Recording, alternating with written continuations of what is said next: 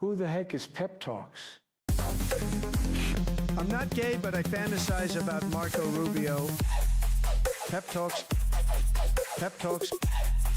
Pep talks. Let's eradicate the Kung flu. I'm literally coming. Pep talks. Pep talks. Who the heck is Pep Talk? They want our women. They want our children. Pep talks. Sometimes no means yes. Grab them by the Pep Talk. Grab them by the Marco Rubio. Obama is a racist. Pep talks. I'm literally coming. I'm Pep literally coming. Pep talks. We found weapons of mass Pep talks. destruction. My fellow Americans, it has been confirmed today from Pep Talks that we are indeed all high on politics. Good afternoon, everybody. Welcome to High on Politics Wednesday edition. We are on time. If you guys are expecting me at 4, then yeah, take a look at the schedule. Anyway, how's everybody doing? Oh man, I am having a day. It is my birthday, and I'm not too. I don't know, man. I knew it was gonna be rough today, but oof, it's been really rough, but. I'm kicking through, but you know what? On the plus side, I was given a pretty cool gift. So, got a Pokemon booster box and then a Magic the Gathering pack. So, gonna rip those at some point today. Why not? Also got this awesome hoodie from the sister. So, yeah, you know what? I'm pretty stoked about that. Couldn't get the word out, but yeah, hope you're all doing well. What up, Rowdy? What up, Zombie? Hope you all are doing well. As you guys start filing in here, do me a favor and hit that like button. Really helps out the stream, gets it out there into the masses. So and yeah, just makes you that much cooler. You guys know it. So, oh man, 1 year older. Ugh. Oh man. So, yeah, if you didn't know, my mom, you know, she, this is the first birthday I've had without her, so, it's been a rough day. Didn't really expect the full weight of everything, but yeah, I think that this was like the makeup time where it was just like, hey, you've been kind of, not facing something. We should probably take care of that. So, but I'm good now. I'm looking forward to stream. Oh, dude, I so had a first.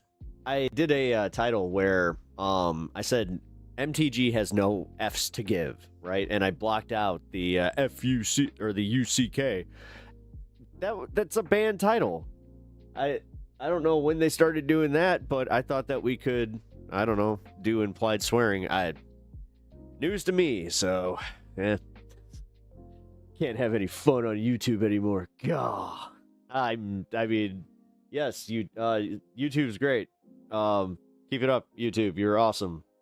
I love this platform, and you let me do what I need to do. So, Jet James, hey, how y'all been? I'm all right. Is this the James I think it is, and you just changed your name? Because that'd be awesome. I hope you've been well. Hermit, how you doing, brother? Yeah. Having a good day. Had a decent lunch. Gotta love a free lunch. So, what did the shark garglers do this time? Haha, shark garglers.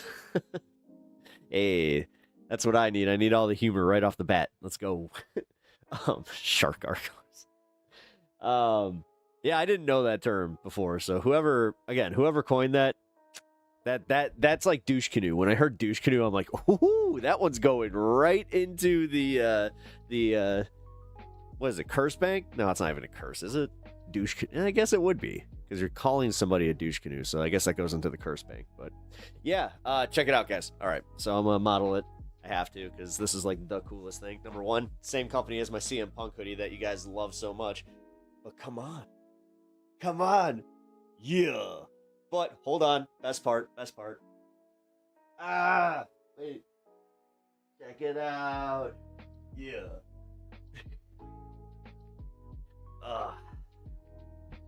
Happy birthday. Oh, thank you. No, I appreciate that. It's there's good parts.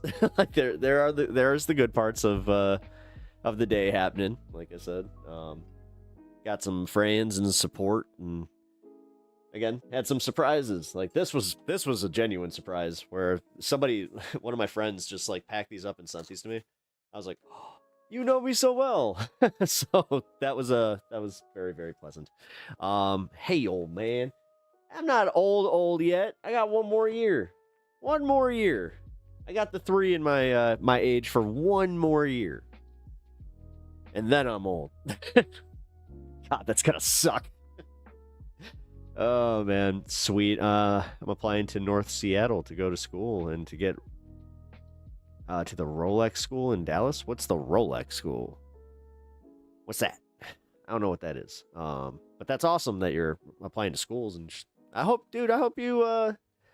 I wish everybody here all the success in life, for real, man. Like I just want everybody to do as I want them to do well. Watchmaking school, really? You're going to make, so you want to go make Rolex? That's badass. You want to be in Rolex school, like that means you want to be tippity top. You ain't doing no Timex bullshit. Fossil watches. Get out of here with your cheap crap. I'm not really a watch guy. I have this mostly because of like the convenience of being able to find my phone. Because when you have ADHD as bad as I have, that's pretty much the main feature I use it for. And the occasional, what time is it? And what's the weather? And oh yeah, my fitness goal. I should probably focus on that just a little bit. No one does Timex. Oh, Timex watches were the shit. I had the classic 80s, like late, God, it probably was early 80s. Because my cousin gave it to me. And it was like the first time that I ever got to use one of those little screwdrivers, because he was just like, it's broken, but here's the battery. I'm going to teach you how to fix this. I was like, oh, cool. So, yeah. A CR 2032. That's when I was just like, okay, cool. Learned how to change that battery out, and I had me an awesome Timex watch that was my older cousin's. So, like, I thought I was the coolest kid ever. Because my cousin, I'm not sure if you guys knew this or know this, but he was the coolest motherfucker ever. Like, dude, he was my hero. Then I kind of grew up and I realized that he was a little problematic, but it's okay. I thought he was cool to me. You know, we played Nintendo, and he started, you know, when I got to that age, he was just like, hey, man. I was just like, yeah. Didn't get mad at me. The only thing worse than getting old is not getting old. What do you mean? Don't confuse with thy brain. Oh, did I mention that I broke a rule? I totally smoked right before I hopped on here because, yeah, I needed to reset. So if I'm a little out of sorts, just so you guys know, I'm more in line with the 420 fun half. But I enjoy the videos of tear down and build back. I like ASMR. I've watched so many now. I know they wait, I know why they mess up. Oh.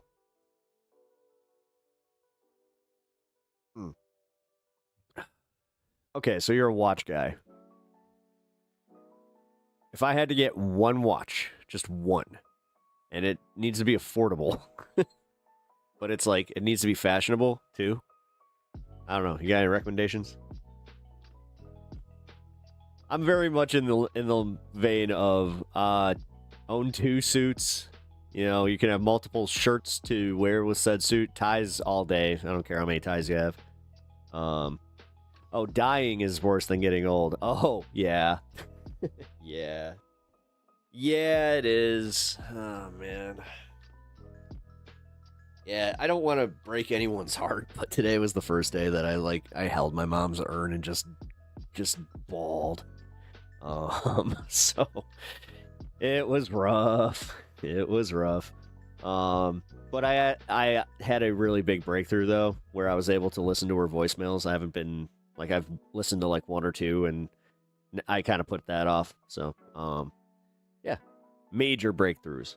You got to feel the feelings, man. That's that's the thing about grief, is you do have to go through it. Like, I'm only lecturing you guys because I was totally avoiding it. I was lying to myself saying I'm feeling everything. No, I wasn't. I was avoiding stuff. So, but yeah, guys. I do appreciate you everybody sticking around to listen to that. I know that sometimes right off the bat it's like, oh my god, we're going right to the heavy stuff, which I'll let you guys. I will be honest.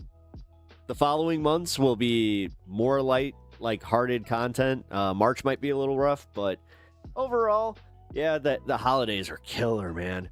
I get it now. Like, I used to have no concept on holiday depression. My mom actually got it really bad.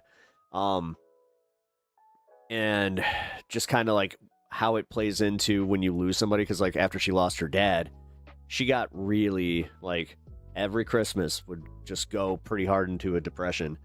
And yeah. Now I get it. I totally get it, but we prevail, man. And you guys are a big part of that. I have a lot of fun here, and I have a lot of fun just hanging. And some, oh my god. Okay, I got a story for y'all. The only thing worse than feeling is not feeling. This is also true. So story time with that. So my internet, turns out that I have a pretty you know what I said about my luck and how I have like really, really bad luck? Well, my internet company sent somebody over and they just said, yeah, it turns out you just have really bad luck. So I have a special modem. They gave me it's like a doctor modem where it will send error reports in real time because they think they know why it's skipping. I have a feeling that it's going to be expensive on their end if it is what they think it is, because it's not like cracked fiber or anything, because obviously I wouldn't have any internet like if that happened. But they said, yeah, there could be like a fault, which would mean that we'd have to go in and we'd have to replace it. So they did not seem too thrilled about that prospect. God, they were here for like 2 hours too, and just the entire time it was just going through resets and all that crap. So hopefully the knock on wood, the internet is good and we don't lose stream at all today. Knock on wood, double time on that one. What up, Chris? How's my favorite Greek? How you doing there, brother? I just sit here thinking that you're just like a John Stamos, where it's like everybody from Greece is just John Stamos. I know that's reductive as shit, but hey, it's better than the other, way that some people would think of Greeks, where it's like, tanned up bald guy, wearing lots of stripes. I don't know what it is about Greece and stripes, but dude, you guys love that whole, blue stripe on a white background. I'm being so reductive right now. Hey, I'll do it to Britain. How about that? Oi, you like those fish and chips? You do? You do? Come on, guys. We love our culture over here. Little bit of grey skies. And a little bit of haggis. Wait, haggis is Scottish. Oh, god damn it. You know what? I'm gonna stop on my head. Papadopoulos. Are you just doing like these are the all right, so what would ours be? Well, Smith. Like Smith and Anderson. I think wow, the Matrix really trained me, eh? Mr. Anderson. I just remember when my buddy was like feeling all special about, like, he's just like, yeah, I'm Norwegian, and he was very proud of it, but not like in the, the bad way. He's just very, very proud. And he's just like, yes, I am the son of Anders. I'm like, don't do that. I get what you're doing, but don't do that. He's like, your last name is Pepper. You're just jealous. I'm like, I am the son of no one. I I don't want this clipped, but did you know that peppers are fruits? And collectively, everybody just went. The blue stripes. Oh yeah, you got lots of syllables in your Greek names. You got some. Well, let's see, Koczynski. That would probably be one of the ones.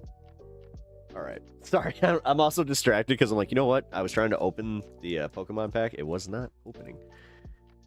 All right, so let's do this. While I also get into some of the first stuff, not Greek. Well, no, I know that's not Greek. I'm talking about just in general, like, names that I just kind of think are common. Okay, that was a bad one, because I didn't even give a country, did I? Let's do this. No, let's do this. Well, yeah, let's do the Pokemon thing, but, I'm gonna get into the news, too. Like, we're just gonna kind of go for it. Because I do have a buddy coming over later today, so, this is just so weird. Like, this is the most bummed I think I've ever been on a birthday. But, you know what? Like I said, got some cool people in chat today, and I got some Pokemon cards to open, so. Oh, I'm not sure if you guys, know, and if you're into Pokemon, that's another thing. Apparently, scalpers are getting out of Pokemon. They're moving on to One Piece, which, good for me, but bad for One Piece players. I always feel bad for the players of the games. Oh, fuck off. I got an EX in my first one. Tatsuguri. Pretty cool. Hell yeah. Well, that is welcome. All right, see?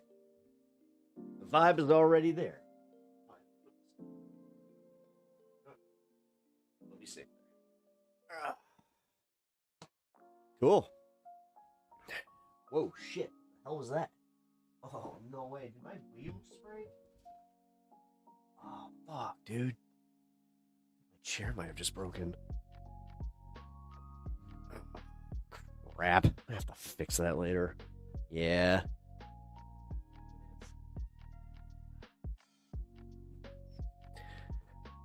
I just heard a crack. I'm like, oh, no.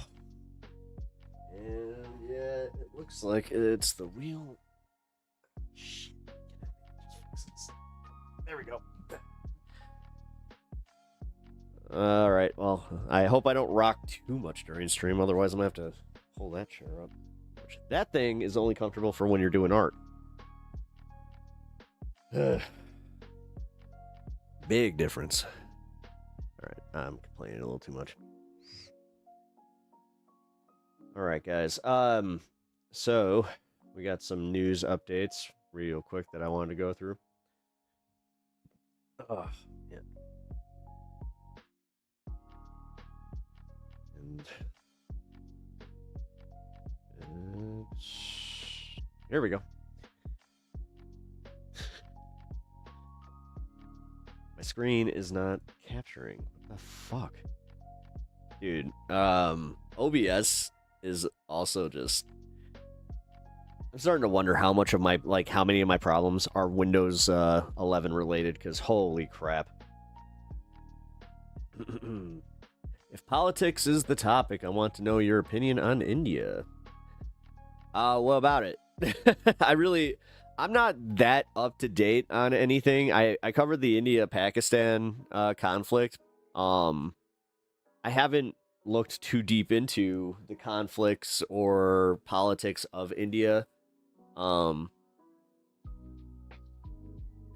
thought it was kind of funny when the, what do you call it, like the president or whoever came out and did kind of denounce, like, Trump didn't stop a war. What are you talking about?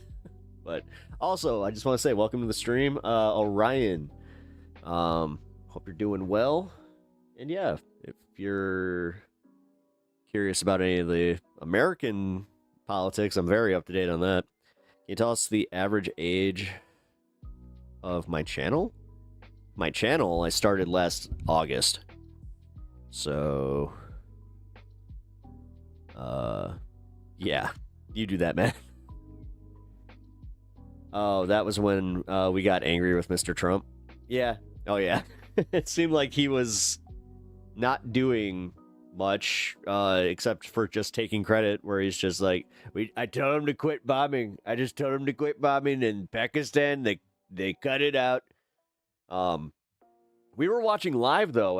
That was crazy, because, yeah, what was it, Kashmir? We were watching a live feed of the Kashmir Mountains, and we saw, like, one of the first missile strikes happen live, where we were just like, what the fuck? We were watching Agenda Free. I think that was the day we found Steve. And Steve was just like, oh my god! Oh my god! And I became, like, a forever fan, because his reactions are just priceless. May not agree with the guy's politics, but goddamn, he gets so excited. There's something happening! Oh! But yeah, how's it going in India? I actually have a few people from India in my chat, so. Oh, the people who watch my channel. Oh. I misunderstood there, Fred. Let's see. Actually, I haven't checked in a while. No, you know what? I haven't checked my analytics in quite some time. It's been at least 2 weeks. So, let's see. Oh, not bad. Ugh. Really? Oh, see, this is why I don't check my analytics. It just told me that I've been I lost some subs. Wonder what I said. And now I would be thinking about that all day. Here, hold on. Audience, there we go. Oh, hey, that's cool. Giving me some props here. Average age, 25 to 34. It's at 23%. 35 to 44, 24%. 45 to 54, 16%. 55 to 64, 16%. And 65 plus 20%. Got an 80-20 ratio male to female. Not bad. I've actually maintained that 80-20 for pretty much the entire time that I've been on, so. Sorry, I'm a French frog. Do you do le ribbit? Okay, that was like one of the lamer jokes I think I've ever done. When I got the cringe, it's just like, oh no. Alright, US gives arms and ammunition to Pakistan and then tell us to buy it as well. This made India shift to the shift pro-Russia. I did see that. Russia has been a really good friend since the Soviets. Yeah, God, I saw that propagandist lady. She seemed like she was quite famous, where, like, I had a bunch of chatters just say, like, yeah, she's one of the most, like, famous newscasters in India. And she was, like, hardcore glazing Russia. Especially at that time, so. But yeah, like I said, glad to have you here. Hope you enjoy the content. Definitely stick around. I have a pretty decently timed show here. Oh man. Oh, got an also little bit of good news on the life front, where yeah, looks like I might have a plan. So, oh, hey, by the way, check it out. Got that in the mail today. So, you guys can't see that in the corner there. The cat Abu Ghazaleh is standing up to Trump and ICE. Hey. And yeah, we're gonna have hopefully some announcements soon. That's all I can tease, because I'll tell you right now, working with campaigns to get these things going is a pain in the arse. But I'm just happy that, you know what, your boy's getting some recognition. That was I had a little bit of a humbling experience where somebody had mentioned that they saw my show on this space, and I was just like, wow. That's cool. I didn't want to be like that. You're the first one. Oh, that's crazy. I love it. Let's keep it going. But also, whoa. But I can tell you guys that. Just put that out into the, the public domain. Who cares? Anyway. Oh, guys, hope you were watching Majority Report today. They had a really funny segment where Matt, just in real time, was mixing up like the new fun half bumper. I gotta give him some credit. The way that he was able to do some of the drops on the fly and just do it to the beat, where I thought they were legit playing the new song already. I was like, that's impressive. So, yeah, gotta give Matt Lex some props. DJ Matty, or DJ Lefty. DJ Lefty, there we go. Lefty. All right, now I'm just kind of rambling. So let's get to some news. Ground news. Hey, my bro just got into town, so we're hanging out at the mall. Just stopping in to say hi and cheers. Hell yeah. Well, tell your brother, random streamer that you watch, says hello, and I hope you guys have a lot of fun at the mall. That's awesome that you're going to the mall. I'm actually, like, I got a little bit jealous, where I was just like, oh, I want to go to the mall. Just go hang out. But yeah, cheers. I'll miss you for the 420, but yeah. Get yourself something nice in honor of my birthday. And then you can just be like, I got this because Pep Talks told me to. You have permission.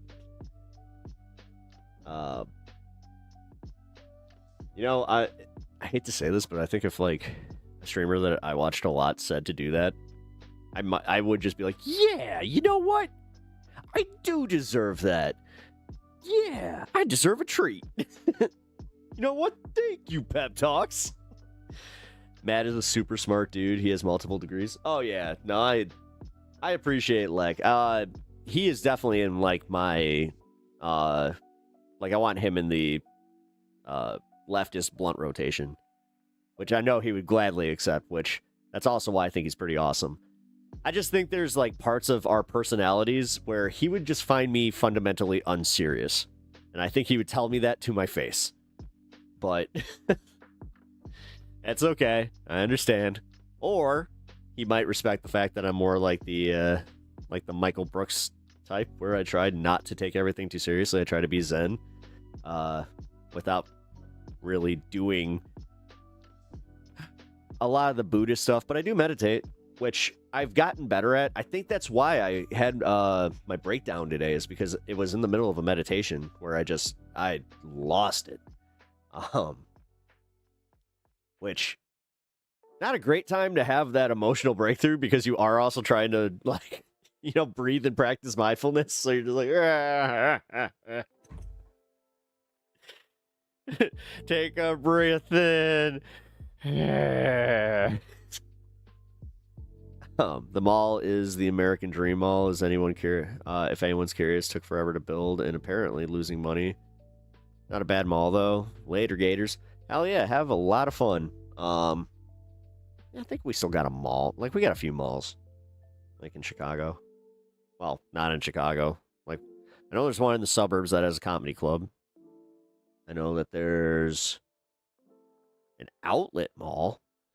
Oh, wait, no, there's a Galleria in Rosemont. It's like right by the airport. Sometimes we need to let it out to heal inside.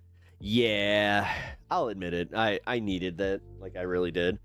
Because it was, it was rough. But I also feel like a lot better because I was able to think, like, honestly, I was able to really face some things, like how much I just miss my mom, which I'm not gonna hide that. Like, there's literally nothing negative about me missing my mother. My mom was a good mom. She loved me very much, and yeah, it's like I said, first birthday without her, so it's been just but sometimes mindfulness means deal with it. Hey, well, yeah, it means deal with your emotions.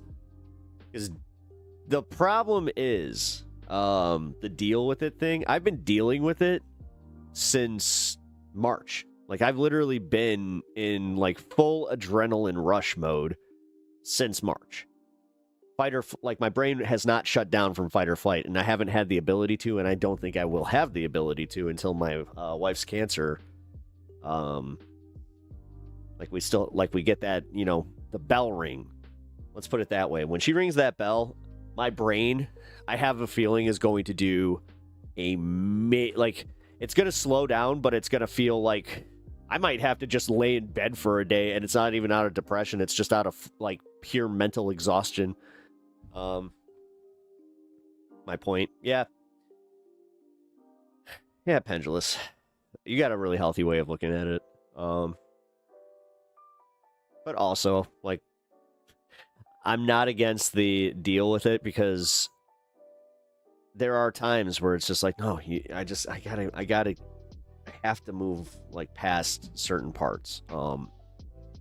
Like, I had to find the fine line between letting myself feel all the feelings, but also starting to kind of get into, like, that depressive mode where I'm like, I shouldn't do this, because then you're just sitting in it, you know? Like, that's not healthy. Like, once you get to, like, the repeat mode, that's not healthy. So I try not to get there. But sometimes I do. You know, I'm not perfect. I can only try as hard as I can. But as you guys file in here, I'm gonna do the ask. I'm gonna do the ask. Can you please hit the like button to get the stream on out? Oh, damn, we're already looking good though. Thank you, man. You guys, you really are on top of that shit, and I love it. It was kind of funny. I got a really nice compliment from somebody on this space about how we have a pretty good like ratio at the beginning of our of our streams, and I was just like, oh, that's awesome. I guess I had an impact. All right, cool. When you're in meditation, the wave just comes. The practice is exactly not to let yourself stay in it too long. Sorry about your mom. Thanks, man. Yeah, I miss her a lot, man. She died suddenly too. Like, that's the part that I've been talking about a lot about with just pretty much anybody that'll hear it, because it's like, I realized talking to somebody that lost their parent to cancer this year, where they just kind of said it. They were like, I couldn't imagine that. And then I had like the vice versa, where I was just like, yeah, well, you know, I didn't have to see her go through, you know, suffering. So there's, I guess, a plus. Soviet Mind. My grandma just died, bro. Oh my god. Fuck, man. Dude. Fuck. I wish there was something more I could say than my condolences, but dude, like, for real, you've been crying all day. Jesus, it just happened today. Fuck. Well, brother, I can try to make you laugh. Keyword being try. The saddest part is I was gonna start off just by putting a hat on, putting the hood up, put out some sunglasses, and do some Macho Man impressions from beginning, like the start of the stream here to the end of the first hour, but haven't even done one, except for my year. No, Soviet, I'm sorry. Fuck. Hey, actually, you know what? Yeah, your grandma was probably, I mean, I'm trying to say this in a proper way. Your grandma was an awesome person, so, what was something awesome about your grandma? I understand I lost my, mom April 2020 from COVID. Then I lost my pops November 24th, 2021 from COVID, and lost my eldest brother 2 weeks to the day on December 8th, 2021. It's hard, not gonna lie. Yeah. Yeah, it's on Twitch. Yeah, yeah. Soviet Mind's on Twitch. But brother, yeah, I just know that my thoughts are with you, and if you have any requests for something to make you laugh, I can. I'll play a request for that. She hated Trump though. Badass. All right, like that. Yeah, I think that if you guys don't know, my mom's Facebook got hacked, and it's gone. By the way, they're not going to reinstate it.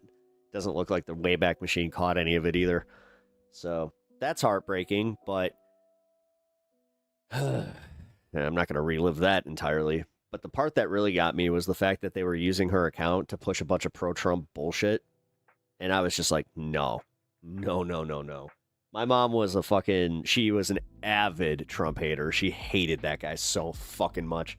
So for that to be on something with her name, that was, yeah. You gotta go, BRB. All right, cool. But yeah, hope to catch up in a minute here. All right, so let's do some news. I feel like everything got a little heavy with me. But also, what else was I? God damn it, my brain's all over the place today. What was I saying? Something about, because it tied into this fucking news. You know what? It's gone. And it's gone. It's all right. We'll just restart. Warner Brothers board rejects the $1 billion Paramount bid. Nice. It's good news. To a degree. Man, not a lot of like collected news to really go into. Medical supplies firm Medline raises about $6.3 billion. Oh, good for them. Medical supplies firm. Okay. Can talk about that for a minute. Because I definitely know the price of medical supplies. Now,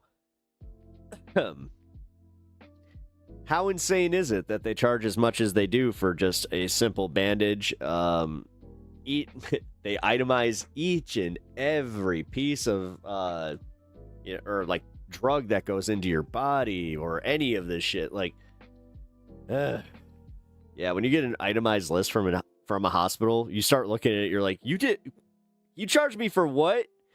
And you charged me how much? God, I saw the price of the freaking apple juices. I was like, the fuck? Like $4 for a cup of apple juice. Ridiculous. The big one was the socks. I remember seeing the socks and then the cup, where I was just like, this is criminal. This is absolutely criminal. What the hell? Like, how do they get away with that? Well, I think that we just figured that one out, so.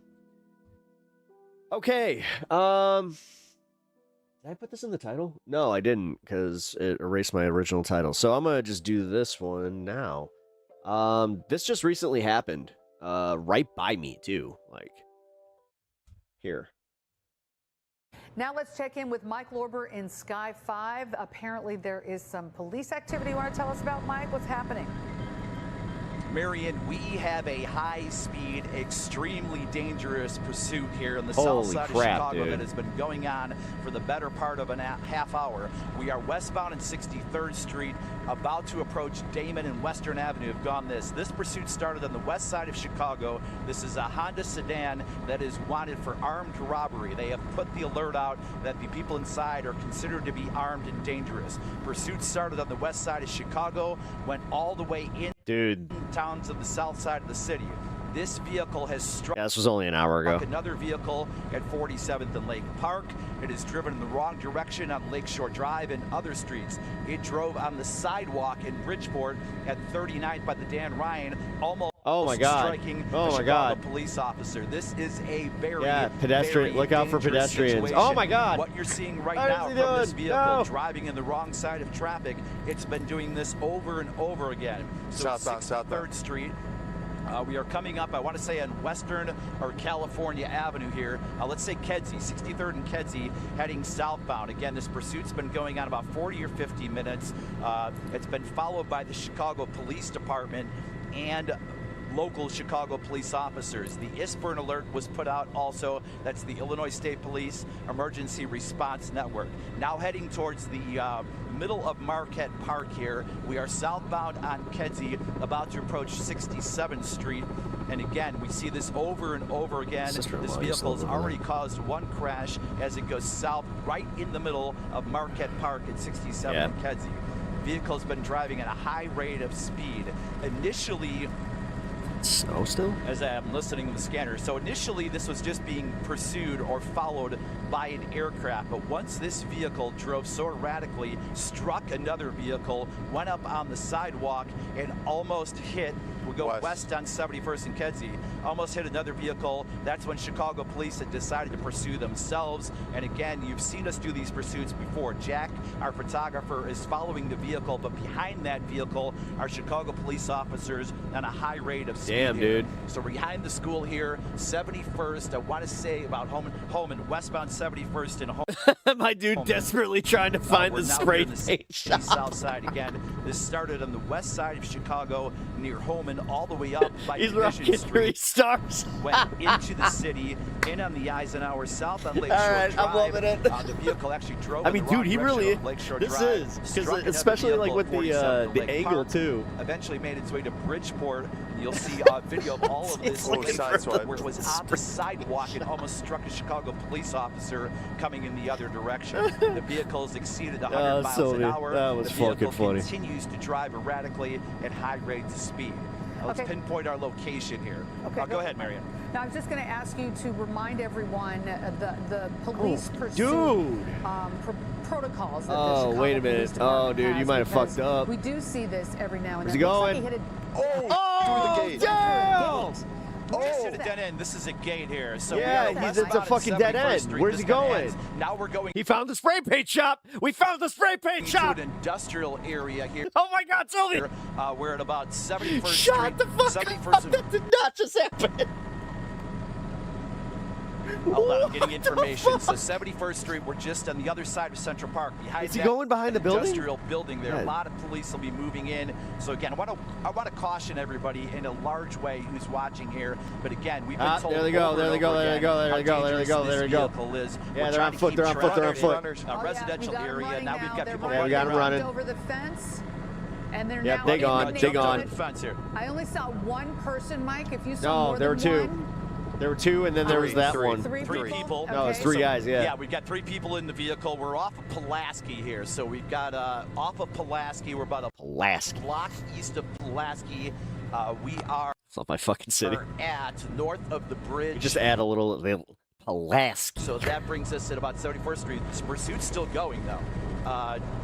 Add a little mustard to it. Back from what I can see, the pursuit is still going. Yeah, they're still I don't see they're any booking. police officers or any cruisers at all. We're still seeing police officers. All right, yeah. So we've got people running, but while they're running, we've still got cars coming in. So cars are coming in all kinds of directions.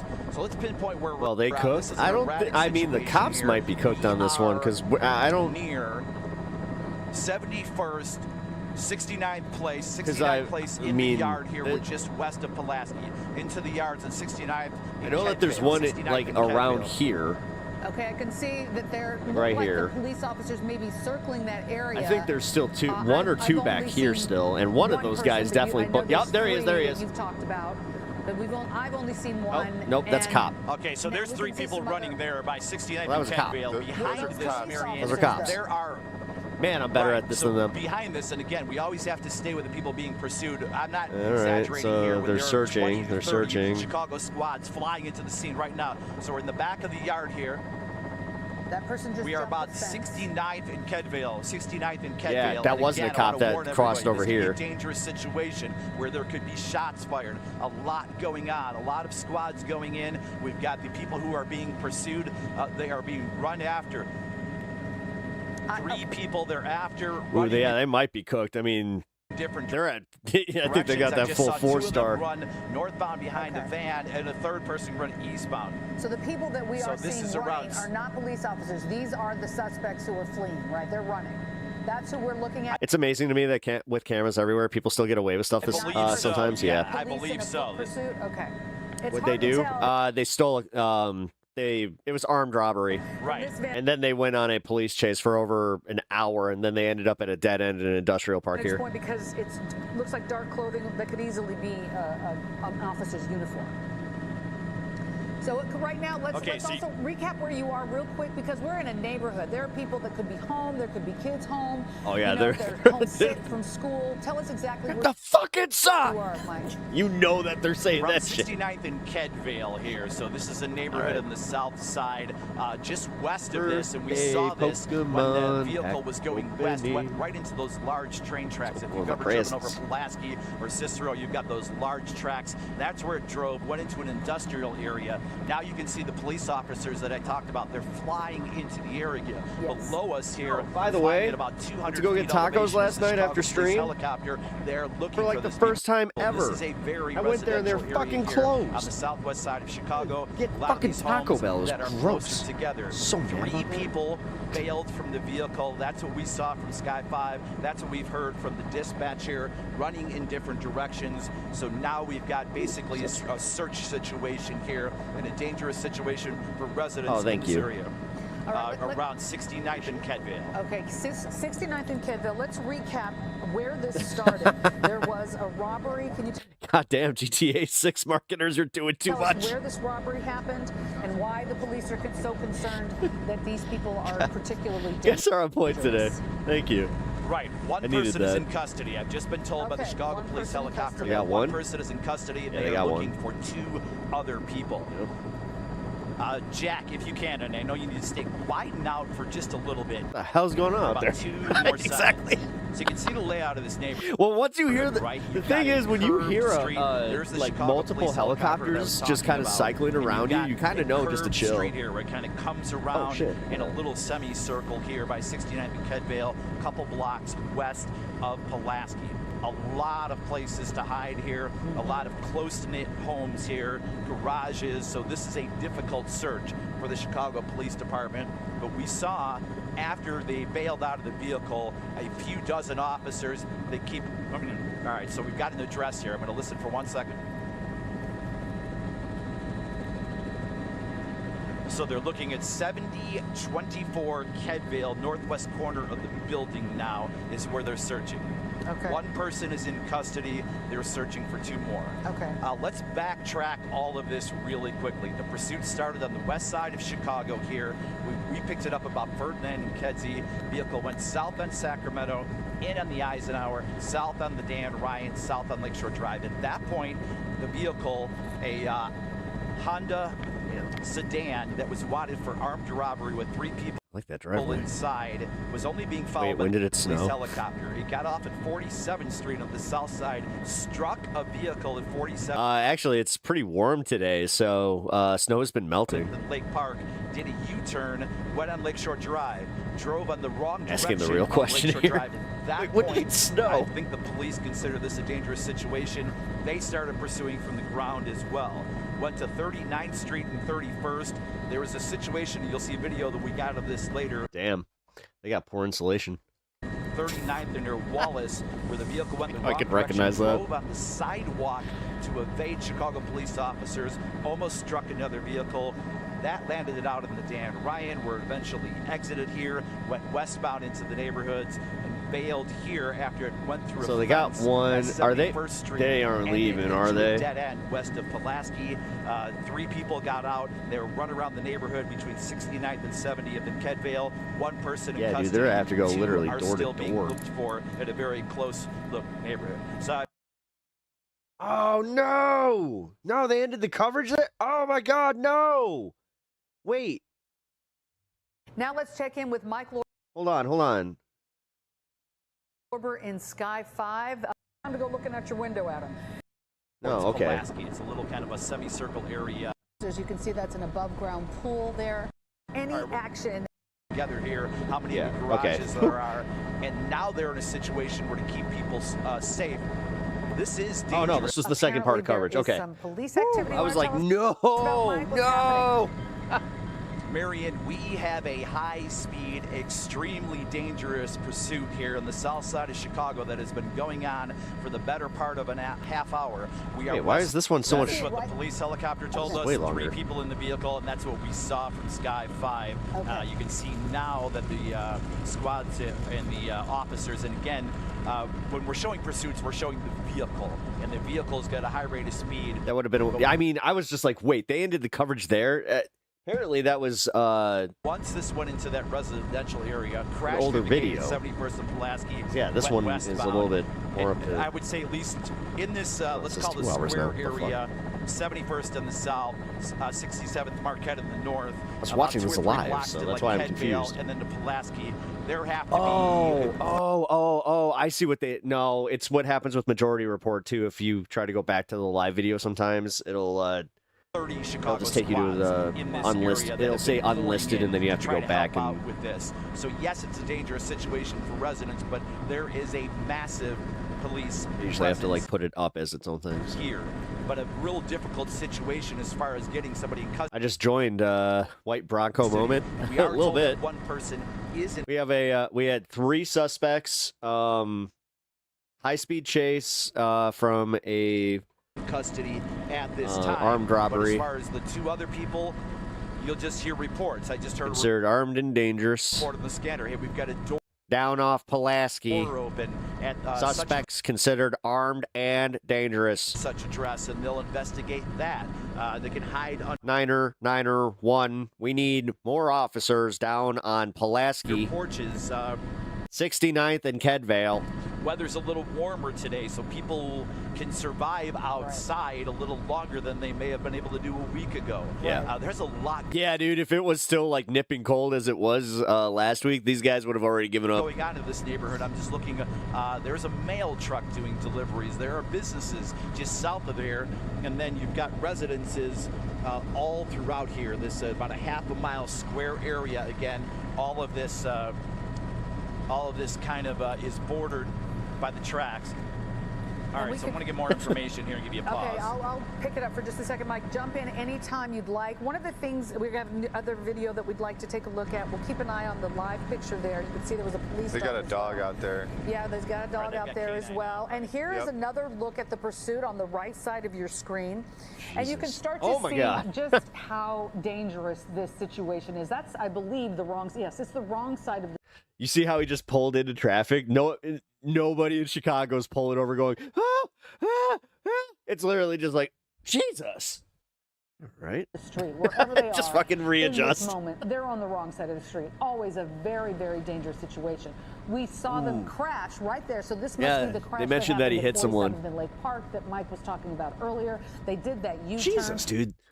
They covered almost the entirety, like the entire length of Chicago. At one point, they were on Lakeshore Drive going. Yeah, if they went from Lakeshore all the way out to fucking accidents and reported many Kedzie? accidents of wrong-way drivers head-on colliding with others, and that is never a good thing to see. We've also seen sure it's not going to like that. Well, if they they might want to check YouTube for the news reports because they got it on camera. Avoid the police. So this is a very dangerous. See, that's me. Look, see? Again, it began with an armed robbery. This was a pursuit following an armed robbery. So we know a couple of things. We know they really do want to get away. We know that they are armed. We know that they were willing to use their vehicle as a weapon as they tried to evade police. So this is a situation that is extremely dangerous. And we want to alert everybody and anybody who may be listening or watching on television that lives in that area. Or there's the car. Do your best. So where'd they ditch it? Just to stay still. And okay, so Mike, are you on the other side of the building where the police? They just ran it into the fucking car that was being pursued. That wall there. I mean. Yeah, let's show you where this ended now. So that's where the vehicle kind of crashed. I couldn't believe it when you said that. You made the Grand Theft Auto joke. I'm looking for the paint shop, and then they turned here. I was like, come out wider, no way. And then wide enough so we can see 71st and Pulaski, a little bit to the right. Ooh, that's one of those buildings that just needs to be demolished. To the right there, that's where 71st dead ends, and that upper right-hand corner at 71st and Pulaski. There's so many of those. 71st all the way from pretty much the Dan Ryan. Probably didn't realize this was a dead end. Right. Went into this dead end street, came around. Yeah, they blasted through that gate. What I'm going to assume is an abandoned industrial area. There is a strip mall at 74th and Pulaski, but here behind this building, maybe it's not abandoned, but crashed and bailed. It's abandoned. Right. So, Jack, if you can go back to where the vehicle crashed. So it's interesting because when they went through the gate, they clearly looked like they lost a little bit of control. They were going at a very high rate of speed. They turned behind this building where they are, where you see this right now. So clearly they did lose control and crashed into the building. There's a pull down. It wasn't like they stopped and jumped out. It looks like they crashed and had to jump out. And then they would have had to go over some fences. Or were they trying to, I think they were trying to crash into that to get into the building. So then they would just be like, oh, they're gone. Correct. Which, not how that would work. Or they Blues Brothers and bust out the other side. And show sort of the path that they took once they got out of the vehicle. That's not a... Right, so you go from this area, and we're going to go... we'll go north here, so we go 71st, that's 70th, and then come on up a couple blocks, Jack, and now let's see if we can see where the police are searching. So basically, 69th to 70th, and then anywhere between about 3 blocks west of Pulaski. So many goddamn Kedvale is the street that we keep hearing about. There is a little kind of semicircle that comes off of 69th Street, circles down to 70th Street, and comes back around. That's been a large kind of a center and where the perimeter is being set up for the search. We saw a few minutes ago. The chopper cam is shake is triggering some more migraine symptoms. I'm at the neurologist right now, so not necessarily a bad thing. Canine getting out now, so we've got dogs now that are searching the area as well. But again, you can't really see it because they're spread out. My so ring much. light. There have to if I'm having a migraine and I have my ring light hit me. Here. So they're all around the sidewalks, in between the houses, and again, I think one of their huge priorities is to keep it pan wide for me one more time, Jack. So these railroad tracks are just southwest of here. And we can see... And that's a situation you don't want. You don't want these people getting to the railroad tracks. A massive freight yard here that runs basically about 7,200 south. I bet they're already there. West and east. So that's the area that they want to make sure. Because the thing is, it's not like they had a chopper that was over there. But yeah, dude, they get there. They're fucking gone. One more is in custody, but 2 more that they're looking for. Luck. And again, things happen so quickly where we saw 2 go in one direction, 1 in the other. 1 person the police tell us was taken into custody, but 2 more are very much not in custody. And as we've talked about over and over, dangerous situation. And the residents here anywhere between 69th and about 70th, 71st, and west of Pulaski for about a 2 to 3 block stretch. Okay, that makes total sense. Let's recap just a little bit here, Mike.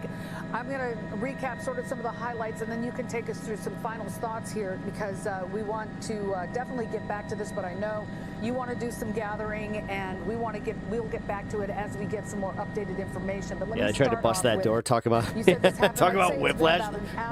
Or so now. It started on the west side near Holman. We're going to show you video this is of crazy. when the car went through that gate and into that industrial area where they ended up crashing into that building. They're fucked. Again, when he did that, it's not like the movies. No, your axle's fucked, dude. Right when they did that, the differential just went good. Began on the west side near Holman. There was an armed robbery at some point. That was a they Honda probably sedan that was literally being pursued by police for the wheels about were probably 40 just like that. 45 minutes. According to what Mike has told us, this chase wove down through the south side. There was a crash at 47th and Lake Park. This vehicle went the wrong way on Lakeshore Drive. Very, very dangerous situation. Yeah, that's crazy. Drove on the sidewalk at one point to avoid being pursued. That's fucking crazy. We do know that eventually they the fact that they didn't crash there is insane. A stop here in this area, especially this time of day. Damn. 69th and Kedvale, crashed into that building. 3 people were able to get out and run, and as Mike has mentioned, run in different directions. But where they are right now is a heavily residential area with many homes. The bungalow-style homes that Chicago is so well known for, but plenty of garages and outbuildings and sheds and all sorts of different areas where someone could hide. Remember, These are lots of dangerous outdoor individuals. structures. This is a nightmare for a police search. Began with an armed robbery and continued with a pursuit at high rates of speed with seemingly no concern for the safety of But others. I will say this much. Still got some daylight. It's nice out. I don't think cops are going anywhere. They're just going to expand U-turns and crashes and driving down the wrong way. It's like they said, though, if they get to that train yard, then they might as well. Certain streets, specifically Lakeshore Drive being a very busy near highway in our area. And now these dangerous folks are hiding, running, wherever they may be in this general vicinity. As you mentioned, Mike, one person is in custody. We haven't heard back yet. We did reach out to the police department to say, should the folks in this area shelter in place? Common sense tells me as an individual, if I'm hearing somebody's running around and they were being pursued by police and they are potentially armed, I'm going to try to shelter in place. He's by the brown house, the brown roof. Home. The police have not yet confirmed that that's what they're asking people to do at this point. But if you are listening to this, that is a lot of brownstone. And one of them just was like, you know what? No, fuck this. I'm going red. Live anywhere near this area, please do your best to proceed with whatever is going on in your world. Those houses, those ones specifically, I think those were built in like the 20s. With caution. There are 2 people that we know of at this point that are still running around. We don't know the level to which they are armed, but we do know that they were armed and they were involved in an armed robbery at some point. Keep all of that in mind. Mike has mentioned that there are at least we're not sympathizing 30 squads out in that area, that they have set up now, some I'm just more entertained by the fact that it's like, oh, they might have gotten away. Police officers, we saw a K-9 unit as well, but still, please be careful if you are in this area at all. Mike, are you still with me? I am here, yes. Anything else you want to wrap up that I may have missed in this recap that we want to let people know about? I think that's all of it. Could you imagine if you had, like, if you were growing something in your garage and the cops just bust in looking for a fucking suspect? Say, Jack, I mean, they didn't have a warrant, so. About 10 seconds of this close shot and then widen out for me. I would say that I'm pretty sure that, yeah, they would have to come back with one. I believe that the police have at that point, probably just be smart, right? Circle between about that'd still be a bitch, though. It's just like, oh, you fucking asshole. So if you widen out here, we go all the way back to Pulaski. There are some grocery stores here. There are some strip malls. But I mean, if they can get the hold on. You see the perimeter here, though? It's kind of easy. Like, you can go from here, here, and then here is where they should really get some people. Like, I have a feeling they're over here. And they're just kind of waiting so they can go over here and then just kind of follow the train lines out of the neighborhood. The reason the police have put this out is because they've got this maybe down to this one little block here There's no way they're going to be able to get out any way around, like, the streets. 69th Street kind of so dead ends. I would focus west, back here. And then to the south, Kedvale dead ends in 70th, right by where that vehicle crashed. So we're in a very small area here. But even though you would think it's such a small area and there's so many officers, we talked over and over how close the homes are together here, how many of the garages there are, and now they're in a situation where to keep people safe. This is dangerous. They are perceived to be armed, so everybody's going to move slowly and cautiously here with every move in numbers, make sure one officer covers the other officer. This may take some time, but they want to make sure they do this correctly and not move in with too much haste here to cause an even worse situation than what we've seen already. Yeah, a little bit more coverage of it. No question about it. Mike Lorber, amazing work as always, gathering the video and following this pursuit. I know you know the area, you know the city, so you're always a wonderful resource. Jack, great job with the camera work, and of course the pilot, we want to thank him as well. This is a difficult situation for you guys as well, but you're always this is their so news on top cam? of it. Mike, I know you will hate reach to say out it, to their us news if cam we is need to probably break better back than the in. fucking We will. We're gonna take a police break right helicopter now, at but this if point. anything should come up, please don't hesitate. I know you That won't, was and we will yeah, get that back was on really the good air work. and I'll give them bring that. people the information they need to know. Again, This began as an armed God, robbery. I hated the stuff pursuit like this. went all over areas from the west side to the south side. There were 3 people involved. 1 person is now I have in like custody, trauma from shit and like the that, where police are like now delivering cordoning pizzas, off, just slipping and putting a go. perimeter, if you will, around the area of 69th and 70th and Kedvale. In that area, lots of homes, lots of garages. So please, anyone in that area, do be very, very careful. I'm Marion Brooks. We're going to leave you right now. We'll get back to you. Wait a minute. We see you running. Anytime. Whoa! Something's happening! Something's happening! Oh! My experience has shown me, watch the demeanor of the first responders. Anytime there is any action outside of what may be calm. Usually I would not even commentate on the newscaster and what they're saying, but really? Watch the cops. Because when that happens, obviously there's activity. We see it's like telling me to watch the puck during a hockey game. Now moving into a specific region, police officers running. Jack, great job following what seems to be happening. We've got here another right person now. in custody. Another We've got one more person in custody. That is good damn! news. Where'd they get him? Where did they get him? We're trying to find the so I just heard the police. Shed? Again, I want to say this is a dispatch, but you know, this kind of matches up with what we're seeing here. They said the police had somebody else at gunpoint, and they just dispatched that they have a second person detained. So there's a second person in custody based on what we're hearing on the scanner. Okay. Second person in custody. Okay, so, yeah, second person in custody. The Chicago police helicopter have told us that as well. So according to the police helicopter, I mean, obviously look for fresh footprints. Like, there is a second God, person. the day that it starts melting, though. Okay, we see what looks like a police officer there looking over a fence. Ain't that a bitch? You can see some other officers. You can see that's an above ground pool there. And we can Yes, see I some can. other officers in the backyard of this. They did not put one of the fucking. You're supposed to put like a little pillow in the middle of That them. street is what, 70th Street right there, Mike? It's like an air That is pillow. correct, yes. Okay. It's basically a little area 69th to 70th and Kedvale to about a block Yeah, hot tub too. east of there towards Yeah, look at it Pulaski. up. It's a little kind of a semicircle area that they kind of, that's their perimeter. That's where they're kind of looking, and we believe, remember a while There's that ago person when in this custody, ended, Mike. There's the person that they're bringing into custody. Oh right my God! there.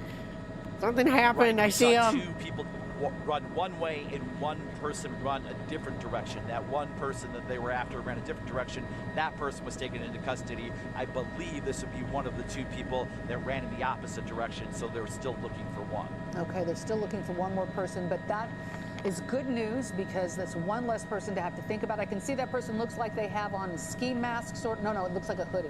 It's a hoodie that person has on.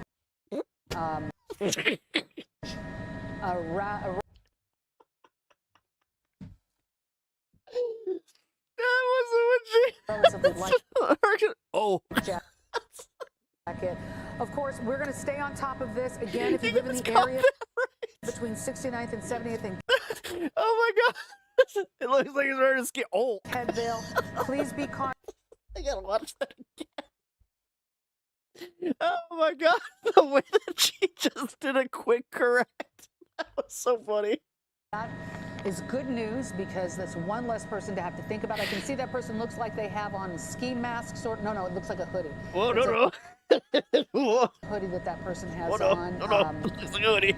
A relatively light jacket. Oh, of course, we're going fuck. to stay on top of this. Again, if you live in the area between 69th and 70th in Kedvale, please be cautious. Police are all over there anyway. The police are more effective than the FBI and Cash Patel. I mean, looking out your window at them. Mike Lorberg, keep us posted if we need to jump back on the air. We will do it. They're moving fast the other way, so don't you want to keep on with it? God damn it, NBC! We're going to leave it right here for you. We'll bring it back to you if it becomes necessary, if we need to bring in any more specific information. And of course, we'll have a full wrap-up, including a crew down there on the scene to give us all the late details on what's happening. Yeah, I want to keep up with that. Hold on, guys. I got to find this. All right, hold on. I got to go to NBC Chicago now. Tell me that you got the fucking follow-up, please. Come on. Full recap. Here we go. Whoa, no. Okay. Whew. Yeah, all right, so I can't show this. Almost dox my ass.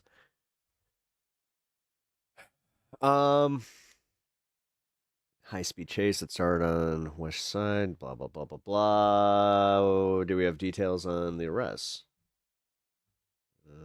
It's not clear if either person was connected to the vehicle and... Wait. Either person, so I think 2 people got caught then, right? The second masked individual was also seen being placed in handcuffs minutes later. Yeah, okay, so no update on the third guy. Interesting. Wow, that was quick. They actually got that on their website. It was a full workup, but here, I can't find the video. MSNBC Chicago.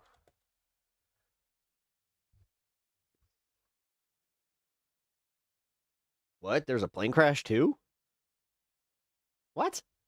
Dude, what the hell is happening in my city today?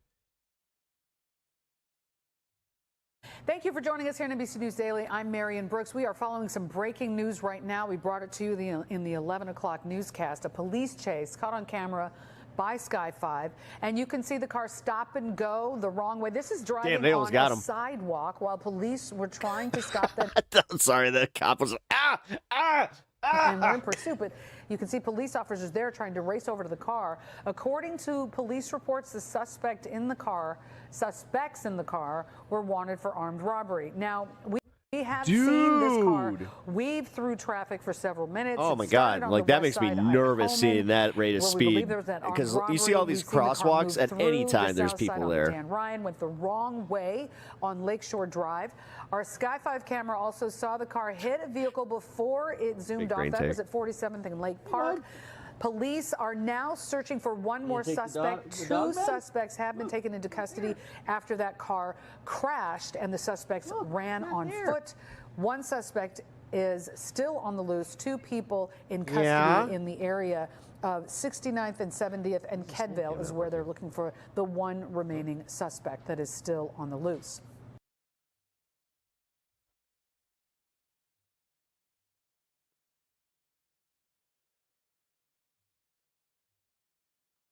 The fuck? Yeah, the stand cam's not working. Huh. Oh, that's weird.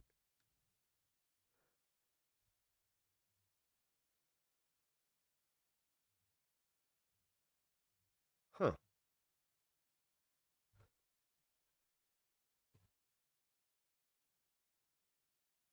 Okay, well, never mind. That sucks. I have to figure that out. Saw the FBI digging in the snow with their foot to find clues. Using a metal detector seems better to me. Almost. Okay, so I think that's all we got then. Damn. All right. Well, first off, I want to welcome everybody to the stream that hasn't already been welcomed. So, I think Fred, Bandit, and I think that's the only 2 that I have not welcomed in. Hey guys, come here.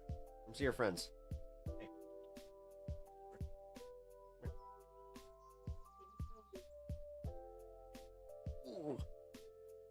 Whoa, come say hello. Look, hello. Hello, everybody. I know. We've got the animals. Oh yeah. Oh yeah. No, don't go up there. It's Kitty. It's Kitty. Look at him. Look at him. Oh, yes he is. He's also mad at me right now. Look at him. Bury that head.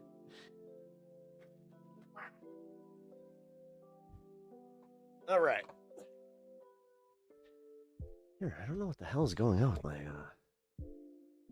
cam here. So hold on. Let's try and figure this out. Maybe.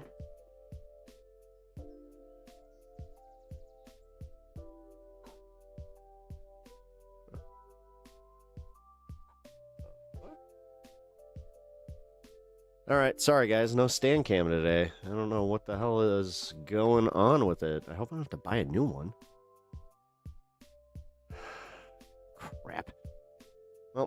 that sucks. But anyway, let's move on. Even though Stan is being cute, let me give him a treat. Start off for him being a good boy. Yeah, here you go. Here, bring that nose up. Please let the people see you. There he is. Replugging needed. Yeah, I think that's what's going on. You know what? My cat, he was chewing on a whole bunch of shit right before stream, too. All right, let's see. Oh, that's 100% what it is. He unplugged it. Here, give me 1 second. Gotta get under here, do a little surgery on the computer. I'll be back. Oh my god, my knees! Oh my god. Oh, did you guys hear that? Oh, both my knees just popped. Well, you know what? Just say it. Get it out of your systems, all right? Yes, I'm getting old, and that officially solidified it. Oh my god. Oh, ow. All right, I'm falling apart. Oh my god.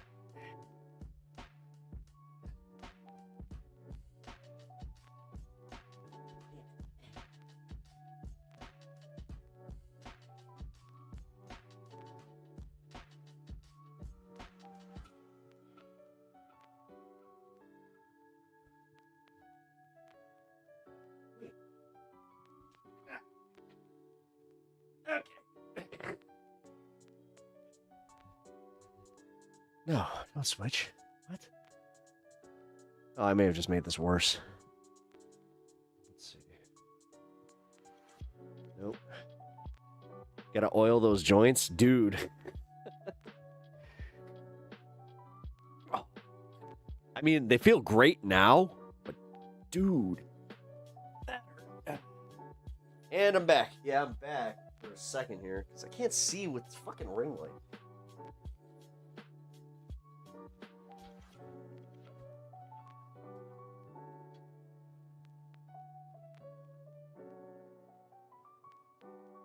This kid. Okay.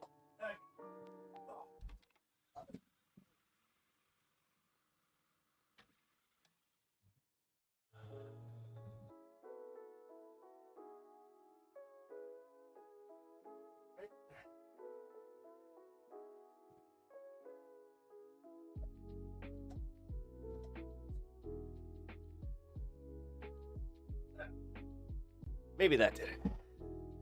Don't switch. No, don't switch. Let's see. Keep stretching. Yeah, I need to.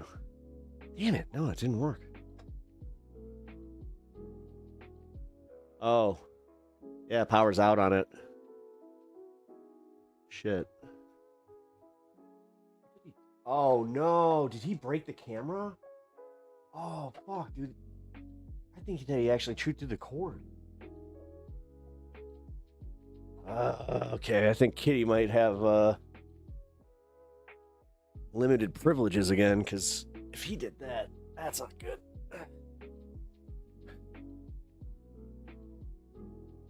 Or honestly, yeah, you know what? Could have just crapped out. All right, well, not going to focus on it too hard. I'm taking my kids to TP USA Amfest this year. Oh, really? We are excited to see comedian Russell Brand. He's been charged with 1 count of rape and 2 counts of sexual harassment. His trial is scheduled for June. Weird flex. I have a feeling you're doing a character, and if you're not, huh? Gotta keep stretching. No, you ain't kidding, man. Oh, hey, Bryant, how's it going, dude? Hey, yeah. Fucking needs. Ooh, Bryant's here. You know what? Let's open a magic pack since you're here. Got a pack of Final Fantasy Magic cards for me birthday. Because, you know what? I'll just say, people know me. That's one of the best things about being me, is the fact that I have like a diverse set of interests, but I'm also very open about what I'm currently into. So it's just like, yeah. Rip some card packs.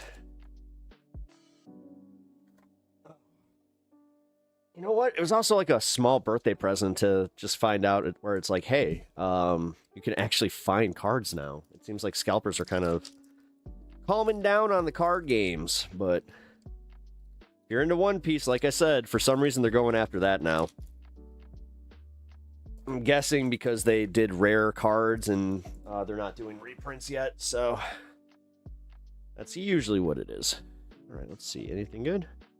Town Greeter, Ice Mage, Dwarven Castle Guard, Thunder Magic, Resentful Revelation, Sycophant. Oh, that's cool. Vincent's Limit Break. Dude, I have so many of those. Happy birthday, thank you. Primal Garuda. Ooh, I see a foil. Side quest. Oh, that's cool. Lunatic Pandora. Oh, hell yeah. Got a red and a green lands. I needed that. All right. Back to the news. That's kind of what this is going to be. I'm going to open some packs while I am in between segments. But since we are going to the next one, let's... I actually got a Fox News segment for once. I haven't been really pulling them up at all. Jesus, they got 14.7 million subscribers. And our top story this hour. Ugh. 4 days since the deadly mass shooting at Brown University. Authorities there are still searching for a suspect. Providence, Rhode Island police releasing this enhanced video of the suspect moving around Brown's campus before and after the shooting. They are now asking for the public's help with the manhunt. This is the Faulkner Focus. Hello, everyone. I'm Julie Banderas in for Harris today. We're going to take a closer look at that newly released footage. Have they even figured out what a possible motive would have been? Like any connections to the students? Or is this rant like a little more than an hour before the shooting? So many questions here. Was walking through the streets about a block away from campus, and shortly after the shooting, the suspect moved through a school parking lot. My kids are pulling me away. I'll be back later. Have to adult. Past the police. Go be dad. He then walked onto a nearby street where he was able to slip away somehow. There are many gaps in his movements, prompting big questions. No, that's all right. That's fucked up. Over the lack of security of cameras on campus and the location of the city. State and city officials, meanwhile, on that. That older part of the building, there are fewer, if any. Okay, this is really weird to see someone that's this emotive next to the sign language interpreter, because now I'm like, which one do I pay attention to? In that location. Because this guy's, you know, it's an older building. There's an old building.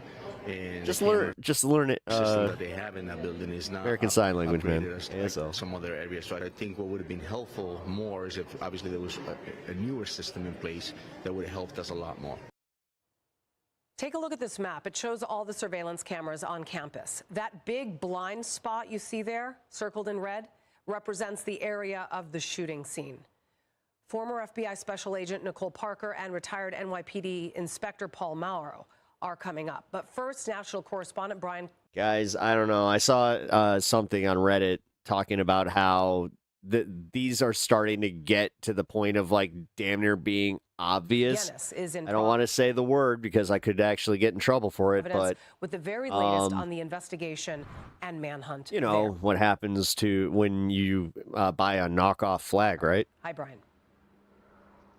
Hi, Julie. Well, just moments ago, we saw FBI agents on the east side of the entrance of the building searching for evidence here. They were looking in the book. I was actually going to bring up how he's got a big belly. I'm not. Do you think that he was just like, he did the thing where he just like stuffed his coat with like a pillow or something, so it made him look like he had a different build? They were taking photos. Now, if you pan over here, you can see this is the entrance to the Barris and Holly building. Those doors were unlocked because it was final exam period. Now, we found out yesterday the Providence police say that at 10:30 a.m., that was the first sighting they found on camera of this person of interest, 5.5 hours before the shooting. Yeah, red flags. Look at that enhanced video once again. It shows a 5'8" man, stocky build. He's walking around the residential neighborhood right next to the Barris and Holly building. They're hoping. Yeah, I'm like, I don't know. Someone will recognize. His gait isn't really, lumbery. And you see this right here, actually? You see the way that it, like, pulls out? I think that that looks like a bulletproof vest. The way that because it looks like he's got, like, the shoulder here. Although, moves. The Attorney General says the videos released so far are the best they have of the person of interest. Now, at some point, that almost looks fake. Like the way that he, as far as like fake fat. They have no information about how old he is, and nothing to suggest. Why? Okay. I am not for the surveillance state at all. I'm really not. But holy fuck, when you do have surveillance, why is it always with a potato? That he's a Brown University student or a staff member. The Attorney General for the Rhode Island says they are looking into whether the gunman yelled something during the shooting. There is no information that the investigative team has about motive. Zero. There's nothing about, even if taking at face value what one or two witnesses may have said about what something was said, okay, and there are many witnesses that say nothing was said. The FBI released a new video timeline, including this video taken from a vehicle showing the person of interest walking past the engineering and physics building at 2:53, about an hour before the shooting. There are 1,200 cameras on Brown University's campus, but this map shows you that there is a clear blind spot. Virtually no cameras outside of the engineering and physics building, except for this camera. And this is at the emergency blue light stand for students. There's a camera at top.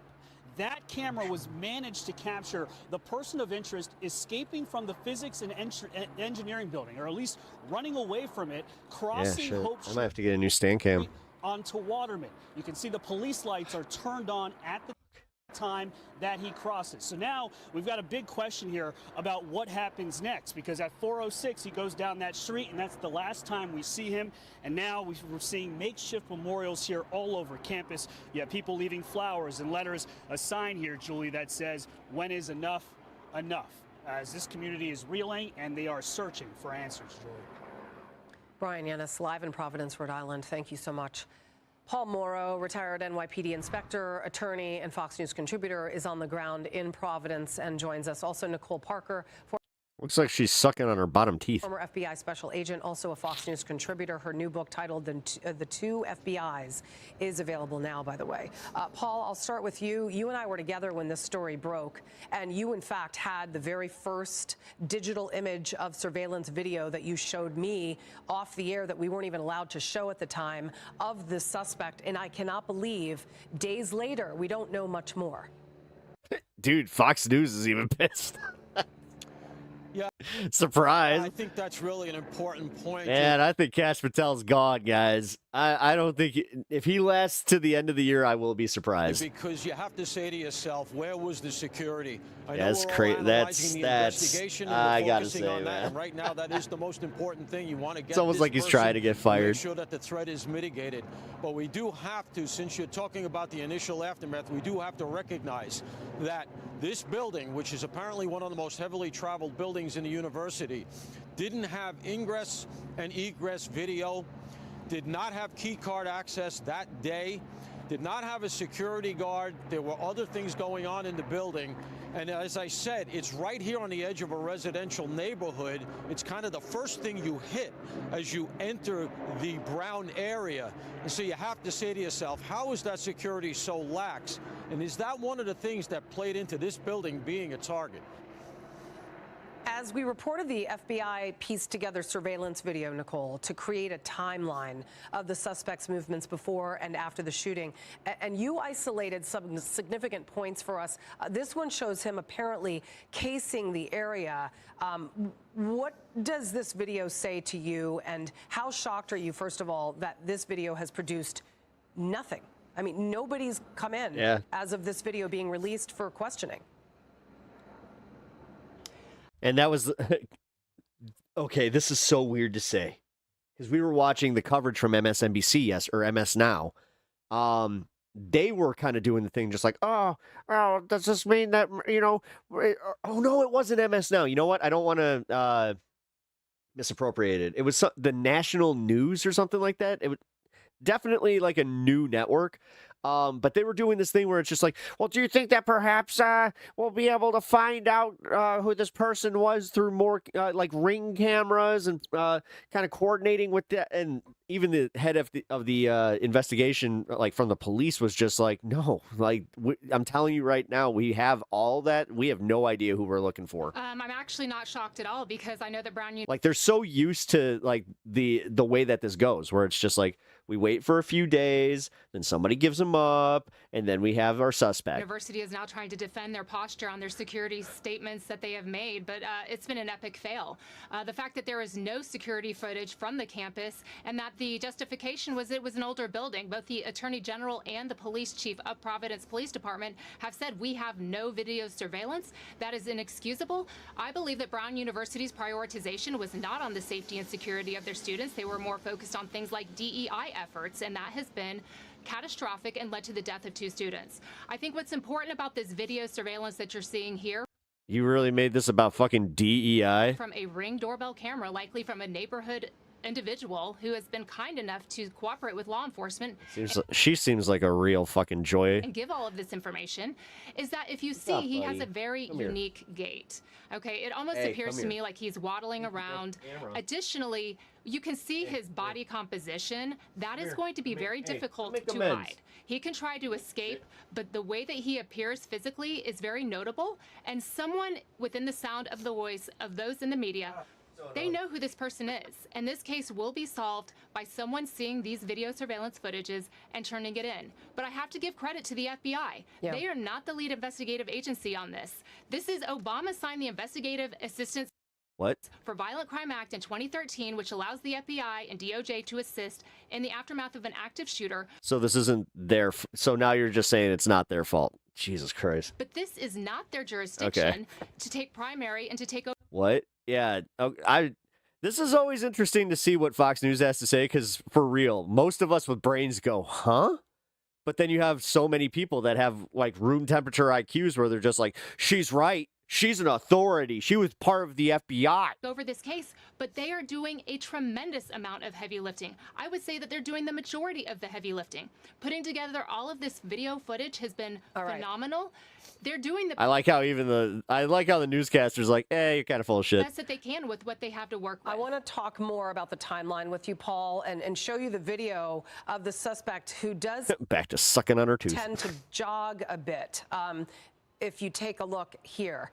All right. Now, let's talk about the timeline real quick, okay? The 911 call went in at 4:05. That was at about 4:06. So literally a minute after the 911 call went in, which happened within seconds, if not minutes, of the shooting actually occurring, you see someone jogging down the street.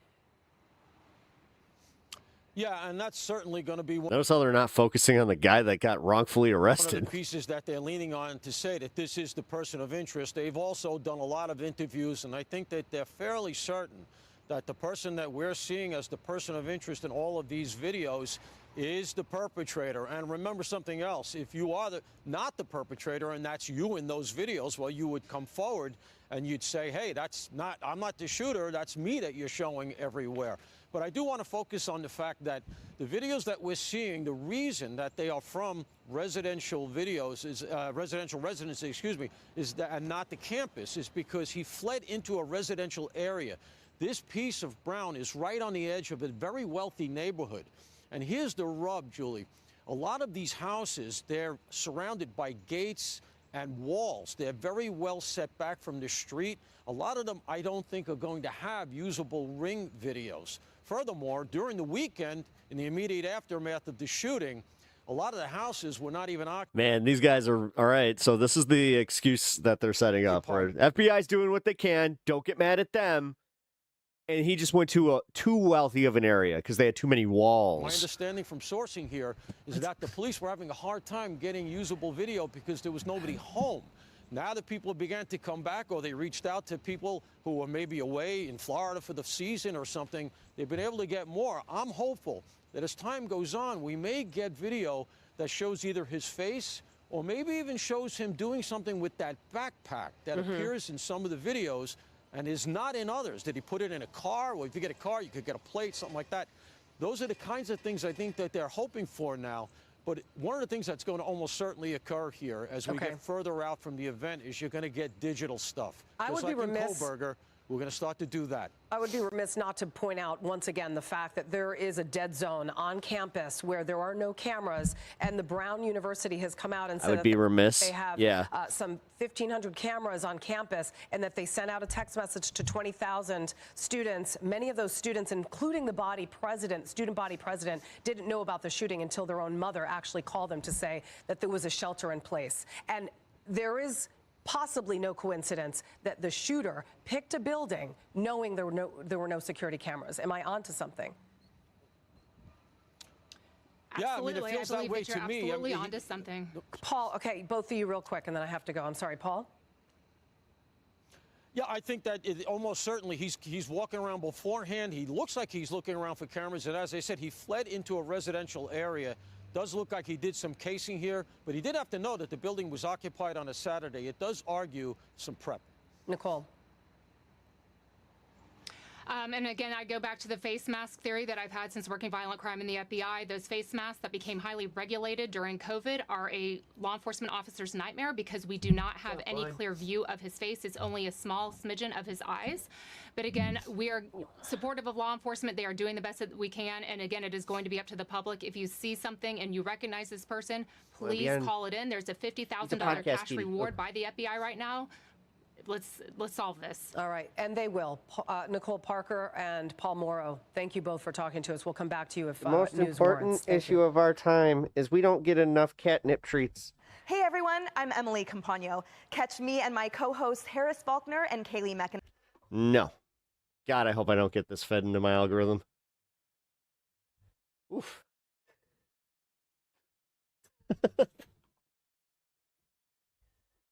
Let's say you got a little bit of spice to you today. What's up with that? All right. Get on it, Cash.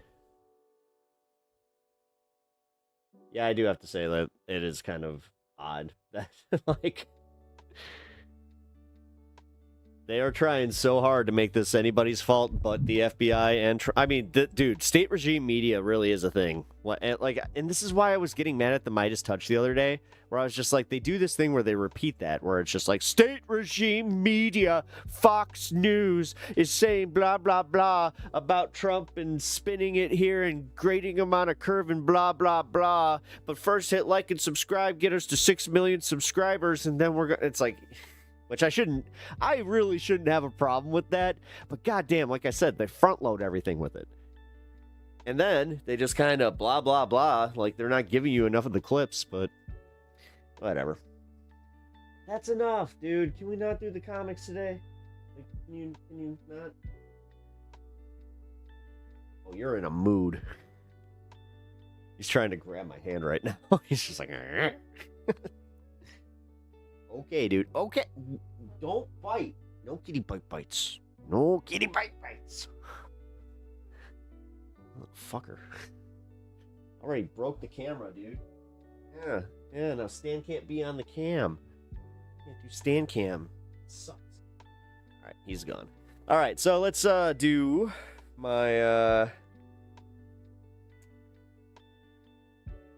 my advent calendar here. All right, 17th. Woohoo, lucky number. Ooh, what do we get?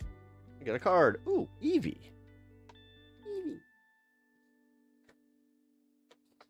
I like how that's pretty much like my entire gift set. It's just like, you want some cards? It's easy to make me happy. I'm a pretty cheap date.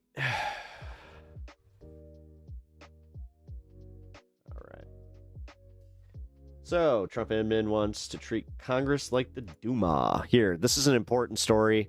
I know that a lot of people are tuning out every time that we say that Trump is trying to do like this, the shit that Putin does, but he's pretty open about it. So, yeah.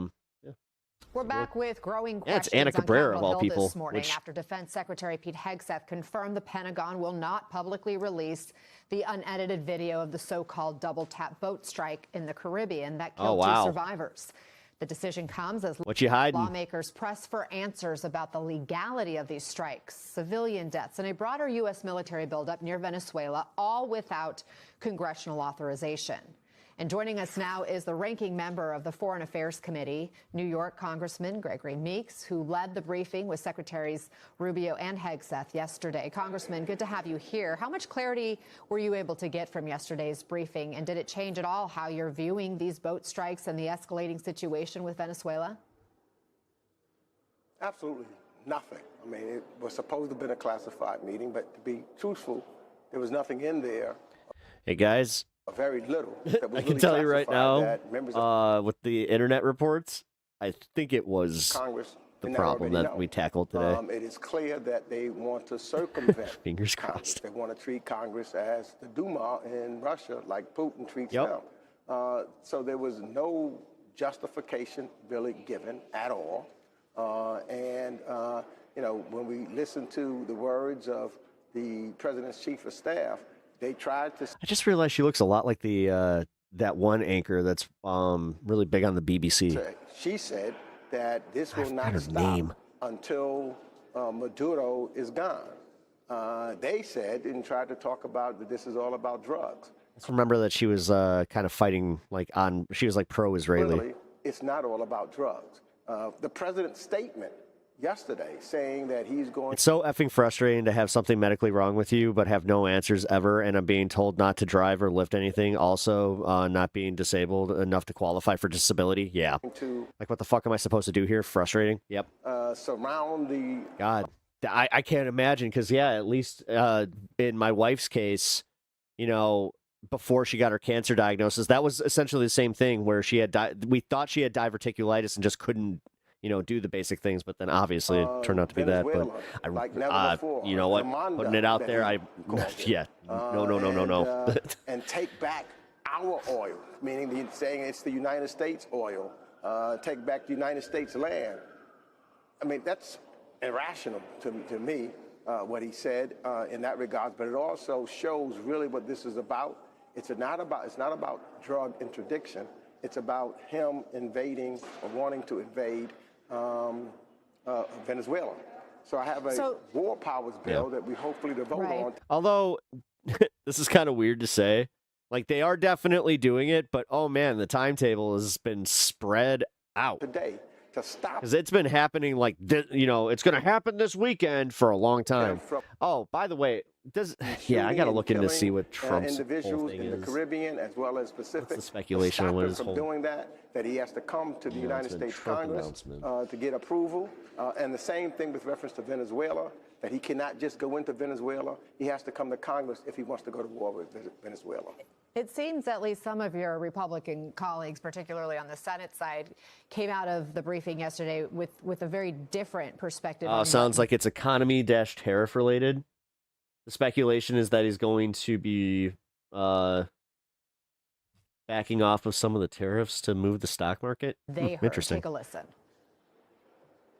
We'll go into that after this. These are terrorist organizations that are poisoning our streets. The president has the authority to do so.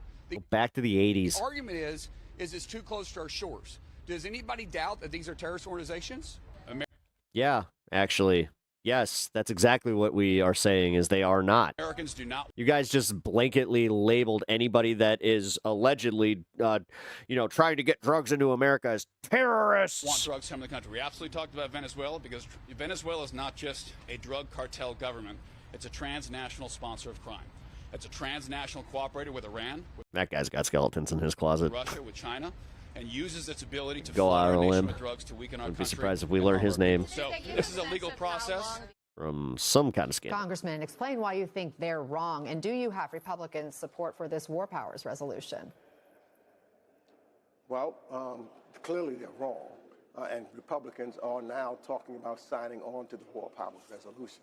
But clearly, I'm a former narcotics prosecutor. And if you're going to go, and if this was really about drugs, you don't kill those who are the lowest on the table.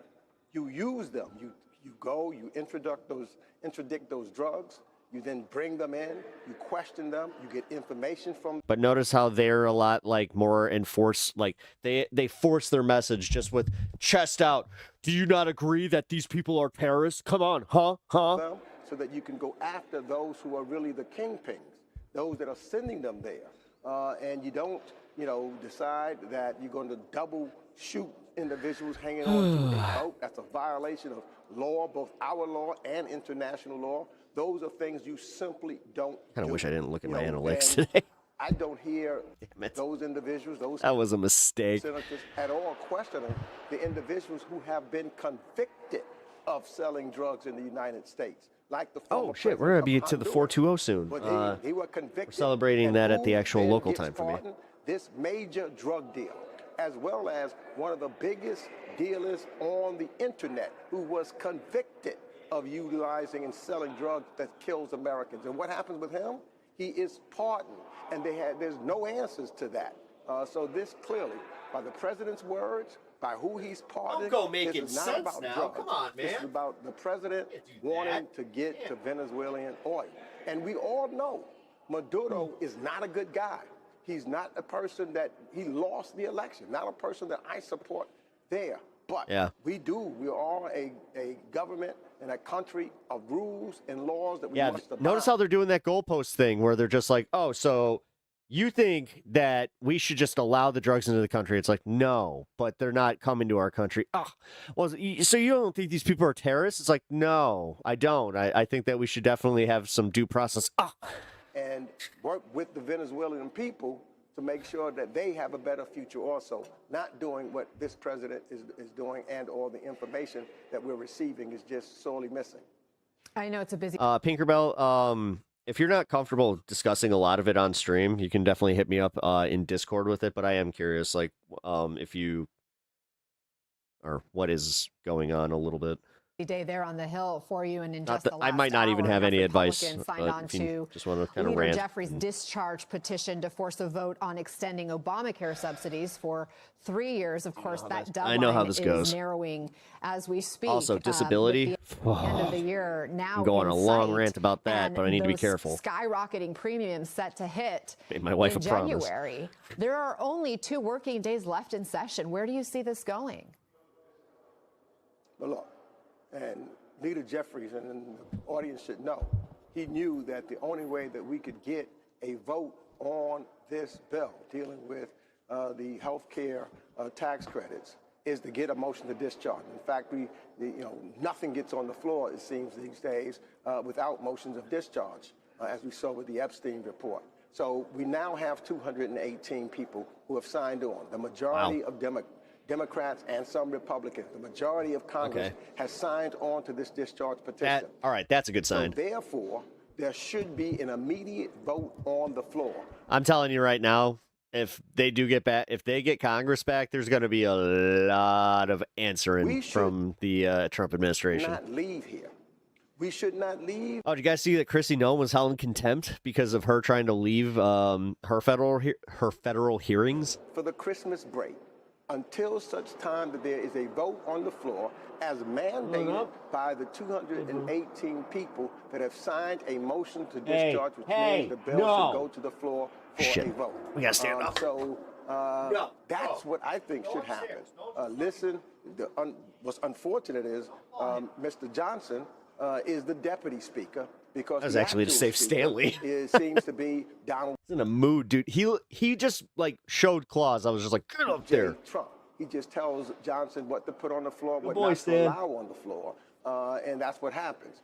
But we should not, and I would hope many of my Republicans will stand up, who will go out and say we should not leave until the discharge petition is honored and we have a vote on the floor.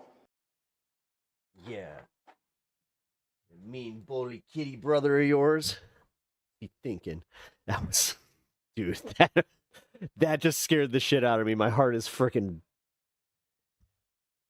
Oh my god, it's racing.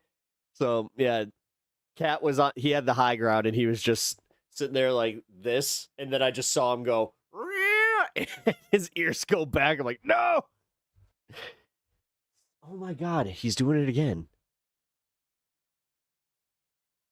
I'm getting nervous. Because Stan will put up with a lot, but then he'll do the thing where he's like, he'll react. I'm one of the ballsiest cats on the fucking planet. Oh, this is hilarious. All right, so real quick, I'm not going to make like a full segment out of this, but so the White House responding to the Vanity Fair piece, which I'm not sure if you guys went and looked at it. They did the Trump administration like hilariously dirty. It's so funny. The way that they took the pictures, the way that they laid out the interviews, because you could tell that these, like, they thought that they were having puff pieces written about them. So whoever did this, they are masters at getting people to think that they're on their side. Like, I'm telling you, they let some stuff go where there's no way they would have just yapped the way they did if they thought that there was a chance that it would be an opposition hit piece. But all right, yeah, Pinkerbell, what are you supposed to do? This is the problem with America, because I'm gonna go on a mini rant here just because I can speak to our own situation here. So with the way that like the insurance stuff was working like early in this, I can talk about it now finally too, because I didn't want to upset the process or even put it out there. Just like you know how I don't believe in karma. I was just like, I don't want to put that negative energy out there.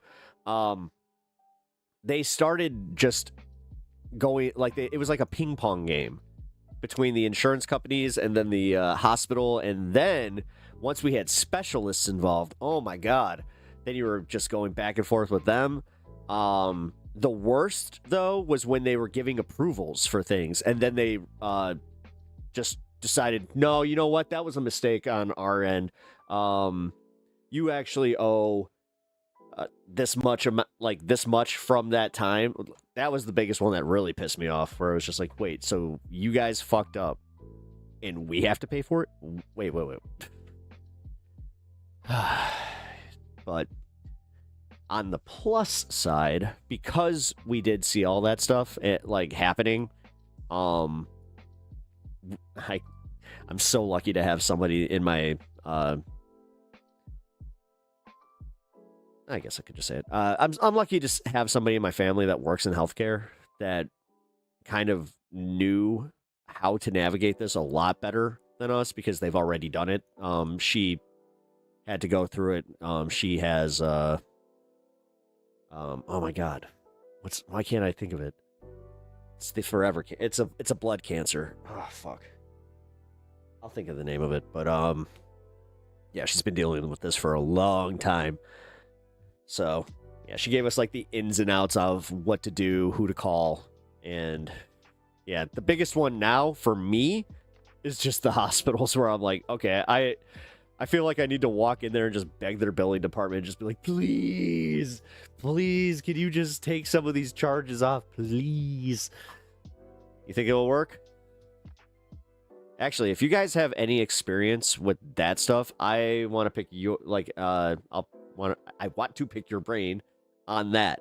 Oh my God, because I would like to kind of feel. I want to feel like I have a game plan. Because my game plan right now, I just kind of laid it out there. It's very much hope for the best. But all right, let's move on. Oh man. Yeah, the fact that they told you not to drive or lift anything too. Because now I'm starting to think it's like, my main question is like, are they doing more tests on you? But anyway. Sorry. I'm not trying to go too deep into it. If you don't want to. All right, so here's the response to the Vanity Fair piece. Oh, so I also brought the the pictures up because holy crap, man, she started to, just in the years she's been doing this, it is taking its toll. This is, unfortunately, another example of disingenuous reporting, where you have a reporter who took the chief of staff's words wildly out of context, did not include the context those conversations were had within. And then further, I think the most egregious part of this article was the bias of omission that was clearly present. And we see a lot of this when dealing with the media every day. Well, again, Chris Whipple is with us tonight, and we'll certainly ask him to address those. I haven't had an Anderson Cooper bit here in a long time. Some of what Susie Wiles said, quoting from the piece, Wiles said Trump has, quote, an alcoholic's personality. He operates within a view that there's nothing he can't do. Nothing. Zero. Nothing. According to Whipple, she went on to say that as the child of an alcoholic, in her case, the late sportscaster Pat Summerall, she's a, quote, expert in big personalities. And as we mentioned, the president defended her today, telling the New York Post, quote, she's fantastic, and saying, quote, I don't drink alcohol, so everybody knows that, but I've often said that if I did, I'd have a very good chance of being an alcoholic. I've said that many times about myself. I do. It's a very possessive personality. He also said he had not read the article, but said he heard the facts were wrong, and the interview, quote, purposely misguided. Wiles also spoke at length about Elon Musk and his time at the White House as a kind of budget cutter at large. Quoting again from Chris Whipple, quote, Wiles described Musk as something akin to a jacked-up Nosferatu. Quote, the challenge with Elon is keeping up with him, she told me. He's an avowed ketamine user, and he sleeps in a sleeping bag in the EOB, the Executive Office Building, in the daytime. And he's an odd duck, as I think geniuses are. Wiles later spoke about this with the New York Times, saying she did not have any actual knowledge of Musk's ketamine use beyond his own statements. She also took issue with Musk's gutting of USAID, saying, quote, no rational person could think the U.S. aid process was a good one. Nobody. As for Vice President Vance, she said his conversion from never-Trumper to his current beliefs had been, quote, sort of political. And in reference to the Epstein files uproar, noted that Vance has, quote, been a conspiracy theorist for a decade. The Vice President weighed in on that today. I haven't looked at the article. I, of course, have heard about it. But conspiracy theorist, sometimes I am a conspiracy theorist, but I only believe in the conspiracy theories that are true. What is up with these dudes? Oh, my God, they're going at it. And by the way, Susie and I have joked in literally have fucking Odie and Garfield today. private and in public about that for a long time. You get you? Well, speaking of the Epstein files, here's what Whipple writes about Attorney General Pam Bondi. This part begins quoting Wiles speaking about Bondi. Quote, I think she completely whipped on appreciating that that was the very targeted group that cared about this, Wiles said of Bondi. First, she gave them binders full of nothingness, talking about influencers online. And then she said that the witness list or the client list was on her desk. There is no client list, and it sure as hell wasn't on her desk. The Attorney General reacted online. She neither confirmed nor denied that Wiles said that about her, calling Wiles her friend and stop fucking with them. Saying, quote, any attempt to divide this administration will fail. Wiles also told God, what a bad day to not have him on cam. I wish you guys could see it. Chris Whipple that the president was wrong when he claimed that former President Clinton visited Epstein's private island, saying, quote, there's no evidence, unquote, that those visits happened. As for the current president, Whipple writes, quote, Wiles told me she'd read what she calls the Epstein file, and she said Trump is in the file, swear to and he knows God. the file, and he's not in the file doing anything awful. Wiles continues, saying they were, you know, sort of young, single, whatever. I know it's a passé word, but sort of young, single playboys together.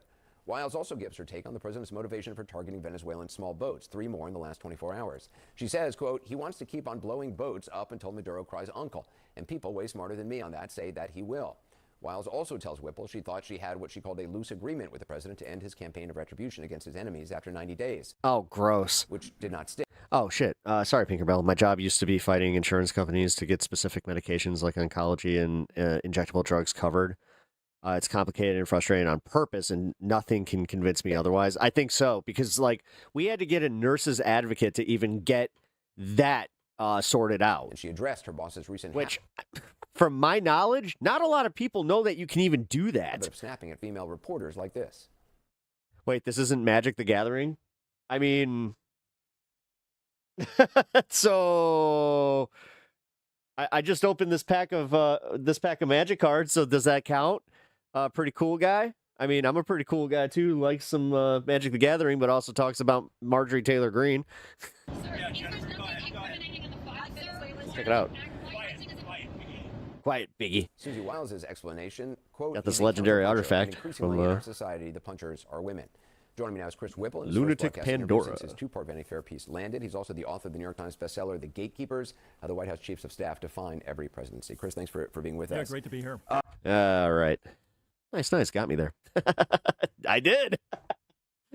I did. That's kind of funny. But it's just, I think that was like the one time I could ever do that where it says, ha-ha!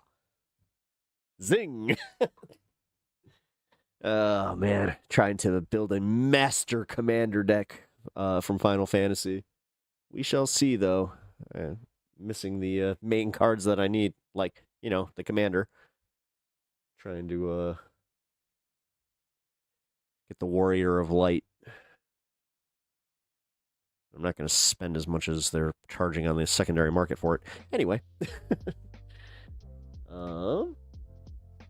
Here we go. Speaking of the MT... Here. I'll just go into it since we're doing it. I hate the fact that she took MTG from us. Like... It is bothersome, but it's the reality we live in. So let's learn about Marjorie Taylor Greene burning some bridges on the way out of Congress, because I think that today's her last day.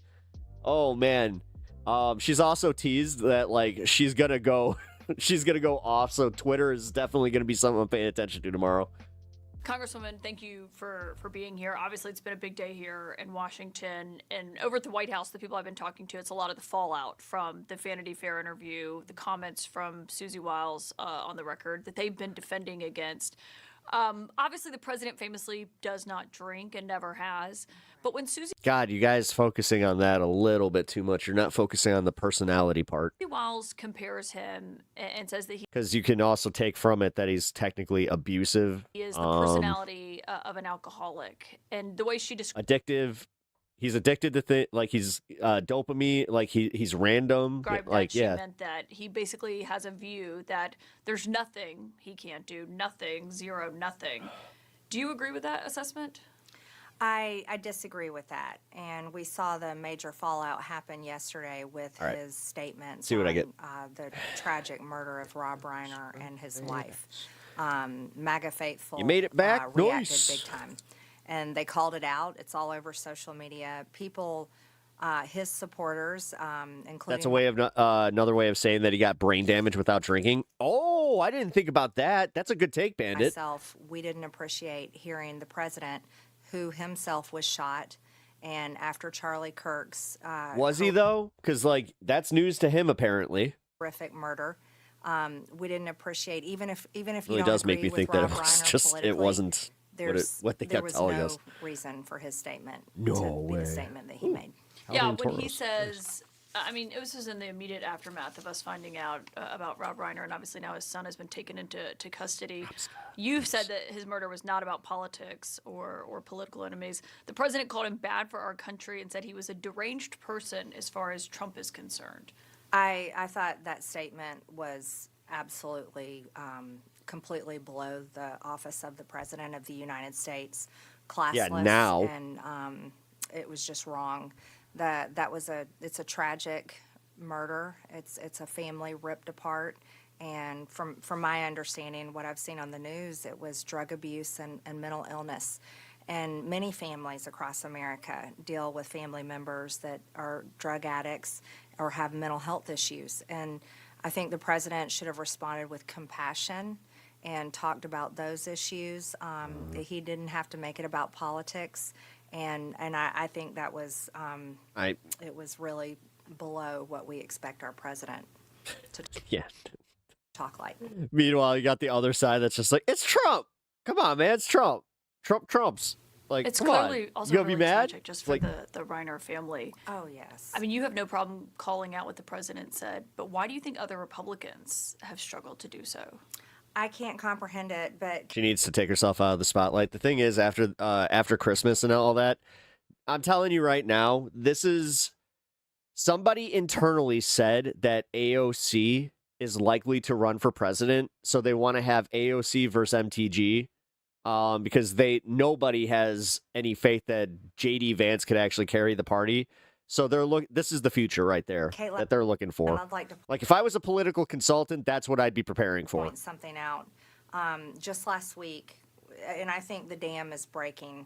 What do you guys think? Many Republicans may not have called him out, but last week, 13 Republicans voted with Democrats to overturn one of President Trump's executive orders, which enabled him to fire federal workers. All right, so like the lack of like the flip on her like turtleneck thing, it actually makes her kind of look like a G.I. Joe, like the way like just. We also saw Indiana Republicans vote against redistricting. He didn't call any of them You know what I'm saying, traitors and right? call for Like it's got that primaries same kind of against them. line. But I would like to say that that is a sign where you're seeing Republicans, they're entering the campaign phase for 2026, which is a large signal that lame duck season has begun and that Republicans will go in all in for themselves in order to save their own reelections. You think Wow. the dam is breaking in terms of the I mean, we kind of, that makes sense then, because, like, all right, I hate the fact that we have to read between the lines. And even on her way out, this is being too careful. This means she's trying to maintain a future in politics. President. This is what I was worried about. iron grip of support when it comes to your party? Absolutely. Those 13 Republicans that voted to take down his executive order last week, literally that same evening put on their tuxedos and their evening ball gowns and went to the White House Christmas party. That's pretty bold. Yeah, Kash Patel was there. What do you think? Do you think that message is being received at the White House? I'm sure Living it's it being up, received, and there's a lot of pushback happening. You're seeing it all within the conference. And just to be clear, Caitlin, I have a 98% voting record with President Trump. We know that. The only places that I've stood against him on are, of course, with the victims of Jeffrey Epstein and the discharge petition, against destroying state rights when it comes to making regulation and laws on AI, and then a few other issues like bringing in 600,000 Chinese foreign students, replacing American students, and I'm largely opposed to H-1B visas and visas replacing American workers. So I've only broken from the president in a few places, but he came down on me the hardest. But yet he's got real problems with Republicans within the House and the Senate that will be breaking with him on more things to come. Yeah, you wouldn't know that you have voted with him as often as you have if you listened to his recent comments about you. And he was really critical of you when I asked him about you saying that he needs to focus more on domestic issues than foreign issues. That was something that Susie Wiles seemed to agree with in this remarkable on-the-record interview. She said that there need to be more talks about the domestic economy and less about Saudi Arabia is probably called for. Do you think that's a message that is breaking through with everyone but the president? Absolutely.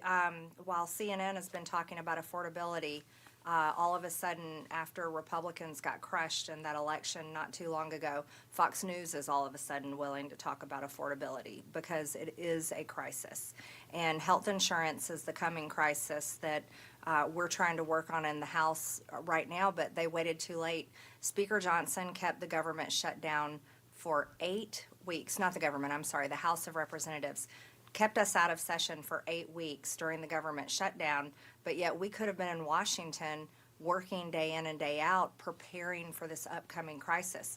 In my rural district, I have 75,000 people that are on ACA tax credits. And here's the truth for the Republican Party. The large portion of those 75,000 people are Republican voters.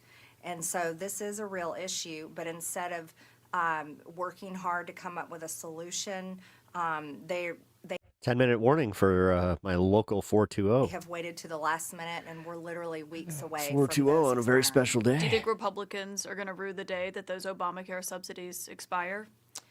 It appears to be that way. There's a lot of arguments going on in the conference, and that's been happening all day today on the House floor. Yeah, it seemed quite tense today between House Speaker Mike Johnson and some of the moderates who want to vote on those Obamacare subsidies. On affordability. Well, because they don't want to get blamed for, like, the thing is, now it goes beyond just political talking points and all that to where they're like, hey, you're kind of like leaving. You said that we were going to fix this. Like, you threatened me with primaries, but you're just going to leave me with the bag here where my constituents are going to definitely vote for a Democrat this next election because you guys didn't do jack to fucking fix this healthcare thing. And you promised us that you would have a new plan. What are we doing? Sam Cedar had a really good point where the reason that Obamacare worked was because it was the Mitt Romney plan. And they were able to sell it as like, why are you guys mad? This is a Republican plan that we just reappropriated for the federal level. Going to address the nation tomorrow night. He says to talk about, basically what a great year they've had since he returned to office. Do you want him to hear him say there's no inflation like he did last week, which is not true? It's not true. Inflation, of course, reached its highest point during the Biden administration, and Americans know that. Inflation Again, from COVID. has Everybody had really high inflation. The fact is that we had lower inflation at the very end there, lower than most countries. steadied around So 2.5%. So he can't say there's no inflation. However, it's not 2.5%. You guys keep saying that. It's literally at 3.1%, 3.01%. Sorry, I'll get that fair. 3.01% is a lot different. That little 0.5 difference, what I would like to see from the pretty big. president is empathy for Americans. Donald Trump is a billionaire, and he's the president of the United States. When he looks into a camera and says affordability is a hoax and just totally tries to make nothing out of inflation, he's talking to Americans that are She must have suffering gotten and have been electrocuted or suffering for something. many years now. I'm going to go with pillies. And are having a hard time making ends meet. And so that's not the right message to tell Americans. So what does he need to say tomorrow night, in your view? In my view, I think he needs to actually dive all in on America First policies. He needs to keep Air Force One parked in the hangar and stay away from foreign countries. He needs to stop the revolving door of foreign leaders into his White House. He needs to stop embracing Al-Qaeda, ISIS terrorists that were once wanted by the United States, who have now become the Syrian president, and stop calling people like me traitors. He needs to focus on the campaign She wants her cake and yeah, all right, we get it. People, not wow. his big donors. I mean, we nailed this though. There isn't a single person on the left that was surprised by any of this. They're just like, all right, we see what you're doing. LOL, empathy. Foreign leader. Empanada. I love empanadas. That's empathy. I don't like that word. I can't say it. I can't even get it out of my mouth. He needs to focus on the people that That's stood it. in line in the freezing rain, the snow, the scorching sun, and all types of weather, and stood on their feet waiting to go into rallies to see him and to hear what he had to say. Those are the people that matter, not the lobbyists, not the big donors, and not the people he wants to have at White House Going upstairs for big a parties. You mentioned the few places where you've broken with him, including on the Epstein files and having those released. The DOJ deadline is Friday. And Susie Wiles was actually pretty critical of the Justice Department's handling of this so far.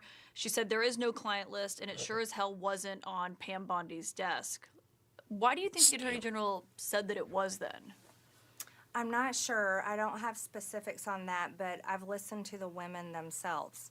And the women themselves, a smaller portion of them, which is, there's a lot of them. They think there's around 1,000 victims. But a smaller portion of these women say that there is a list of men, rich, powerful men, that they were passed around to. Now, that's a list that they have kept to themselves, frankly, because they're terrified.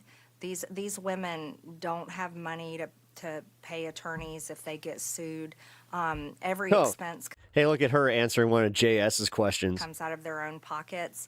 And Well, how after come death they haven't threats named that I've names? received, Gee, I wonder. Supporting and keeping my name on the discharge petition for the first time, I can understand exactly what they've been intimidated by for so many years. So as far as what Susie Wiles and Oh, Pam shit. Bondi were talking Breaking. The Senate just passed a bill that requires Secretary Hexeth to provide video of the strikes on the alleged drug cartel I can't boats. speak to specifics on that, but I can Nice. speak to what the women have told me. Do you believe Bipartisan support for that one. Cool. that the Surprise. president is not in the Epstein files, or that he's in them, but he's not in there for doing anything awful, as Susie Wiles put it? Do you think that that's true?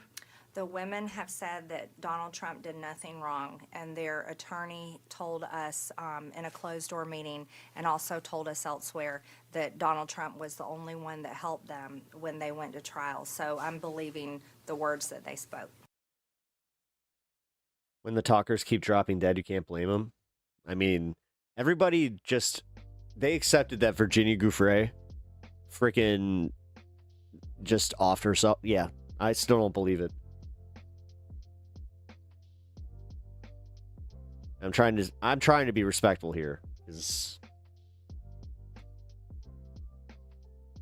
dude, Glenn Greenwald, you know, kind of a putz, but goddamn, did he troll the shit out of CBS, Barry Weiss, and ERIKA KIRK. CBS News has 7 million subscribers on YouTube beyond the anemic ratings, but They also put Barry's primetime special on their YouTube channel.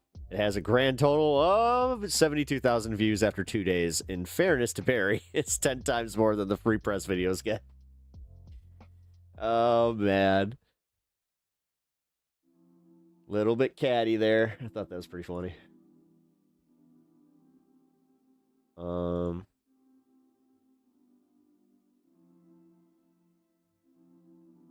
ERIKA, I didn't date anyone for 5 years before I met Charlie. Who was on a stage date on Bravo in 2018, was also presumably dating the current Daily Wire producer Cabot Phillips in 2017. This lady is an actress and a provable liar. Hey, that's fun. And that's the little bit on ERIKA KIRK that I'm doing today, because we covered that Candace stuff. Like, I hate to say it, I looked back at how we were anticipating like the footage coming out and how I fell for it. I literally fell for it. Like, dude, the way they manipulated that, where it was a secret meeting that just happened to, you know, produce just enough for Candace to go and make some content, but not really say anything. Like, God, I got out of that clip yesterday and I was actually kind of upset. Or I was like, what a waste of time. Alrighty. We're 2 minutes away from the 420, and then we will get to yeah, Ryan Grimm apparently is having a Twitter spat with oh my God, Jake Tapper from CNN, which I'm talking about Ryan Grimm from Breaking Points and Drop Site News, but yeah, that Ryan Grimm has beef with somebody. Like, what? Yeah, I watched a clip when I got off stream yesterday, and I was just like, oh, this would have been a good one to watch on here, so we're going to catch up on that one. And we're going to start playing a little bit of roulette, because I wanted to have some fun for the birthday. I had a few clips lined up. God, this sucks. I can't believe my stand cam fucking busted. Because it looks like it's broken too, because from what I can see here, the cord came undone from the back.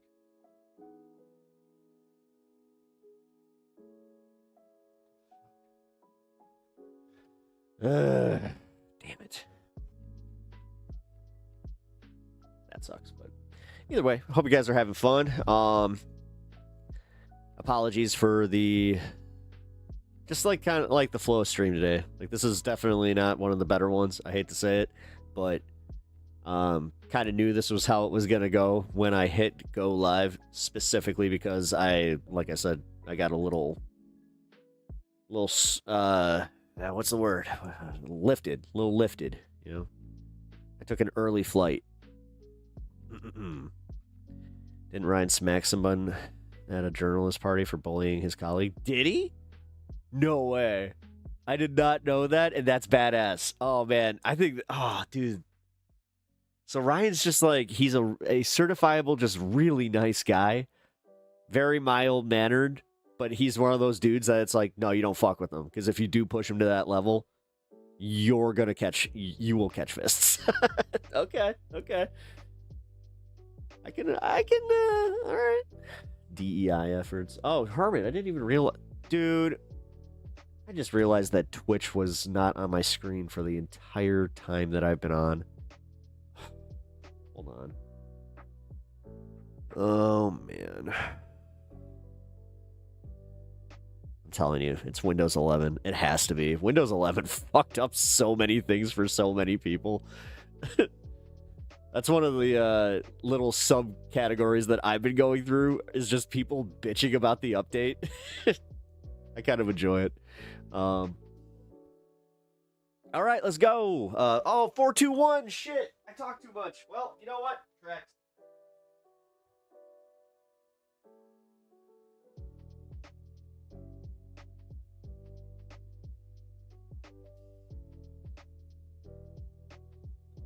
I was also watching the wrong timer. Oops. You see what happens when Bloodstone's not here to keep me honest? Damn. But anyway. Where is everybody today? Huh.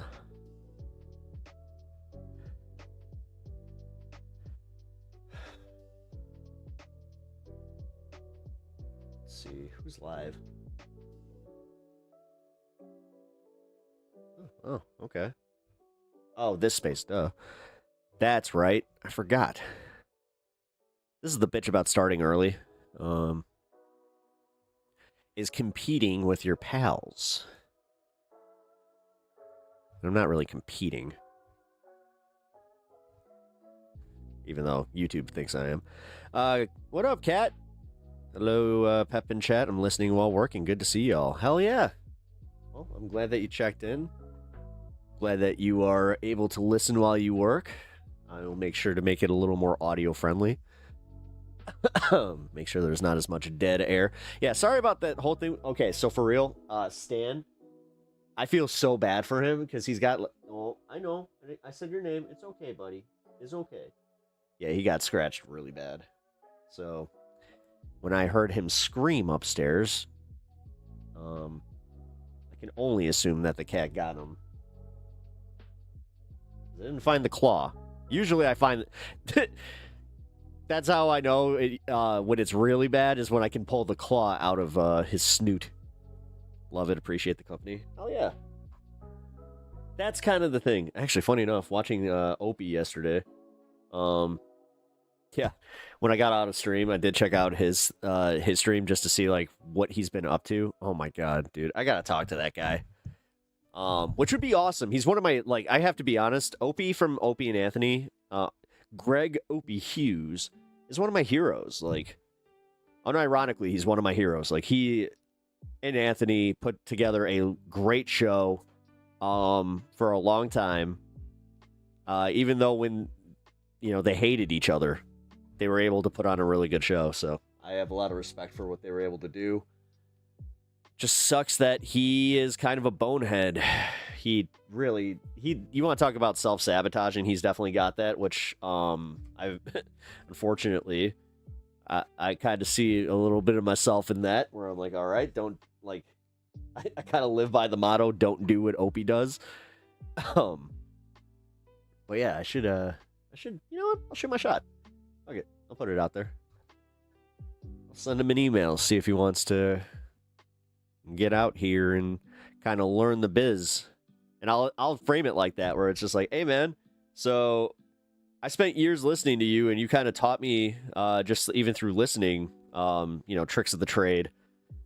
So, yeah, maybe I can return the favor for you.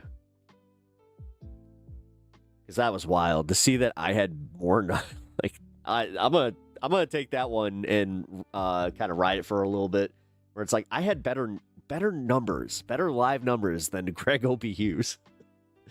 That is kind of crazy, but also I could see somebody like Anthony just be like, ha ha. So how's that career going? Ugh. Wish it wasn't so petty all the time with those assholes, though. Gotta say. Also, Howard Stern signed a 3-year deal. Still gonna be producing shows. He's gonna be doing weekly shows. It's pretty much gonna be weekly, like every 3 weeks. So he'll do 1 off, 3 off, or 1 on, 3 off. But all right, let's get to the Ryan Grimm bit here. Or just so you know, if you're listening, you're about to hear some voices that I know are gonna piss you off.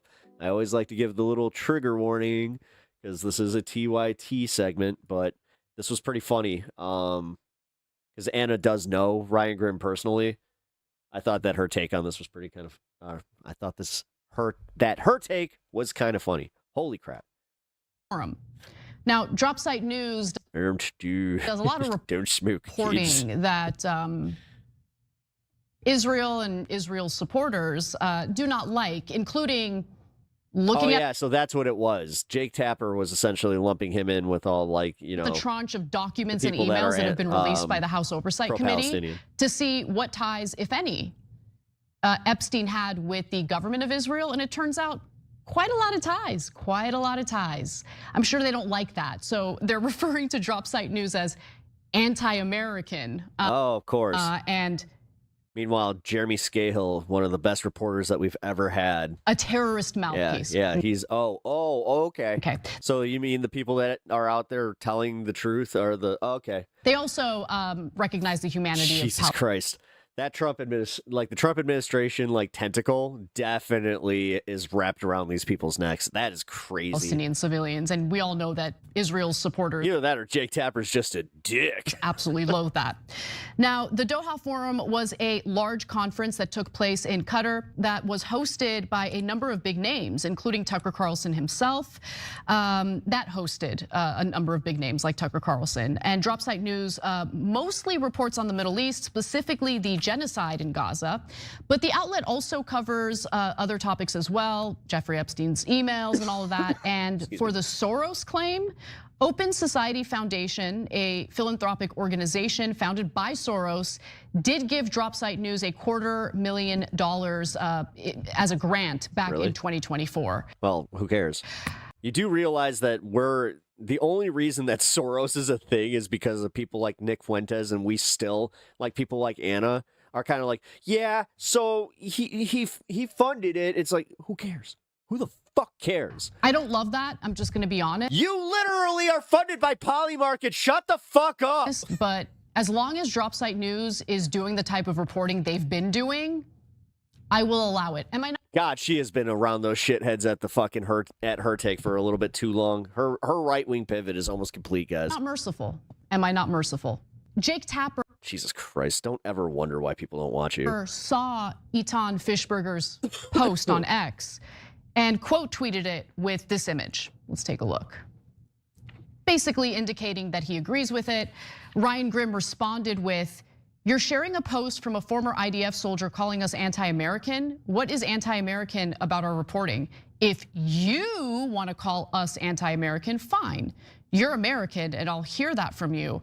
I absolutely won't hear it from a foreign propagandist." Damn. And damn. Ryan Grimm is coming out probably with the most mild-mannered individual I've ever met in my entire life, and I mean that. So for him to get sassy like that, I think sassy, good word. It takes a lot, and I love to see it. I wish he got even sassier. But what do you think, Jake?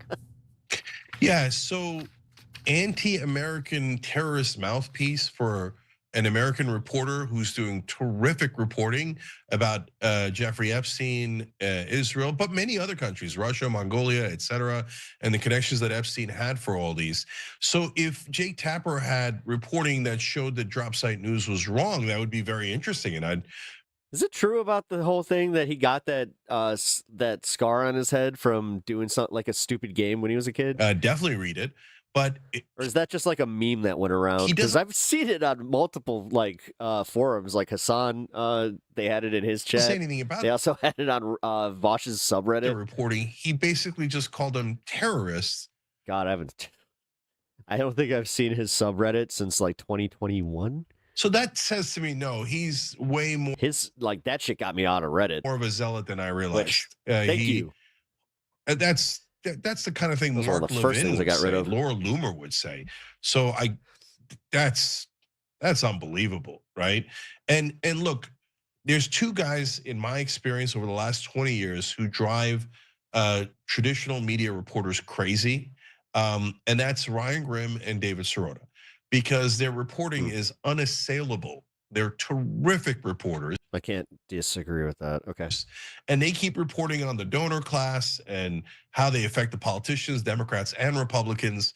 So Sirota used to be the most hated because he was Oh God, I can already see he's about to make a fucking to be fair point. The best investigative reporting, I would argue, in the country. Now, Ryan, congratulations, you've taken the lead. Because cool. Ryan is now not only doing groundbreaking reporting, telling us who Jeffrey Epstein was working with, not necessarily for, but with. And so when you touch the Israeli third rail, then you get all the propaganda. I have a similar scar above my eye. I got hit with a backgammon racket as a kid. Which apparently includes Jake Tapper saying that's it. I'm not going to Jesus, how hard he hit you. even engage in the facts. I don't care about facts. All I care about is protecting my beloved Israel. So that's or backgammon, not badminton, journalism at all. It's a mask off moment. And then the other fascinating thing about it, Anna, is like a backgammon stone just jabbed it. All these anti-Semitic conspiracy theories about how Soros controls the country, right? I think I'm cooked today. And Jake Tapper feeds into that. And this goes to prove what we've been saying all along. For the folks who are saying that the genocide is I appreciate you guys hanging though. wrong, it's not about Jewish people at all. In fact, George Soros is against the genocide. But for the pro-Israel side, they hide behind Jewish Americans, but they actually don't care about Jewish Americans. They care about protecting Israel. So they're Tapper and this IDF guy are willing to throw a Jewish American under the bus and feed into those conspiracy theories, but because he's against Israel's actions. So there, again, they prioritize Israel over Jewish Americans. So real quick, let's talk a little bit about Mediaite's list of influential people in media, which, let me just be clear about this. I do not care about being included in any list. Oh, did she get snubbed? Oh my God, I didn't make it this far in the clip. Did she get snubbed? Because that I don't look. Oh, okay. Because right there. Okay, I don't care about being put on any list, but they didn't include me on this list. I'm a little insulted. For prizes or rewards for simply doing my job. But with that in mind, and by the way, I think we're pretty. Oh my God, her face was perfect for it too. Influential, given how much we've been targeted by certain groups. Really? To basically silence us when it comes like to the genocide in Gaza. But Mediaite put out its list, and well, some figures who did not make it. Let's start with that. Myself, Jank, as Jesus, fucking Anna's like, people kept telling me shit. They're like, yeah, Anna's one of the most narcissistic people in left wing media. I was like, okay, huh. And this was obviously before the fall off. Now I totally buy it. Gold, Candace Owens, Tim Dillon, Patrick Bet-David, Brian Tyler Cohen, and Hassan Piker. Who did make it on the list? Well, you have CNBC's Joe Kernan, Harris Faulkner, Lawrence O'Donnell. Oh, damn it. I hate to agree with her on this. Lawrence O'Donnell was number. I mean, you didn't have to put yourself on the list. That was a little bit. Is he still doing a show? Apparently. Wow. So he was at number 54. Tucker Carlson is included in the list, and I think he. Oh, Jesus. All right. Wow. Should be in the list. I mean, obviously, he's been incredibly influential. He sits at number 46, followed by Don Lemon at 45, and Tony Dokupil at 44. Ooh. You have Maria Bartiromo at number 39. Wait, what? Mark Levin at number 37. Pierce Morgan at 28, I think well deserved. But just below The View at number 27. Barry Weiss at 16. By the way, the ratings on the ERIKA KIRK interview, total disaster, utter debacle. But she's very influential, number 16. Joe Rogan is at number 15 and was right behind Bill Maher at number 14. What? Really? And the top three were Megyn Kelly, no way, Joe Scarborough, I didn't see plus that Mika coming. Brzezinski, and the hosts of The Five. Yeah, all 5 of the hosts. So I love this list because I think it's hilarious, and I think that it shows. Damn it. I kind of take back what I said about her being a little. I mean, again, she didn't have to say that she would include herself on the list, but that list was whack. How little Mediaite knows. And you're telling me Hassan didn't make about current day media, yeah. But to be fair to them, wow. Wait, was Candace? Did she say Candace Owens? They're just as clueless as the rest of traditional media. So I'll tell you, Barry White. Because that was Mediaite. Definitely belongs on the list. He just took over CBS, so that's a very powerful position. So I don't begrudge that. I think the host of The Five that's the most popular show on cable news. That makes sense. Megyn Kelly's doing great. That makes sense. So it's not like there's nobody on this list that makes sense. Right. But they betray themselves when they do hilarious things like putting Tucker Carlson at 46. There's no list where Tucker Carlson should be lower than 10. I think lower. What? Jesus. Oh my God. More than 5. I can't. Why? He's literally slobbing his knob. I can't. Because I like Tucker Carlson and I think he's right about everything. No, Yeah. I'm just like, dude, he has a fucking Twitter show that he just put on YouTube. Come on, man. Calm down. Honest take on who is the most influential. I mean, on Israel alone, Tucker Carlson has gotten almost the entire right wing to flip and be against Israel. But Mediaite is very pro-Israel. Yeah. So that's probably why they're like, no. He's not influential. We hate him. We've written. They might have written about. I don't know if it's. They got up to 100. That makes so much sense with like, because I've always been like, oh, they're kind of fair in their reporting on the right-left issue, but anytime it comes to criticizing Israel or like demonizing a Palestinian protester, oh boy, were they on there. But at least dozens of articles about how Tucker Carlson's an anti-Semite and it's unacceptable to talk to him and he should be canceled. This is kind of the list they wish was true. Yeah. I mean, the fact, yeah. Okay. So I hate to agree with them, but they think Mark Levin is more influential than Tucker Carlson. Well, sorry guys, but that's basically saying you know nothing about modern media. Nothing. You could interview do any poll of MAGA, America First, Trump voters, etc., and you'll see how preposterously wrong you are. So, in fact, I think Tucker Carlson is the most influential conservative in media. Oh my God. Yeah. I fucking okay, can't. This is why you lost your audience. Shut the what? And it's not just because we're all sensitive. It's because now that's a bridge too far. Like, okay, we get it. He invited you on his show. You guys kind of now, gonna have a beer with them, of course. All right, that was a bit much. Good points on Ryan Grimm, but holy fuck, that was weird. 5 days ago. Let's assume for a moment that Piers Morgan spoke to Candace Owens, and I didn't have that planned for my show. Let's assume that, and let's go with it because that's exactly what happened. So I'm just gonna play it because, like I said, I have to take off at 6 today. So it is essentially fun half all day. If you guys haven't already, please hit the like button on the stream. After looking at my analytics, do you know how much that helps? So please hit that like button, guys. I'm giggly today. Oh, I know why. We already celebrated a certain something. So, like I said, took an early flight. But yes, if you guys can hit the like button, I really appreciate that. That's like saying Mike Lindell is a better salesperson than Mike Tyson.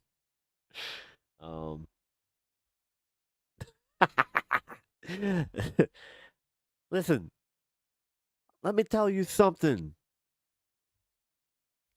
I could sell a pillow much better than you, Mr. Mike Lindell.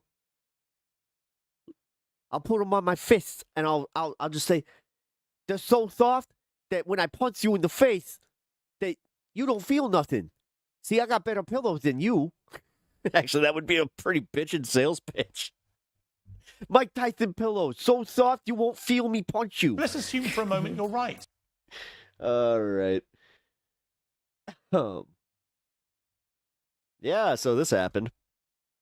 And that all these Egyptian planes were flying around tracking Charlie Kirk and Turning Point and ERIKA Kirk. Why? What is your theory? I don't know. I don't know. Well, what's your theory then?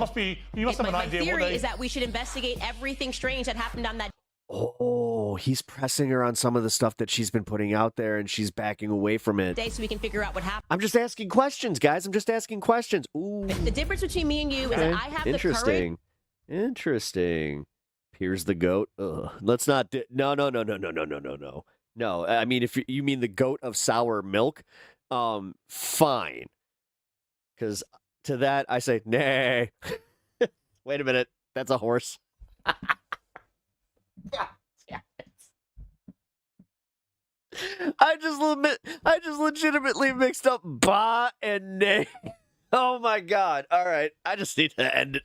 That was so embarrassing. Well, show's over, folks. I apparently I can't do this anymore. I'm playing. Wow. All right, yeah. I mean, I have to say that Candace Owens getting called out by Piers Morgan was not on the list here, but just from this quick clip, like at the beginning here, like it seems like he's taking her to task. Right. And all these Egyptian planes were flying around tracking Charlie Kirk and Turning Point and ERIKA Kirk. Why? Yeah, she really does. Like that's the look of like, I wasn't expecting you to bring that up. What is your theory? I don't know. I don't know. Well, what's your theory then?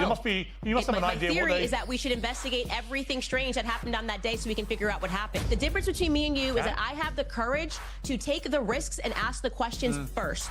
Oh my God, you put a top hat on her and she looks like part of the Weasel gang from fucking Roger Rabbit. Yeah. Okay, before it's popular. You wait until it becomes popular and then you change your mind. Stop. That was a good cut. And she made stop. No request of you whatsoever, ERIKA Kirk, in 4.5 hours. Wow. Oh, this is going to be interesting. Well, no matter what your opinion is about Candace Owens, and very few people don't seem to have one, she has a definite knack for commanding attention. Many people have been openly enraged by her theorizing on the assassination of Charlie Kirk. Many have been captivated nightly by what they see as either a thrilling real-time investigation into a colossal cover-up or a cynical strategy to exploit the most emotive and consequential news story of the year. Several of the Candace Owens claims are focused on Turning Point USA, the organization funded by Charlie Kirk and now run by his widow, ERIKA, who last week issued this firm request. She has been one of the main peddlers of these conspiracies, and she is making a huge amount of money on it. She is building her business off of these lies. What do you want to say to her and the other people that are putting these lies out into the world right now? Oh boy, I really do think that the biggest thing that's going to upset some of this and make it go back to what it was before on CBS is the fact that Barry Weiss is just doing so poorly, and they're starting to like realize, oh my God, nobody wants to see this shit. Stop. That's it. Whoa, Jesus, that pause. That's all I have to say. Stop. Well, shortly after that, Candace Owens was invited to a lengthy private meeting with ERIKA Kirk, which is now the catalyst for frenzy speculation. Those eyes, like, I don't know, man. That she may be having feel cold. second thoughts about some of her theories. She's also, I should add, marking the release of her new book, ERIKA should be on daytime Telemundo. Middle of that, she joins me now for her first interview since the meeting with ERIKA Kirk. Candace Owens, welcome back to Uncensored. It's good to be with you at the end of another year. Yes, and what a year it's been, not least for you. It's fair to say your fame continues to rise. Infamy, some would put it. But you're always a welcome guest on Uncensored. Let's get to this extraordinary meeting that you had with ERIKA Kirk. It came right after we saw her say in that CBS town hall, you should just stop with the conspiracy theories.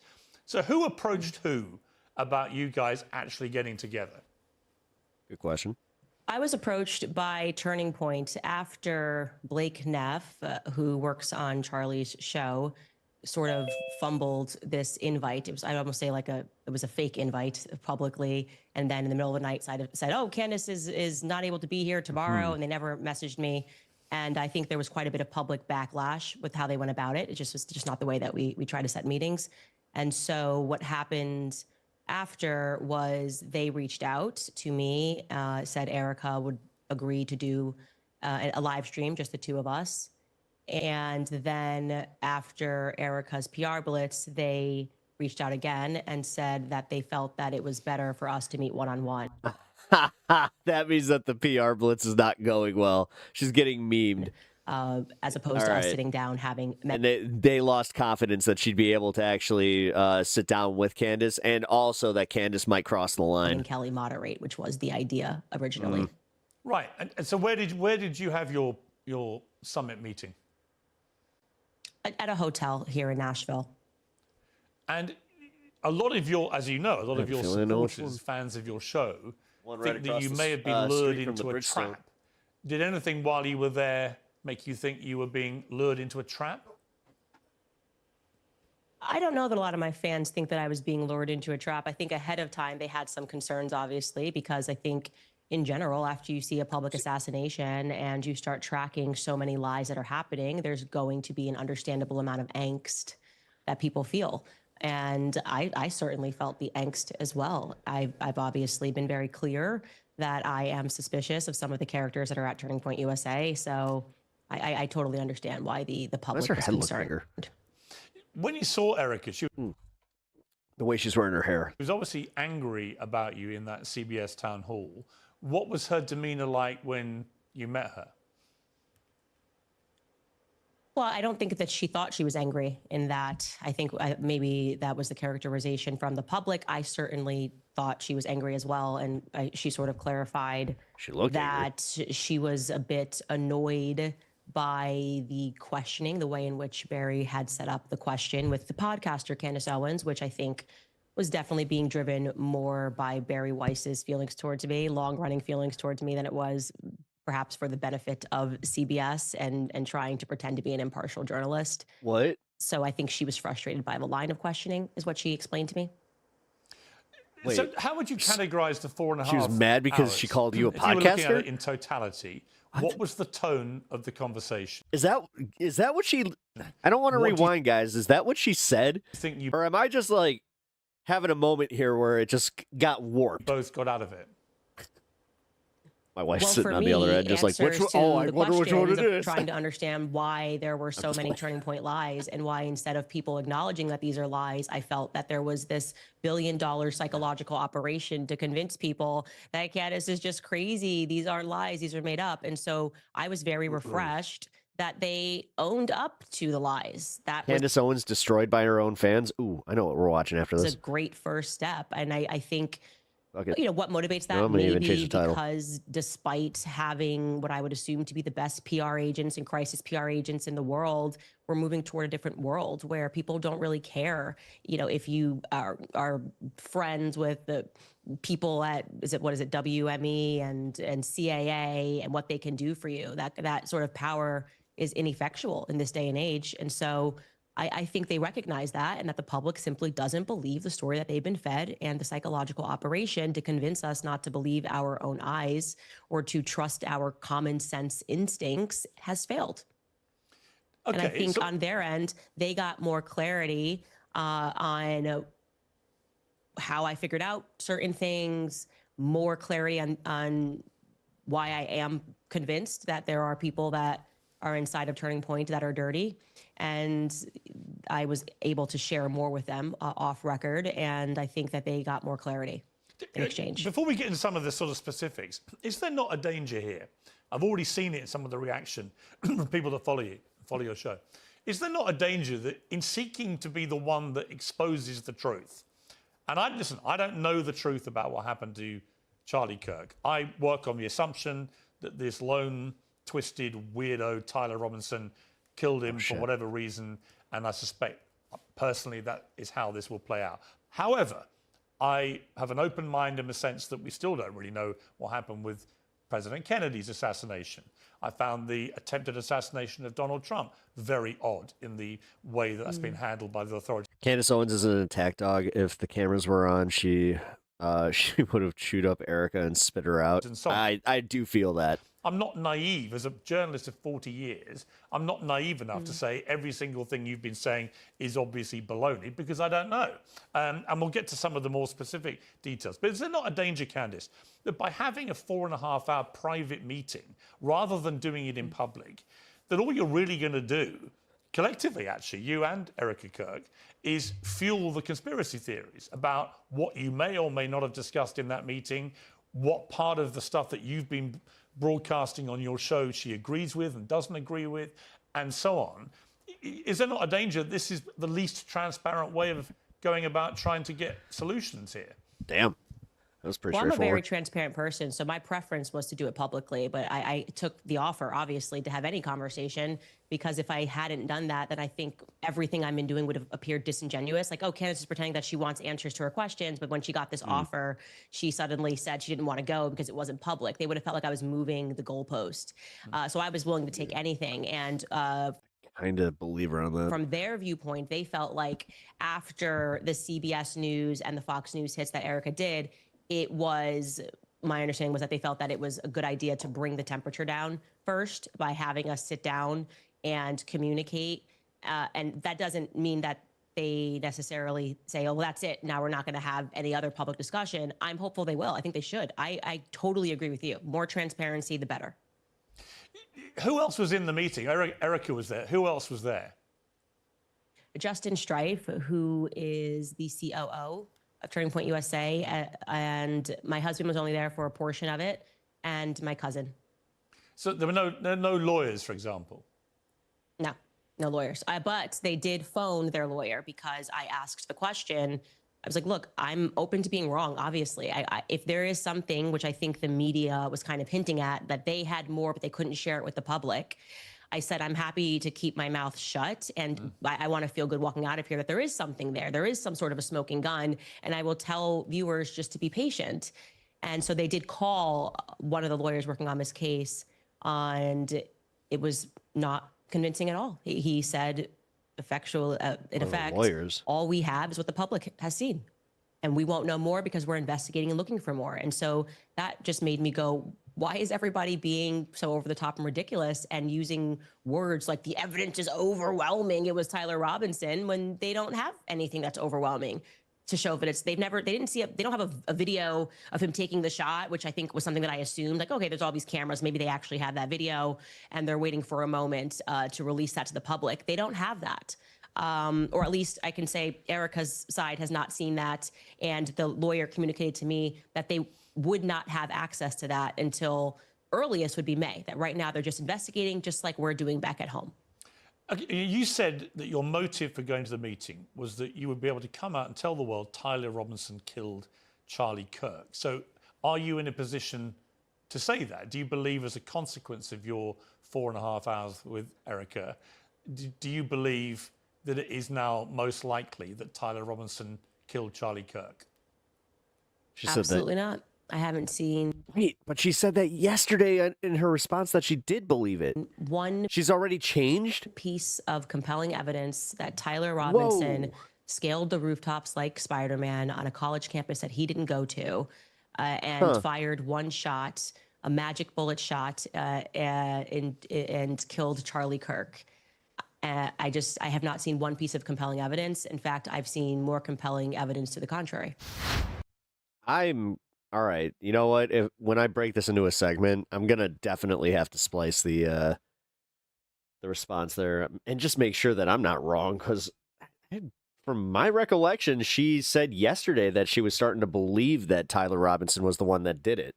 Who does ERIKA think killed her husband? Well, I think that in her recent PR blitz, she sort of communicated that she trusted her team, and her lawyer was using kind of the same rhetoric that the media has been using, where, there's really, this is like, it's overwhelming. Maybe he didn't say the word overwhelming, but he was like, it's very clear, I think is what he said in particular. And then I pushed back and I said, what's clear? The affidavit? That's all you guys have?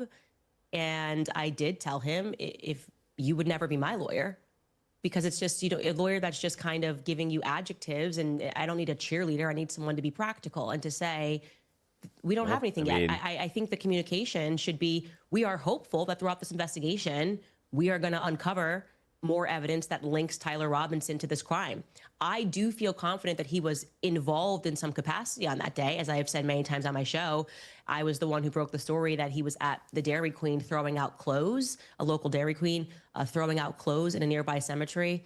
And so I do think he was involved, and multiple people were involved that day. And I think he did pick up clothes. I had communication with Lance's family. I had communication with Tyler Robinson's family. And for some reason, Lance is being protected, which I find to be very strange. His own family thinks he's guilty. of Moore, and they find it weird that the feds kind of glossed over him, almost as though he was a Fed operative, like he was working on who's Lance? behalf of them. And is that the other? Was that the decoy guy? You know, we've caught the feds have lied a lot. It's just a fact. Turning Point USA people have lied a lot. That is a fact, which they have agreed to. Wow. They said that these were mistakes, but they it's really not backing off of this the public one. was lied to. So this obviously, you know, matters deeply to me, and it's just absurd that people would think that I'm doing this for clicks. I know Charlie. I knew Charlie. Charlie and I are very close, and it has been one of the most disgusting things ever that people, first and foremost, tried to start this psychological operation that Charlie and I hadn't spoken since 2019. They've lied about virtually everything that I've said on my podcast. I'm not going to let this go. Okay, I can't. We don't live in a country that is the embodiment of democratic principles.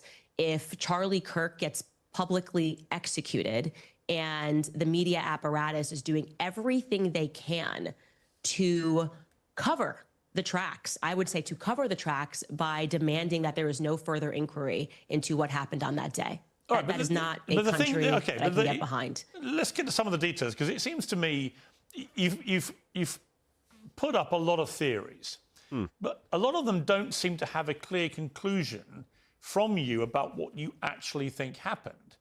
I mean, you've been all over this.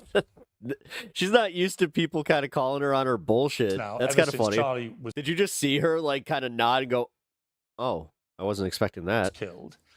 What do you believe happened to him? Who do you think killed him?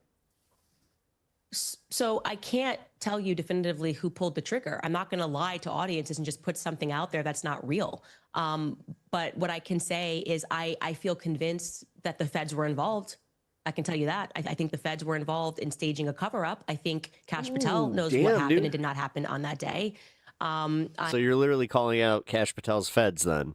Like, you do realize that the government is the Trump administration right now. You can't pin this on the Bidens, dude. I am... Like, I think that they got so used to saying, Biden did it, Biden's government, Biden administration, that they don't know how to pivot from that. Convinced by me being told by people that are feds that he is not acting right and that he is not wanting to share any information. Just a couple of people are allowed to even see anything. A Fed told me that they can't even touch the Charlie Kirk file without risk of being fired, and that he's grown increasingly mad. The U.S. Marshals. Well, that's how cases usually go. Like, if you can't just have federal investigators going and looking at cases willy-nilly. I do know that much. There, when they were doing the quote-unquote what up, manhunt how's it for going? 33 hours, said that Kash Patel effectively 5D conspiracy sent them chess on a wild goose chase.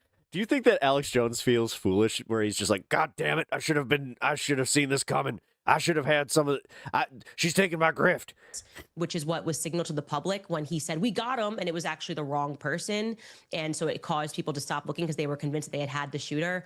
Do I think that the Trump administration played a part in covering up what happened to Charlie? I mean... they felt that was in order... I'm just speaking what her theory is. Mine? I don't know what the fuck happened. To allow... I'm just saying that the official story doesn't add up at all, so it does kind of lead to her theory that there's a cover-up. The real perpetrators of the crimes to get away.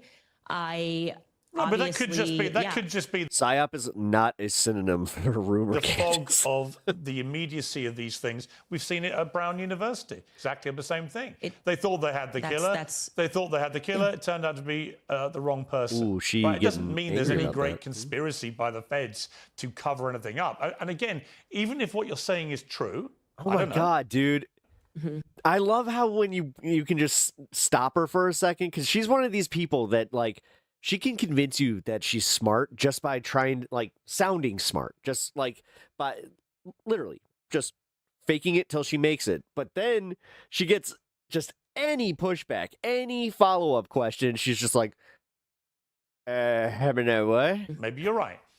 If what you're saying is true, what is it they're covering up? You've so far intimated or inferred something weird involving... Now she's like, oh, crap, I can't... Because she can't just, like, talk to her lawyers in real time. Egyptian planes. Although maybe they... So, What's that about? They can edit stuff, but I think that, I mean, it's called Piers Morgan Uncensored. I don't think they censor. You've inferred perhaps I would call him on that if he Israeli did. involvement in some way. You've certainly inferred a lot of Turning Point USA involvement. That's a lot of people getting involved here in the murder of Charlie Kirk potentially.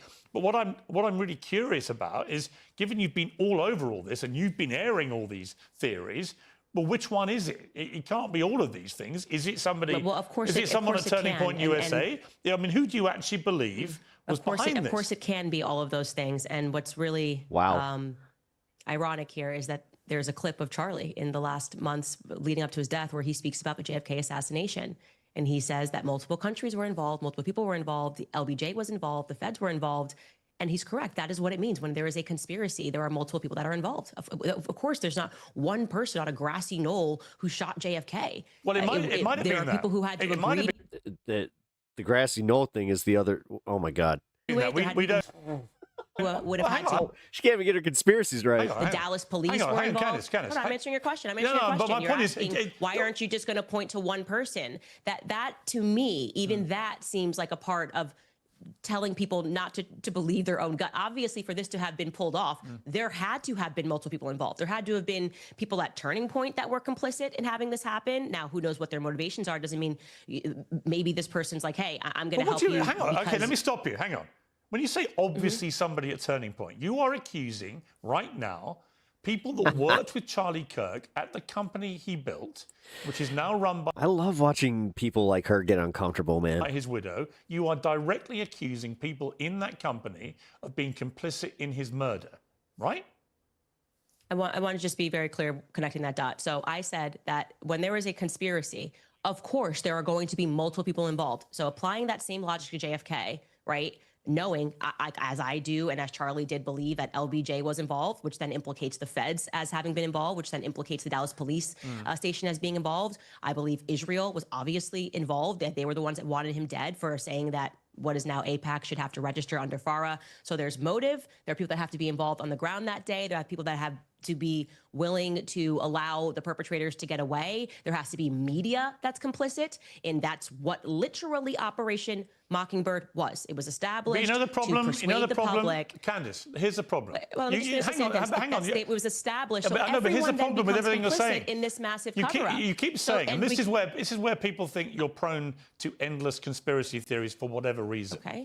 Is you keep using the phrase, they have to have been involved. So by that yardstick, what you're saying is, with JFK's assassination, and we recently had a lot of the files released, which did not conclusively prove any of these things, right? Now, again, I don't know what happened to JFK, but the one possibility you've not ruled in is it was just as simple as Lee Harvey Oswald. It might have been. We don't know. Right, so when you say the media has to have been involved, Lyndon Johnson has to have been. But my problem is you're stating all these things as facts. We can't do 63. It's such a nonsense to say that it was Lee Harvey Oswald acting. You don't know that. That's just such a nonsense. No, I do know it was not Lee Harvey Oswald acting by himself, and then that required national security to lock down the files, and that required the feds to impart, the CIA to impart Operation Mockingbird to convince the public that you can't go against. There's a grieving widow. Don't look further into it. Don't believe your own eyes. But let me just say this is wait. It was a grand conspiracy. I see what she's doing here. That killed JFK. I am going to say that confidently. And I just think we have to grow up. These people are all incompetent. We can't keep pretending Lee Harvey Oswald killed JFK. Fine. We can't keep doing that. That is your opinion. Today's show is sponsored by Oxford Natural, makers of the It's an opinion. No, that's a fact. No, it's not a fact. It's a fact. It's not a fact. Oxford Nets. The whole reason... It's a fact. It's a fact. It's a fact. I said it's a fact. There are still conspiracy theories about JFK's assassination. None of this is a fact. You are floating it as your theory. Because the feds are never going to admit to their own crimes. That is the reason we're still discussing it. That may be the case, but you can't prove that. Yeah, well, I can prove common sense that Lee Harvey Oswald did not stand on a grassy knoll and assassinate a... She's such a paper tiger when it comes to dealing with anybody that has just a little bit of intellectual curiosity. President and LBJ, like Charlie says in that clip, which people or honesty for that matter. I mean, I know I'm giving Piers a little bit too much credit there. Yes, I know Charlie all said of the that. weird things that happened that day that were unusual. The facts are the facts are the facts, and the facts are what they say, what I say they are, because my theories make the most sense. Come on, Piers. And LBJ but let's decided get not back to to ride Swear to that God, day. she's like kind of short from just saying that. Let's get And then back suddenly he reversed course on all of JFK's let's policies, move off and from he was JFK. fighting AIPAC. Israel killed JFK. All right. Now, going back to your point about Turning Point USA, Yes. and the ridiculous idea that implicating, this is a $100 million organization. Yeah. Common sense. If this Wow. That's a new one. was not even a high-profile political I'll assassination. be honest. Israel, huh? This was just that's literally the okay. a guy who I'm worked all ears now. at a company that was $100 million, right? Common sense inquiry. Legitimately, guys, I've never heard that conspiracy theory. I've heard about Russia. I've heard about, other collective powers, but that's the first time I've ever heard that one. Was there a financial motive for this person to be dead? Okay, this is like Sherlock Holmes 101, and this is what I mean when I say that the public no longer trusts the media because you're acting us to be stupid, and we don't want to do that. We actually don't want to pretend that She thinks she's in the Hound of the Baskervilles. we're clinical idiots who can't. The dog did not bark at the keeper. That means, or the dog did not bark. That means that he knew the person. Assess things and go, oh, there could be a massive motive here to have Charlie dead, especially when it seems very strange that Bibi Netanyahu, when nobody even had a clue of what happened, this guy's doing the rounds on Fox News and saying, I didn't kill Charlie Kirk. That's kind of weird. Did you feel compelled to jump on to Piers Morgan's show and say, just so everybody knows, I didn't kill Charlie Kirk? Why would he say that? So Why was he so involved as somebody who's Candace, fighting a 97,000 front war? Candace, I want to get to the reality of what you're actually saying. So when you say that somebody at Turning Point USA like I said, I love that there's somebody to take her to task on all of this. Charlie's company was complicit in his murder. Who was? I believe that there were multiple people at Turning Point who are, as I have said many times. Who? My exact words are, they are. You're using the organization as a shield here to just be like, I don't want to name names, but they're within Turning Point. So now you're going to do the speculation thing. Like, you do realize this isn't going to protect you the way you think it does. Engaged in. They're going to get pissed at some point. A cover-up of what happened to Charlie on that day. No, but who was involved in his murder? Yeah, this is her skating legal stuff. I didn't say that they murdered Charlie. She oh my God, dude, she got really. Really? You said she's people getting at flustered. Turning Point were complicit in his murder. No, my exact sentence that I said was that there were people at Turning Point who are engaged in a cover-up. No, you didn't. I believe Sorry, that you didn't. thoroughly. No, Candace, you you didn't. didn't say that. You said. Dude, she's. Oh my God. It literally. I did say that they on were, my entire You said show. there were people at Turning Point complicit in his murder. Okay. That's what you said. When you and I were discussing, that's why I said, let's go back.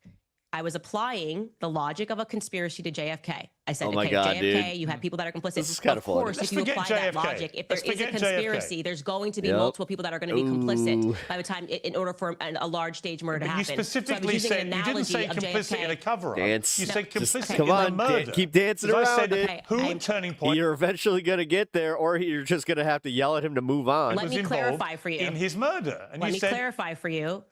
Okay, you can keep saying what I said, or you can listen to what I am saying. Okay. When I was using the analogy of JFK and we were Sassy. connecting it, I was basically pushing back on you because you were suggesting that, all of these people being involved would be crazy. So I was applying the No, I analogy said of I what don't happened to know. JFK.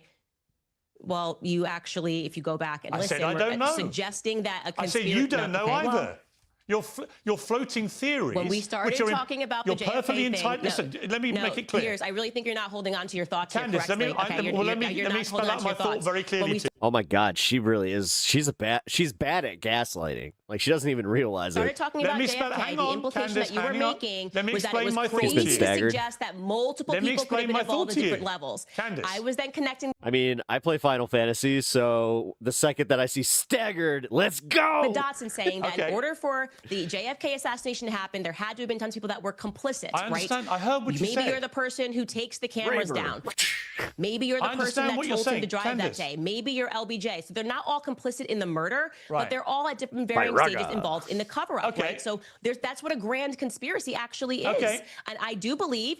This is fantastic. They're both calling out their disingenuous arguments. I know. So you don't have to go back, and we don't have to go through it. I'm telling you what I think about Turning Point. You know, as somebody who watches a lot of this content, I have to say this is kind of nice. I am very known for being honest. For once, I don't have to do like a whole. That's bullshit. It's like, no, you got. Oh, this is a let them fight moment. What I believe, I'm not exactly a person that you got to pull teeth on. Also, she is getting pissed. I believe that there are people at Turning Her body Point language who is are engaged like shifted in dramatically, covering up what happened on that day. But were any of them engaged in the planning of the murder of Charlie Kirk? I wouldn't know how it was planned. Absolutely, I can't make that. I cannot confidently make that statement. I can say confidently that I know they're engaged in the cover-up because I've been investigating what happened on that day and what transpired thereafter. I've been clear. I've named those people on my show. I've said they are engaged in a cover-up, and I've listed the lies. So you Then don't list have them to now. try to make something out Why of are what I you didn't walking say. around this so hard? I tell you what I think. It's already controversial. We don't need to get more controversial, okay? Do I think someone at Turning Point pulled the trigger? No. Obviously, I don't think someone at Turning Point pulled the trigger. We don't even know. He didn't. That's not what he's saying. Oh my God. Oh, this is it. Like, oh, wow. Who did pull the trigger? So how- You guys know how I said I feel bad for her husband? Now I do. Because like that, if that's how they like, if she reacts in any like situation that she gets pushback in, holy toxic partner, Batman. Did anybody at Turning Point, in your opinion, know that Charlie Kirk was going to be murdered?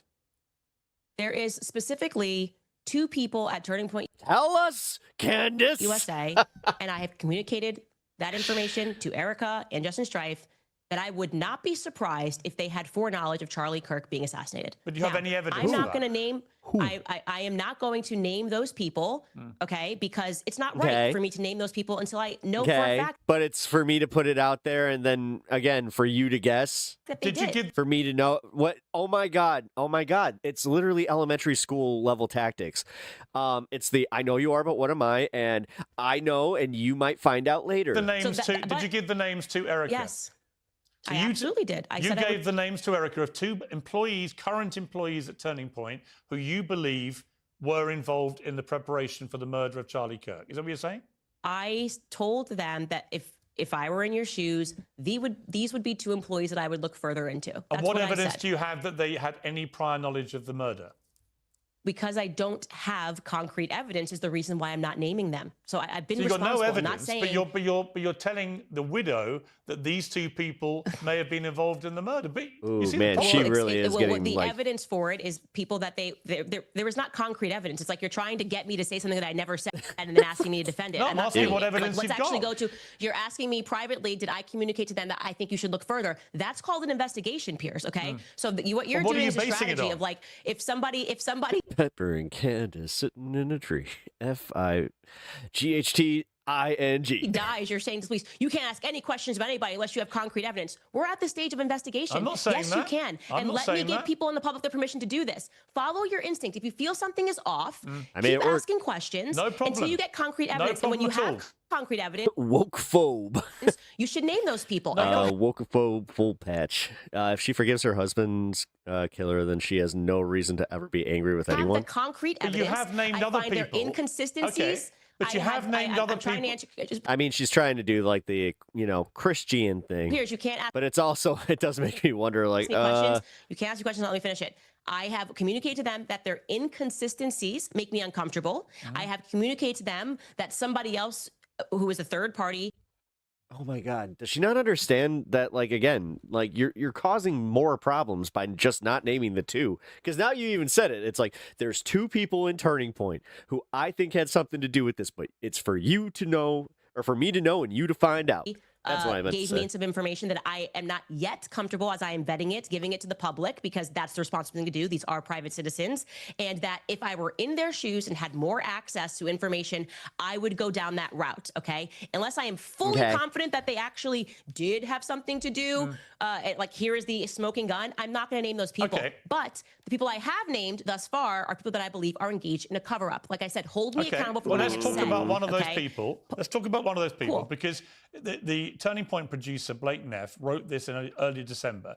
Ever since Charlie's murder, Candace Owens has leveled a flood of allegations against people at Turning Point USA, people at Turning Point Action, and people who work for the show. She has made them against some of Charlie's closest friends and against some of his most dedicated employees. She suggested that Michael McCoy, Charlie's chief of staff, knew Charlie would be murdered, was happy that he died, and stayed silent because he was told he would be the next Charlie. Now, let's move then to, you said in your podcast that new information was given to you in your meeting with ERIKA KIRK about Mikey McCoy that's now satisfied you. On a video on the 27th of October, you devoted the whole episode to this guy.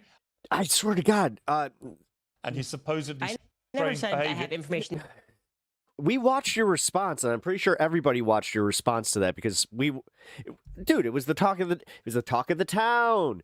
So I really feel like you're just saying completely opposite shit to what you were just saying yesterday. That satisfied me about Mikey McCoy. Well, I'll ask you to clarify. Quote. Okay, well, you can clarify that in a moment. But let's hear what you said about Mikey McCoy before the meeting.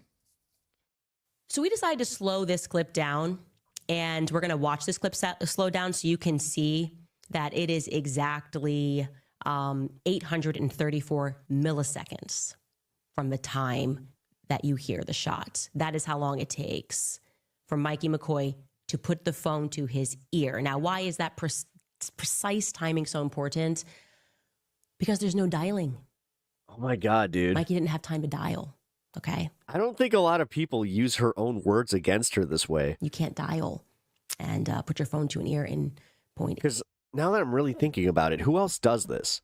Like, she doesn't go on a lot of other shows and get confronted in this way, specifically where they have clips of her, very recent clips, by the way. 834 seconds. Now, what was the new... Why did she always look so shocked by what she says? New information that you got in your meeting with ERIKA about Mikey McCoy? So I'm sorry your gotcha is not going too well, but I never then said, I am now satisfied that Mikey put the phone to his ear. What I presented to the public, it was No, what I ERIKA didn't say gave to that. me. Sorry, just to clarify. Yeah. No. Yeah, well, you did say No, you have inferred on information your that's satisfied. podcast. Well, let me give you the chance to clarify. It's a very familiar story when it comes to debt. The banks win, you pay. Fees and phone calls pile up every month unless you fight back. PDS debt has helped hundreds of thousands of people cut debt and put money back in their pockets. If you're struggling with credit cards, personal loans, and medical bills, PDS offers custom options to help you get out of debt fast. They'll go beyond the numbers to understand your unique situation and craft a personal cash Pierce. You inferred on your podcast after the meeting with ERIKA that you'd received new information about Mikey McCoy, which had changed your mind. Would that be the best way to categorize it, or changed some of your mind? No, I never said that. I just presented it. Well, the only thing that I clarified on my podcast, if that's what they're getting wrong, is that some people thought that he was using a nickname that was his middle name, and actually his real name is Michael, like first name Michael, because I was like trying to find something, and I was like, oh, maybe he's actually using his middle name. So that's what I clarified on my podcast. And you were given call logs, is that right? Oh my God, dude. Like, conspiracy brain really does go to some of the dumbest things where it's like, what are you going to start doing? Using numerology next? Presented. You were shown call logs? You were shown... I woke up and I saw the number 6 first thing in the morning, and, then I went downstairs and made my coffee, and then I was swirling my coffee, and I saw another 6, and then there were only 6 crackers left in the cupboard, and... I call logs. They gave me a printout of Mikey's call log. Now I can't sleep. And I gave it to the public. Jesus. That's it. I mean, they're saying this, and then the public obviously comes So back do you and says, believe well, how do we know Mikey that these McCoy had any prior knowledge of Charlie's murder? I can't say that he had prior knowledge of the murder unless I have something concrete. I can't say anything about prior knowledge. What I can say is what happened on that day. Mikey's behavior is weird on that day. I find it weird, like I she's such a coward. said on the podcast yesterday. I mean, smart in the legal sense. She definitely listened to her attorneys. That what has been communicated to the public is like he called ERIKA instantly. Funeral, fireworks, she forgives, she wipes away no tears, greets the crowd with the devil sign, unprecedented. First thing he did was call ERIKA instantly, and that's actually the call logs show that he didn't call ERIKA instantly. But what are you suggesting about this guy? He called his wife instantly, and then he had 3 ways. As you know, when you got a massive platform, and then showing his call log. I'm glad that Piers isn't letting this go. So that Blake Neff, because she's so used to people just being like, Okay, let's move on. Actually You have didn't a tell the truth massive about what happened on that day. But here's the problem, Candace. You have a massive platform, as you know. Millions and millions of people hang on your every word. When you devote a large part of A lot less now. an entire episode to these Dude, she lost like 500,000 subscribers in like a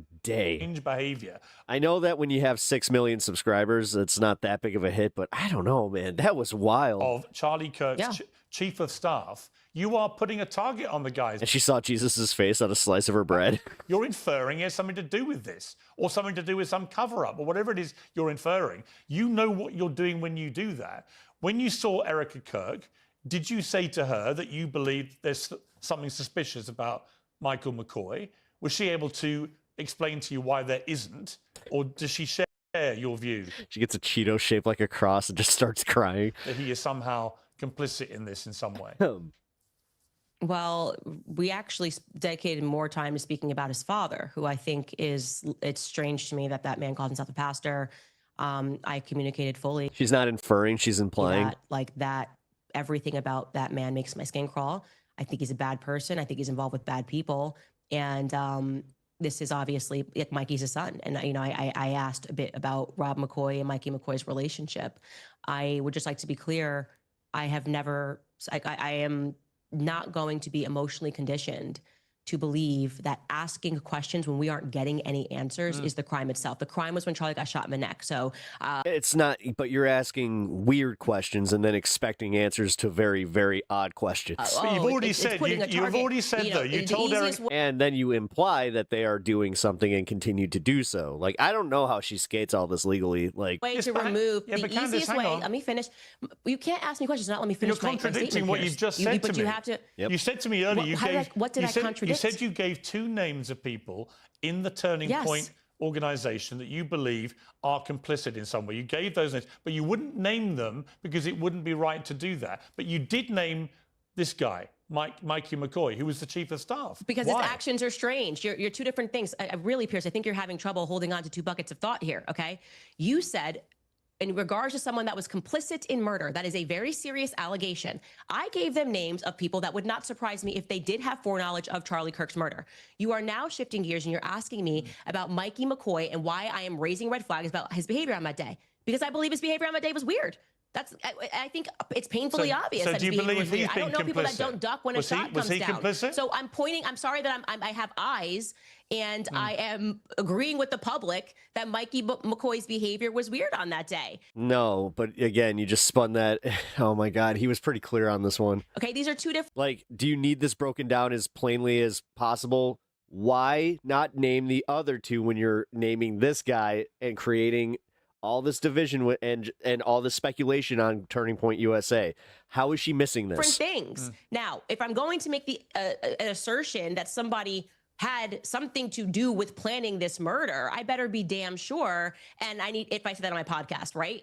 That's all I'm saying. I had never made that claim that Mikey McCoy planned Charlie Kirk's assassination. No, I think like a lot of the claims you're making, it's difficult to work out what you're actually claiming. You're throwing a lot of mud in the I have to say, I'm right there with him. It's like, what are you actually saying? Yeah, including people's names. At least Alex Jones just said it where he's just like, there's a shadow cabal. Names, which immediately... The Rockefellers and anybody that's been, you know, the Vanderbilts, you know, Anderson Cooper. He then has millions of people. They all drink the adrenochrome. Chasing after these guys on social. Meanwhile, she's just like, there might or might not be 2 people in Turning Point who I may or may not distrust. And I won't say their names, but this other guy, Mikey, who I thought had a middle name of Mickey, and he might have been going by his middle name because, you know, that's part of the conspiracy. Social media.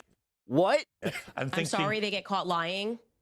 Like, I'm sorry, what is this? This is like, the public is actually being abused, okay? Let's stop pretending that Dude, he really is kind of like, he's showing the public just that she's kind of stupid. The victim Are they, or do you just want them to think her whole thing is just asking questions? Well, they are. No, the public is being abused because you're basically saying Stop noticing that people at Turning Point USA are lying. No, I'm not. How dare Candace and the public know? Yes, you are. No. How dare Candace? But when there's an doing? emphatic repudiation of what you're saying, if Mikey lies and Rob McCoy lies and Blake Neff lies, and yes, all of these people have lied on record after the assassination, and the public goes, "Hey, that's kind of a weird lie." You're like, "How dare you put a target on their back by noticing that they're lying?" I mean, what weird psychological operation is this? Do you believe? Don't lie. Okay, but do you believe Erika Kirk has been lying about it? No, I have been explicit on my show when people were saying, why aren't you attacking Erika Kirk? I said, because Erika Kirk has not lied. If to the extent that she lies, I will call it out. And that is why I did call out when she lied, okay? When she said Charlie Kirk never received any text messages the night before saying that he was worried about that he was going to get murdered tomorrow. I instantly said, well, here we have it. That's a lie. He definitively did send out text messages to both Dan Flood and Andrew Kolba. And when we met in person, she clarified that, okay, yes, that's real. And we didn't know until you said it because he was using a different app and she was checking his iMessages. So to me, if you lie, you're going to make an enemy of me. Just don't lie. How about that basic requirement to say to people, don't lie about what happened on that day. Don't lie about what you did on that day, because that's the first clue to investigators that that person should be looked at further. All Again, right. Well, this is common sense. Okay, let's move to something else Blake Neff said. He said, Candace has made other stranger allegations involving French paratroopers in maroon shirts, Egyptian Air Force planes flying out of Provo, Utah, and potential underground assassins traveling through unseen tunnels. At one point in early November, she started wildly throwing suspicion on members of Utah Valley's soccer team for wearing hoodies. I could go on. There's always something new coming up. None of it ever pans out because from the start, there's been nothing there. What do you say to that? He's lying. I don't think she really heard. And that's the reason why Blake Neff is a suspicious character. I mean, him saying that I pointed to a soccer UVU person is complete fiction. I never had discussed that person on my show. Somebody was asking for a clearer photo of the person on X, and I shared it. No suspicion. Never said this Well, she's just like, okay. And here's the clip. There's anything to do with anything. I never covered him as a suspect on my show of anything at all. Didn't ask for more information on this person. That kid instantly responded and said, oh, those are our school colors. And that was it. And Turning Point tried to turn it into a thing. Why are you doing that? Regarding the Egyptian planes, that's a fact. Why are you saying she said that there was a military Egyptian plane on the ground that day? There was. In fact, there were two. So why are you pretending that that's like a weird thing to notice? And that is why people have been flagged about these planes. To his other let me ask you about the planes. I'm never allowed to answer a single question that you say in entirety before you move on to the next question. You can't just keep talking ad infinitum. I'm allowed to ask you another question. No, it's called answering. You just read an entire No, you are rambling, Candace. Come on. Statement of multiple points of Blake's. I got to the second point, and you're filibustering. You're like, let me ask you a question. No, I want to ask you. No, that was already asked me a that was blatant too. Question. I'm trying to answer the question that you asked. No, I want to ask you a follow-up specifically about the Egyptian planes, given you've now addressed it. Dude, and she's gonna take this and be like, I just bodied Pierce. Where is the evidence that any of these Egyptian planes were tracking Erika Kirk? I am going to be publishing the full document because there's not even just 2 planes. There's actually 4 planes that have been flying in, and I should be more thorough because I realize that the spreadsheet I posted people. Kirk. Not that. Let me.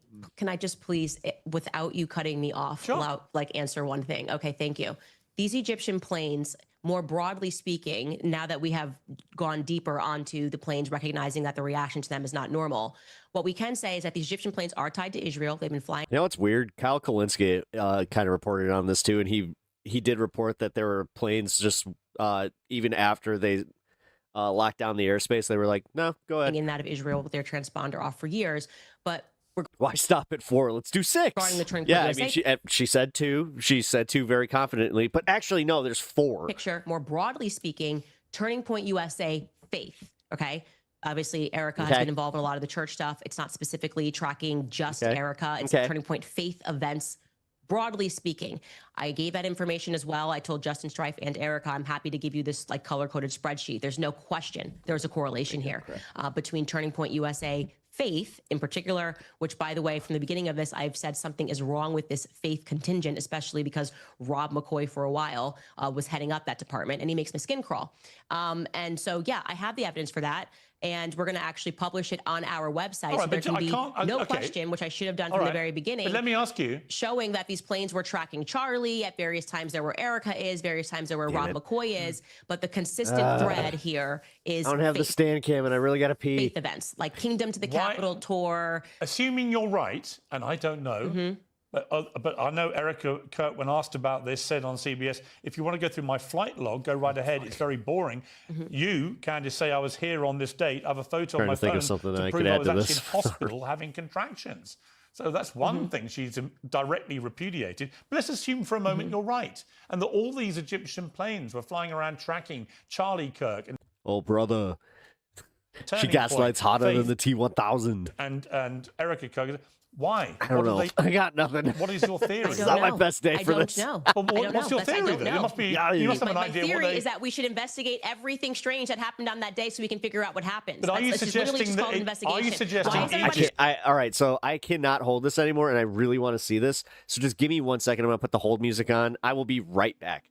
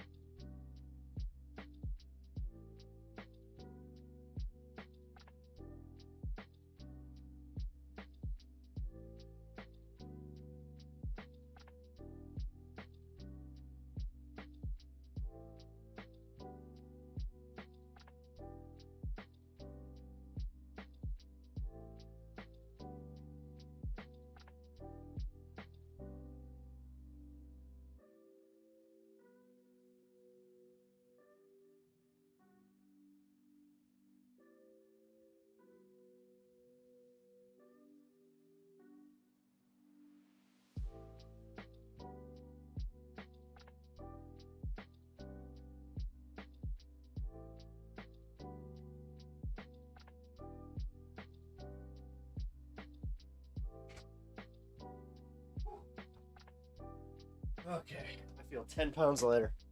Holy shit. Sorry, I was actually, just holding that in. What does Tim Pepper think of this? I think that Candace, she needs to apologize to Tim Pool.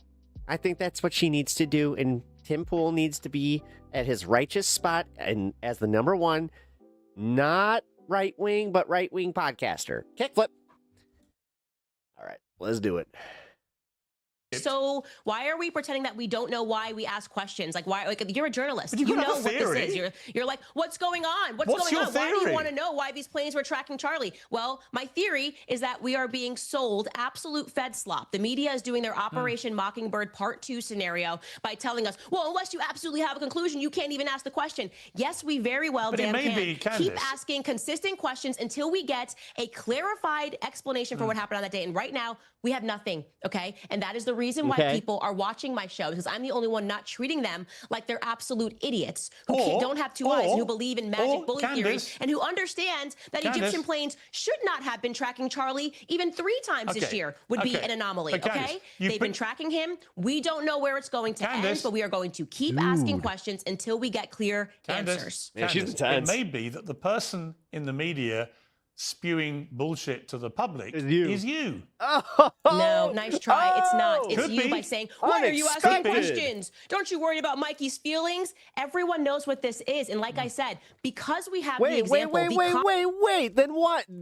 Oh my God, to the earlier point, then why not just name the other 2? Concrete example of after JFK's assassination, the media members quite literally being put on the payroll of the CIA. We have a historical example that we can look at and go, we're not doing that again. Doesn't matter how many times you keep telling the public that I'm spewing bullshit. It is only because there has not been anything that has come out of this investigation that makes any sense that the public is not listening to. I am sorry to say this, Piers, people like you. And what I love about you and I sitting down is that this exact same time last year, you were doing the same weird questioning and making all these things when I said that they were committing a Holocaust against the Gazans, and then you changed your mind. Actually, this time, I'll see you next year when you change your mind again, and we have more information about what happened, and you realize that the difference between me and you is that I have the courage to take the risks and ask the questions happens first. Yeah. Okay, Damn, it before sounds it's like she's about to quit the popular. interview. You wait until it becomes popular, and then you change your mind. You may remember that one of your courageous moves was to repeatedly tell the world that Brigitte Macron is a man. As you now know, And she is. As you now know, we had a $300,000 bet to charity about this because she's a woman. Yes. Is my view. She's not a woman. Well, we're going to find out, is the point, because it's going to court, they're suing you, and when she proves, as she will, that she's a woman, because it's very easy to prove, and you lose that case, then So easy that she refuses to do it for years. But then it will become more obvious to people that, look, I think you're No, honestly, at this point, why not just take you for everything you're worth? a brilliant operator at what you do. That's, I like you personally. You know that. She's determined. Right? None of this is I'll give her personal that. for me about you at all. I just have watched him last year from Brigitte Macron now into the Charlie Kirk story. I think you've developed a modus operandi, which, to put it politely, is you flying what we would call in the world of journalism kites, and just seeing what can cause the most merry hell, therefore get you the biggest audience, therefore make you the most amount of money. And people have, as you know, you've been widely attacked now by a lot of people. Online, we call it just a grifting. ghoul, a vulture. You're doing this deliberately. You're inventing things or just flying ludicrous conspiracy theories to make money. Now, again, Candace, I don't know that you are, but I do know. Celebrity. Can you not interrupt me? By your rule. I do think it's pretty rich. It's pretty rich coming from you, is all I'm going to say. That's me putting it very nicely, given your background, your career, your celebrity involvement, the Princess Diana. Wrong messenger is what I'll say right off the top, okay? Wrong messenger. What you are mistaking, or I guess we're not even mistaking because you know what this is. You're talking about power versus the people. And you are always on the side of power first. You're on the side of the Israelis. It's so horrible. And, I'm going to pretend I don't see tens of thousands of Gazans dying. I've actually been very critical of the Israelis, as you know, where in the your last bread is year. buttered. Everybody I've actually been knows very Brigitte critical of the Macron Israeli has a government. penis, okay? It's very easy to present photos of 30 years of your life. Brigitte keeps teasing, Brigitte, nobody asked you for a blood test. We asked you for some photos and you refused to do it. And everybody knows that Charlie Kirk was not shot by Tyler Robinson on a rooftop. I am sorry that in this day and age, there seems to be such a shortage of testosterone that a woman has to be the person that states the obvious, right? I invite you to join me, and I know that you will by the end of next year, because they're not going to get away with what they did to my friend Charlie Kirk. And I am not going to change my mind, least of all when I am being called names by someone who has quite a year background and experience in doing things because it's lucrative and not always because it's sensitive. Sure, it's always lovely. You can call me a hypocrite as much as you want. I don't care. It's fine. I'm just simply saying what other people have been saying about you. I didn't say I felt that. Thank you. I said she literally just turned around and said, "Pop meat kettle." I'll let you know what people are saying about you too. I'll keep you I read posted. it People all are saying about you. I read it all the Okay, time. that got catty But real quick. I would say that, like I said at the start of this interview, I don't know whether any of the things you're saying are true or not. I just do know you're saying a huge amount of stuff. It's making you very wealthy. You're getting millions and millions of people coming in, which by the way, what is this idea that it's making me very wealthy? Can you actually explain that slowly? Yes, I'm going to explain it to you slowly because, dude, yeah, I had YouTube a huge ad run-in, for revenue. example. This is just like a talking point. No, I'm going to explain exactly what I mean. When Sandy Hook happened and Alex Jones began weaponizing the Sandy Hook tragedy and weaponizing the grief of the poor parents who'd lost their children.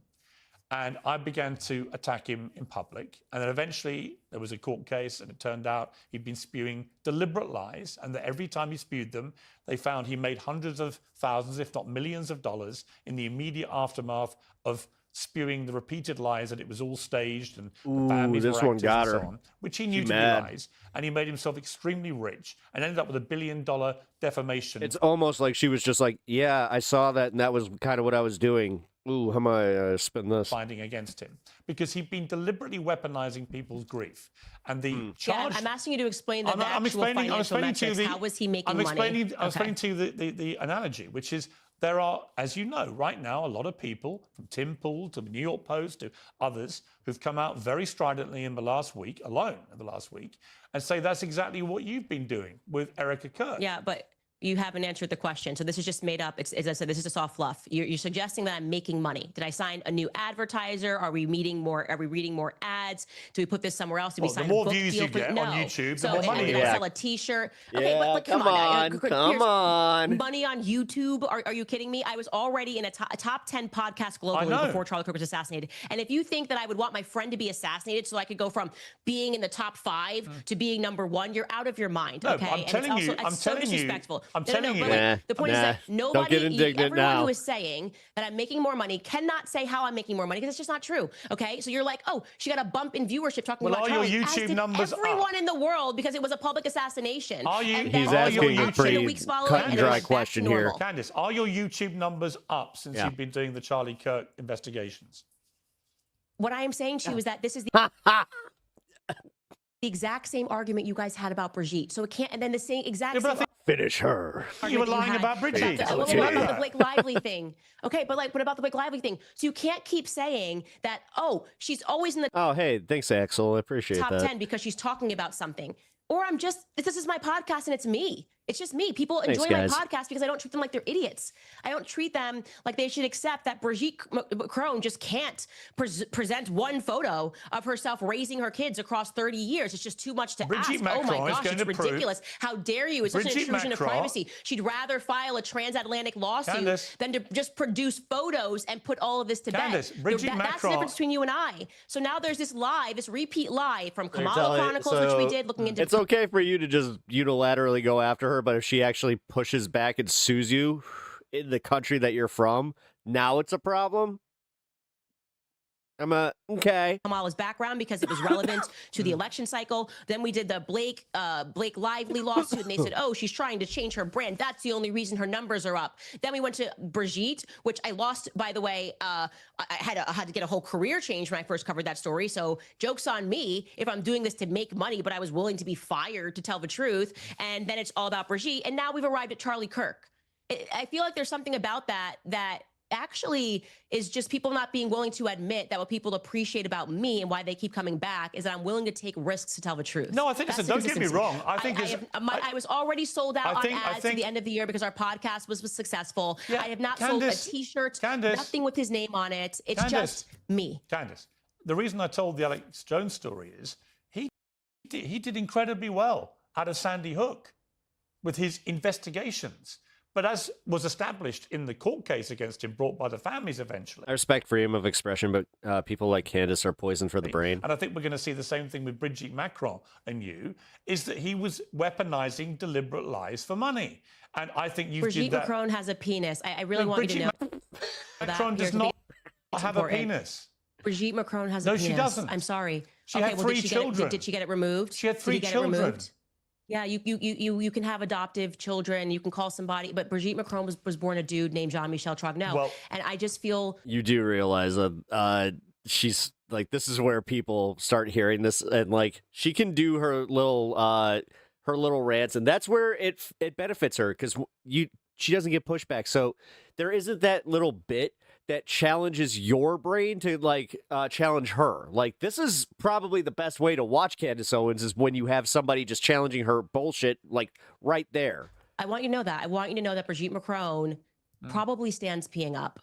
Probably. Have you seen it, Candace? The beauty is we have a big bet. I think Brigitte we have a big bet, and we're going to find out because it's going to. He's just like, I can't wait because. And you will lose that court case. I think you will. $20 says he found somebody that's like one of Brigitte's ex-partners. It was just like, she's definitely a woman. And it's like, yeah, it's just like, cool. Yeah. I am not going to lose a court case because Brigitte is presenting evidence that Brigitte was born a woman because that's never even been offered. That's just their PR coming after and saying these things. Nobody believes. Why is she so curious about it? I've been asking that. Like, I don't know. Like, the fact that she made her grift based on that and then got shocked when she got sued. Believes that Brigitte Macron is just unable to present any pictures. Nobody's asking for blood. All right. I don't know, man. My stepmom. She's all about this, man. She thinks that somehow Brigitte Macron being a guy, like they somehow spun this into the fact. Do you know who that Klaus Schwab guy is that they keep saying is like the head of the Illuminati, or Illuminati? they're saying that technically that like she is that like she was that Klaus or that other guy. Like there's some conspiracy mix there.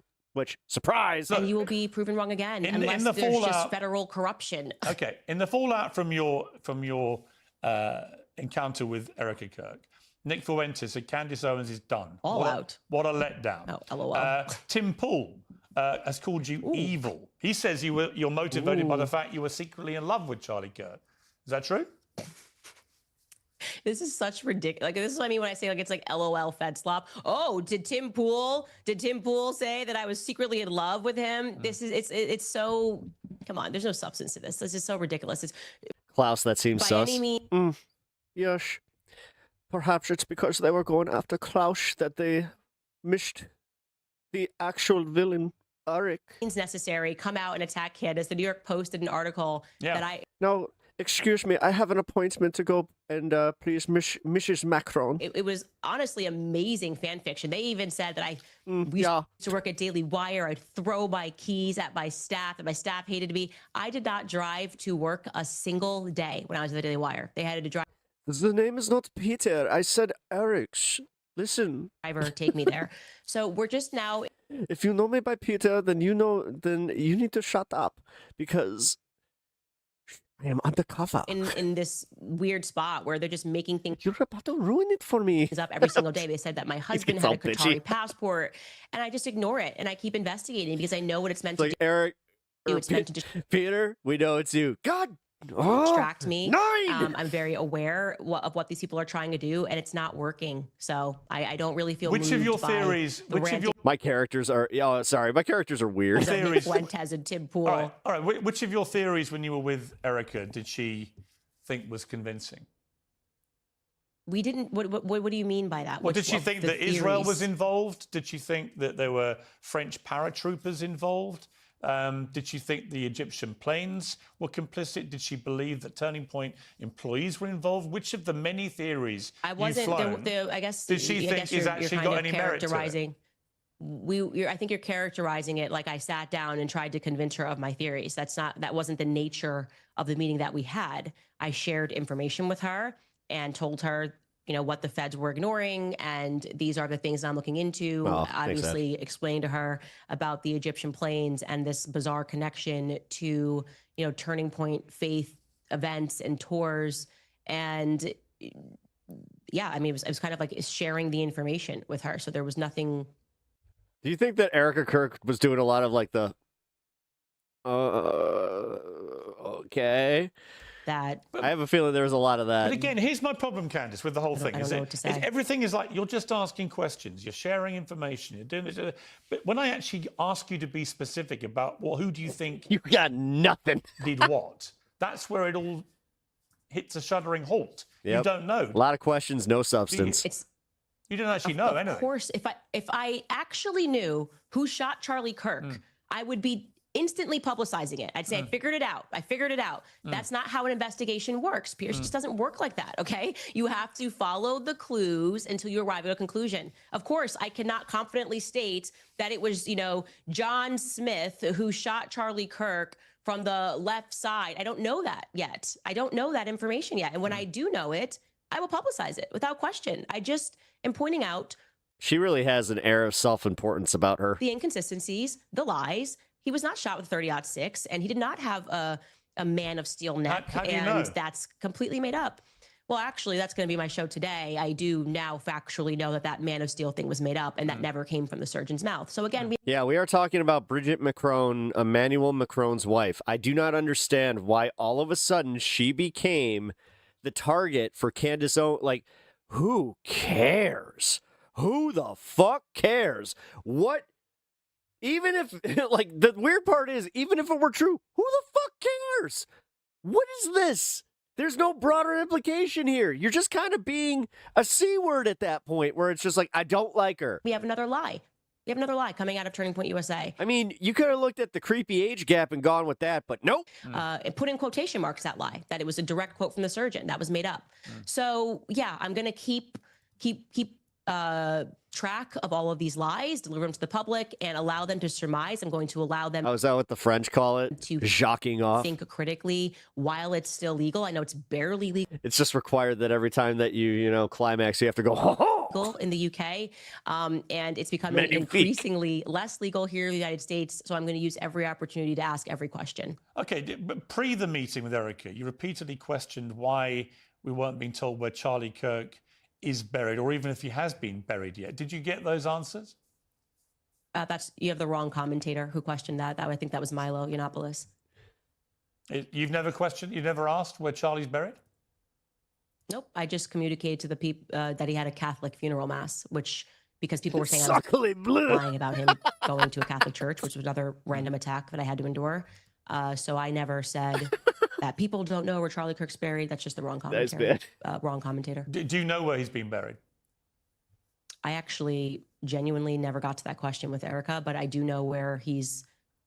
I think the implication that Milo made, again, you'd have to ask him, was that he's not buried. So you don't know. Oh my God, she can never answer anything yes or no. It's always the filibuster bullshit. I'm so glad he called her on that. I do know where there is a spot There's for him. The clip right there. Piers Morgan calls Candace Owens out on filibustering all the time. To be buried or to be held in a mausoleum. Different title, though. But I never, that's just, you have the wrong person on that. ERIKA was in. Wait, did she say asking questions is becoming less legal in the U.S.? Man, this goes so hard with the dumbest effing people. Yep. Classic in the CBS. Oh, yeah. Thing that she wanted you to stop with the conspiracy. The saddest part is the people who listen to this and they're like, yeah, you know what? Man, how did I not see it that way? Because they're always the ones that are then they take that and they're just like, you don't even know, man. You don't think on the same level as us. They genuinely think that they are tapped into something, beyond themselves and that, they're way smarter. Just, it may not be book smarts, but they can see the way the world works, man. Maybe you've got it all right, and all of this stuff is true. I see the lines, man, the pins and the lines. And it's all involving the Israelis and Egypt. And then they never see themselves as that. They're like, we're not crazy. What do you mean? Turning point in a mass conspiracy with this flat earther. I mean, seriously. Kid, Tyler Robinson, flat earthers exist. And they're all involved in this dramatic murder of Charlie Kirk. Maybe let's just assume for a moment you're 100% right. But she did tell you publicly before you met to stop. What's clear, it's ones and zeros all the way down, man. Is you're not going to. God is binary code, man. I think that God's going to be AI. I don't know, man. Joe Rogan said second coming of Jesus could be AI. Maybe he's right, man. Stop. It's crazy. So is she okay with you now? That's what people think the show is. Continuing to talk about your theories, or does she still want you to stop? Well, she didn't ask me to stop.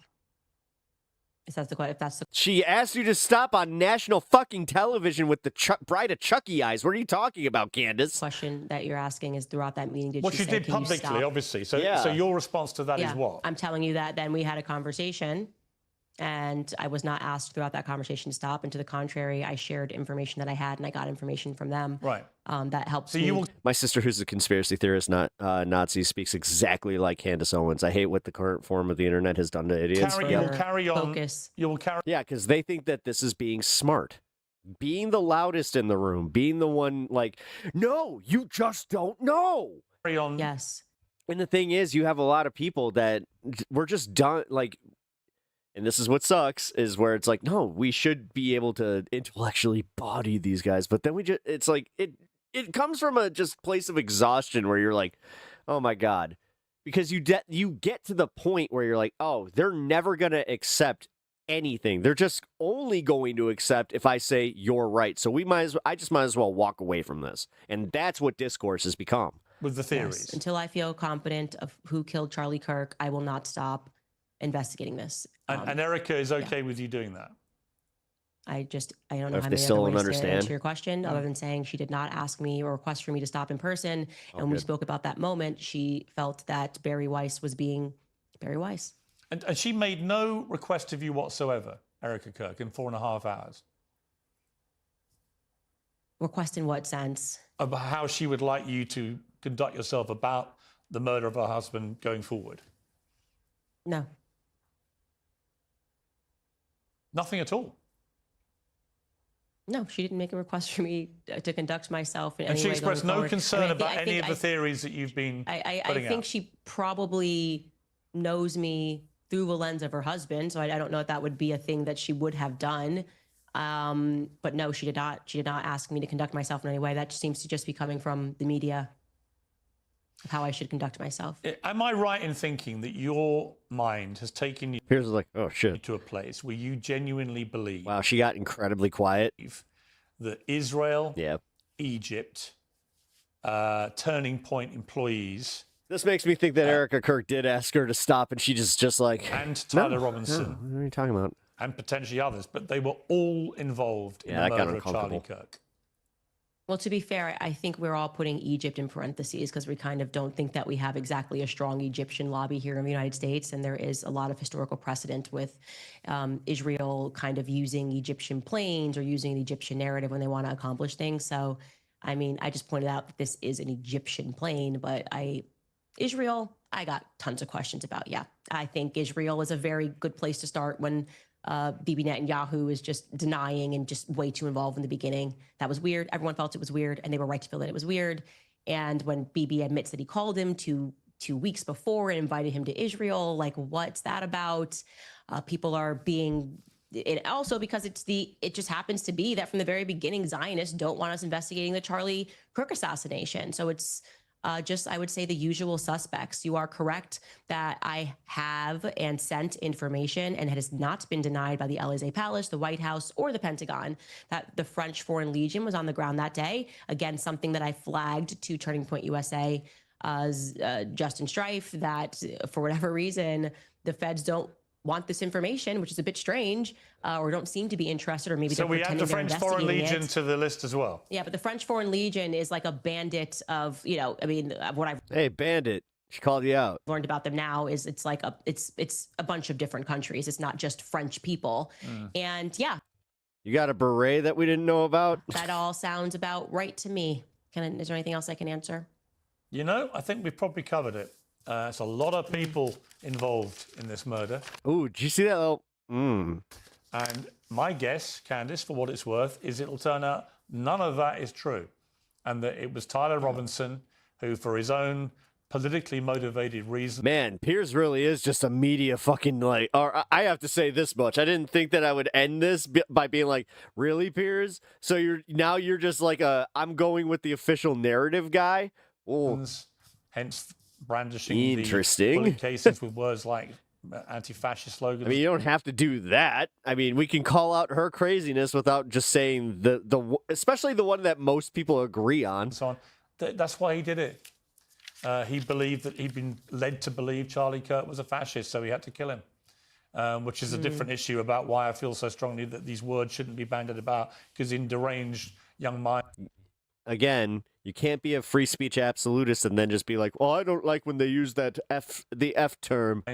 It can have that effect on them. We see it time and again. Grifterama. But look, if it turns out that you're right and that Charlie Kirk was murdered by a group of people, including the French Foreign Legion, Egypt, Israel, Turning Point, his own employees, and they were all in on this to murder Charlie Kirk, you will be proven 100% right. And I will be the first to salute your brilliant investigative journalism.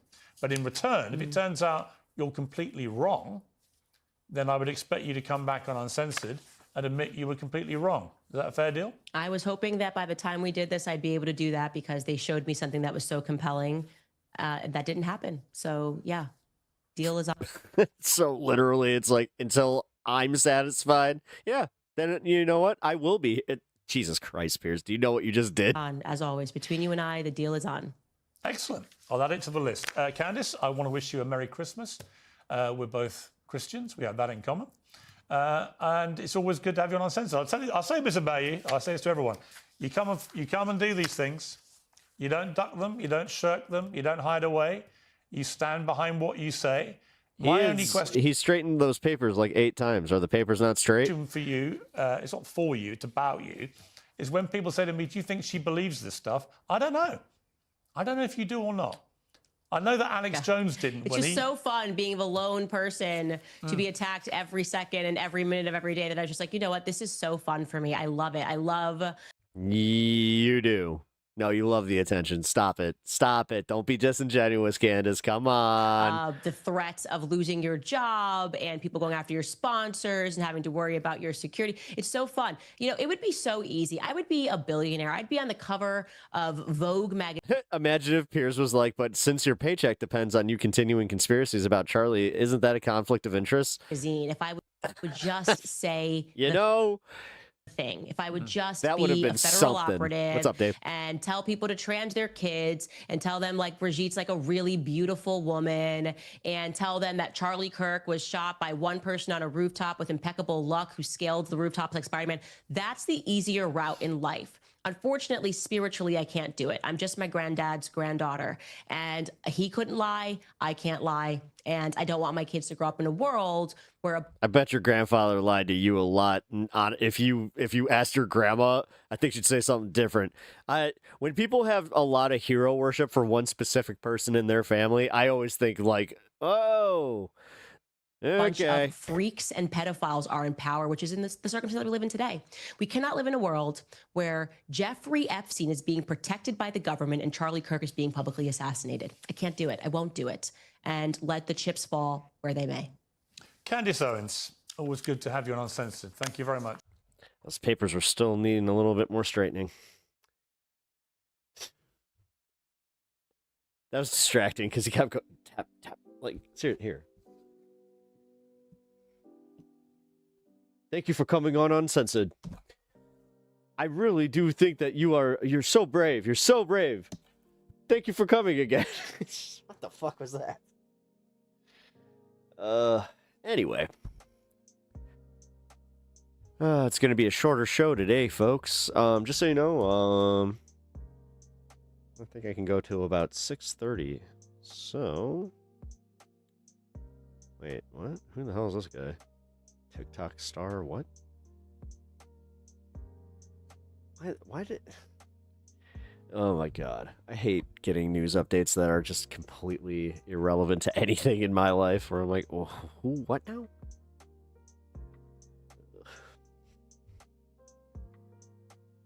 Oh, here we go. You know what?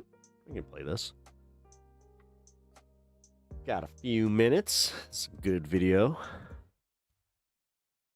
Everyone keeps asking the wrong question. Why would poor Americans vote for a billionaire? When you look closely at the data, the real mystery isn't why they supported him. It's how Donald Trump managed to stop looking like an elite to them at all. He turned himself into a champion of the forgotten, a man who gets it, a billionaire who somehow feels anti-elite. Poor Americans didn't vote for his wealth. They voted for the story he told them. A story about being overlooked, disrespected, and replaced, and a promise that he was the only one willing to fight for them. So the real question isn't why poor people voted for Trump, it's how he made them forget he was rich to begin with. Trump voters weren't all poor. In 2016 and 2020, the median income of Trump voters was higher than that of Clinton or Biden voters, according to multiple post-election analysis by political scientists and outlets. But the poorest counties in America, overwhelmingly rural, white, and low education, went to Trump by huge margins. He didn't win poor people, he won poor places. And inside those places, his strongest support came from what sociologist Ali Hochschild calls the elite of the left behind. People who weren't destitute personally, but lived in towns collapsing around them. This is why the vote against your own interest narrative doesn't exactly describe the situation. People weren't voting from their bank accounts. They were voting from their landscape, a landscape that had been dying for decades. What actually happened to rural America? Most of America... Yeah, so in short, it's the people that really deserve this. America missed it. But long before Trump, rural America was experiencing a slow motion collapse. Here's the data. Between 2001 and 2015, manufacturing employment fell by close to 30% in the US. Deaths of despair, suicide, overdose, alcoholism surged. And 2016 research found Trump did best in areas with the highest death rates from drugs, alcohol, and suicide. So this wasn't just I marvel at people that are good at teleprompters. Poverty. This was erosion. Economic erosion, social, civic, and emotional. Entire towns lost their factories, their young people, their newspapers, their hospitals, their sense of future. So by 2016, when Trump arrived promising to fight for forgotten Americans, rural voters didn't just hear a candidate. What they heard was recognition. One of the most important studies of the 2016 election by political scientist Diana Moots has a blunt title. Status Threat, Not Economic Hardship, explains the 2016 presidential vote. She found that white, Christian, male voters who felt their group status was slipping were more likely to switch from Obama to Trump.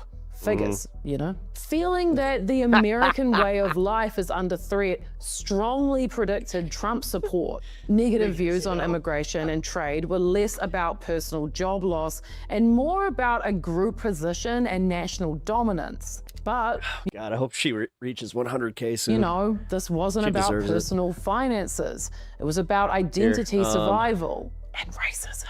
Trump wasn't selling We'll go through about half of this and then I'll link the video because I want you guys to watch it. He was selling reassurance that the America that they remember wasn't disappearing, or at least that he'd fight the people they blamed. To really understand rural voters, you have to talk about Catherine Kramer's work on rural consciousness. From her book, oh my God, how does she look like a cartoon of a woman that would totally say the shit that she says? The Politics of Resentment. She finds 3 core beliefs. We work harder than city people.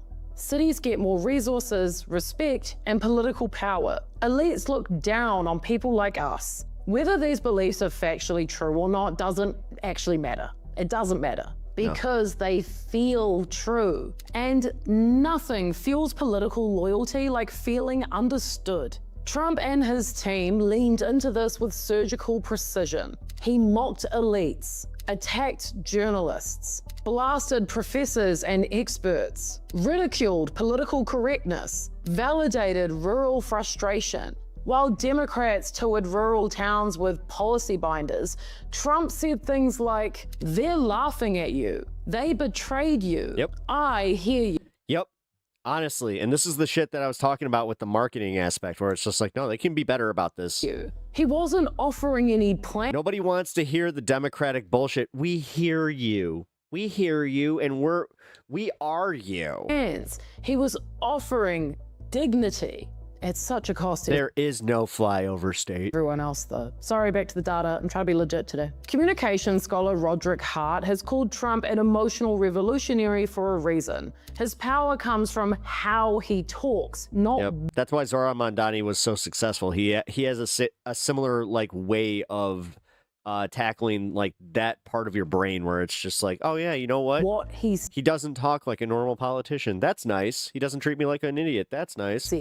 He doesn't, except in Trump's case, a little different. Communicate through policy. He communicates through emotion, anger, hurt, bravado, victimhood, dominance, humor, loyalty, resentment. This style, chaotic and simple and repetitive, feels authentic to voters who distrust polished elites. Let's call it what it is. He speaks at a very low reading level. America will no longer settle for anything less than the best. I'm so glad she said He it. repeats phrases endlessly. I won't say he was an older fellow, but he was an older fellow. I'm not going to say anybody didn't do well. They didn't do well. He performs anger and triumph like a professional wrestler. That's enough. Put down the mic. To urban elites and people who can read, it sounds completely unhinged. But to these rural voters, it sounds real. She's cooking. This is the strangest part, though. Trump is at the end of this chapter. an That's elite, where but I'll his link it. voters don't see him as one. Why? Well, number one, elites equal cultural class, not necessarily money. To many rural Americans, elite doesn't mean rich. It means degree holders, journalists, scientists, tech workers, urban professionals, those smarties, academics, and the media, bureaucrats. Trump has money, but he doesn't have their mannerisms, their language, or their values. Number two, aspirational alignment. People struggling financially often admire wealth if it feels earned or relatable. Trump's flashy wealth feels like fantasy, not oppression. He's the billionaire who eats fast food and screams on TV and hates the media and sounds like your weird, crazy uncle on Facebook. He's not above you. He's what you'd be like if you won the lottery. Number three, the protector archetype. Voters project onto Trump the role of the strong man who protects us from elites. He's not scared to call them mean names. That psychological role overrides material contradictions. All right, cool. The part nobody wants to talk about. Just want to make sure I had the right timestamp. So race is one of the biggest forces in this story, but not necessarily in the cartoonish way we often talk about it, like they're racist. It's a bit more complicated and more revealing.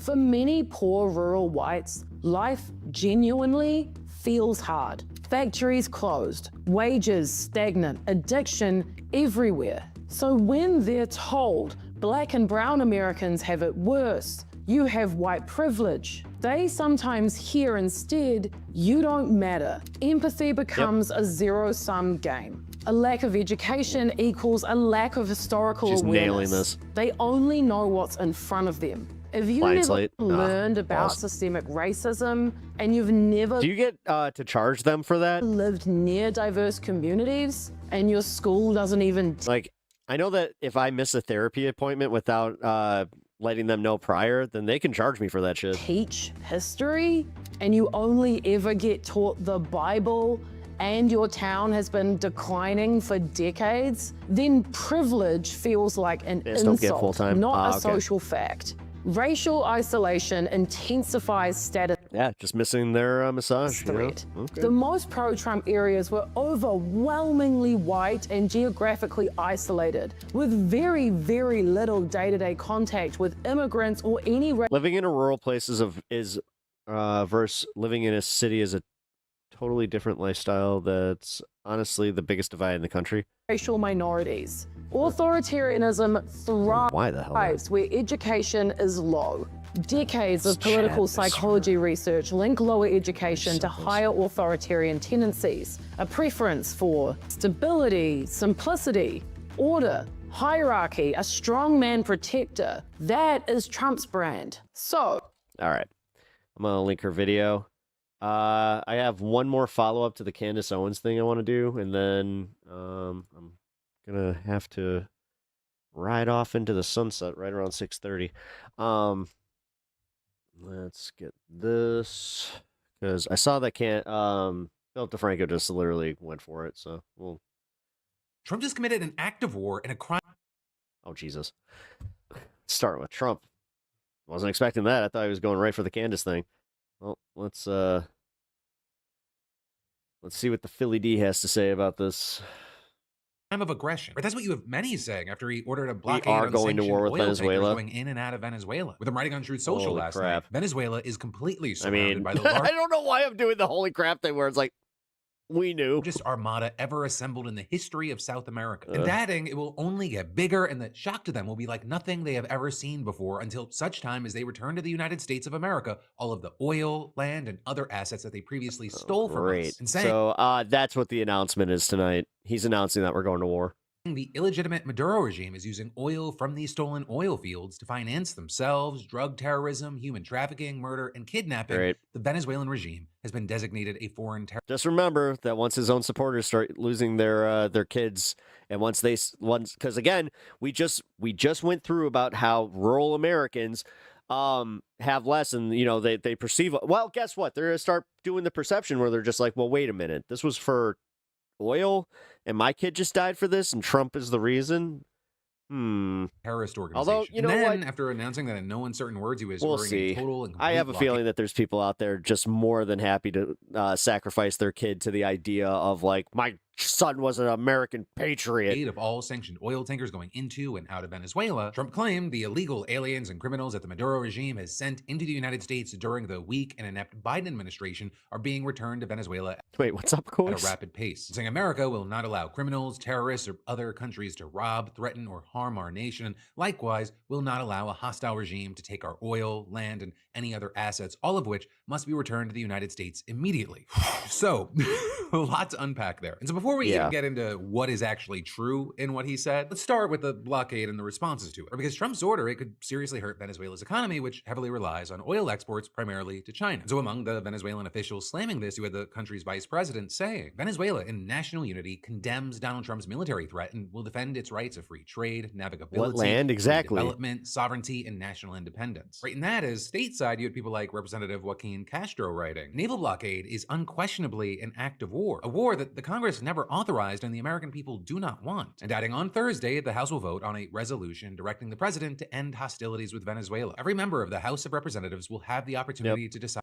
Otherwise, you guys are the Duma. If they support sending Americans into yet another regime change war. Also with this, I'll say Trump's choice to label Maduro's government as a foreign terrorist organization, that has sparked a lot of reactions, including confusion. And that's for a number of reasons, including he already gave that designation to Cartel de los Soles, with Trump arguing that it's headed by Maduro and people in his government. So to many, it was unclear if he was just referencing that or if he was declaring a new terrorist group. But as some reports have explained, giving that label to the government specifically, it would create more of a pretext for direct military action in the country and pave a way for U.S. personnel to it's the same way that we just labeled everybody Al Qaeda. Sanction, stop, or seize any vessel carrying Venezuelan oil. And ISIS, for that matter. Note of oil, you have tons of people questioning Trump's claims that Venezuela stole U.S. oil, land, and assets. And there, you have many saying that's just an outright lie, though others have said it is an incorrect assertion. But where the reports largely agree is that Trump seems to be referencing Venezuela's choice to nationalize its oil industry a few decades ago. And a number of experts have argued that Venezuela's natural resources do not belong to the U.S. But still, you have people in Trump's administration like Stephen Miller using the parallels are just scary. His justification, writing, American sweat, ingenuity, and toil created the oil industry in Venezuela. Its tyrannical expropriation was the largest recorded theft of American wealth and property. These pillaged assets were then used to fund terrorism and flood our streets with killers, mercenaries, and drugs. Also, with everything going on, there's a question of how does this impact the American oil companies still in Venezuela? And well, if you look into it, the only one left is Chevron, and it's the only one continuing to operate after decades of changes, and they have a special license from the government to operate there. And Chevron, at least so far, is suggesting that they're not impacted by Trump's order, with a spokesperson saying Chevron's This could easily start World War III. Yeah. Operations in Venezuela continue without disruption and in full. Yeah, because then Mexico and Colombia immediately are just going to be like, what now? Full compliance with the laws and regulations applicable to its business. Because remember, we've also threatened them. As well as the sanctions frameworks provided by the U.S. government. And really, they seem to be trying to stay out of this, saying any questions about the security situation in TikTok generation's about to learn. Venezuela should be directed to the appropriate authorities in the U.S. government. So definitely those broccoli-headed idiots that voted for Trump are going to be fucking fighting in a war that they had no idea they were going to be in. What happens between Venezuela and Chevron is something like and subscribe. We're going to have to keep eyes on. But, all of this comes as Trump's been spending months and months building pressure against Maduro. You have Trump threatening strikes in Venezuela. The military has conducted multiple airstrikes on boats in the Caribbean, often near Venezuela, and those have killed nearly 100 people. And many argue that those no, it'd be more like, bro, did you see that, bro? Have been illegal. There's also been an increase in U.S. aircrafts in the region. And while the official on-paper motive from the administration is that this is a drug crackdown, many believe that, this is really just about regime change in Venezuela. Now, or maybe it's always been, apparently oil. It brings us back to just yesterday in that wild Vanity Fair piece with Trump's chief of staff, Susie Wiles, where she told them Trump wants to keep on blowing boats up until Maduro cries uncle. And so with that, you had senators like Chris Murphy saying that she's just smiling about it. So not a war. These absolute just demons on the cartels. Regime change. Well, all right. Again, Trump supporters should be the first ones that have to send their fucking kids into war.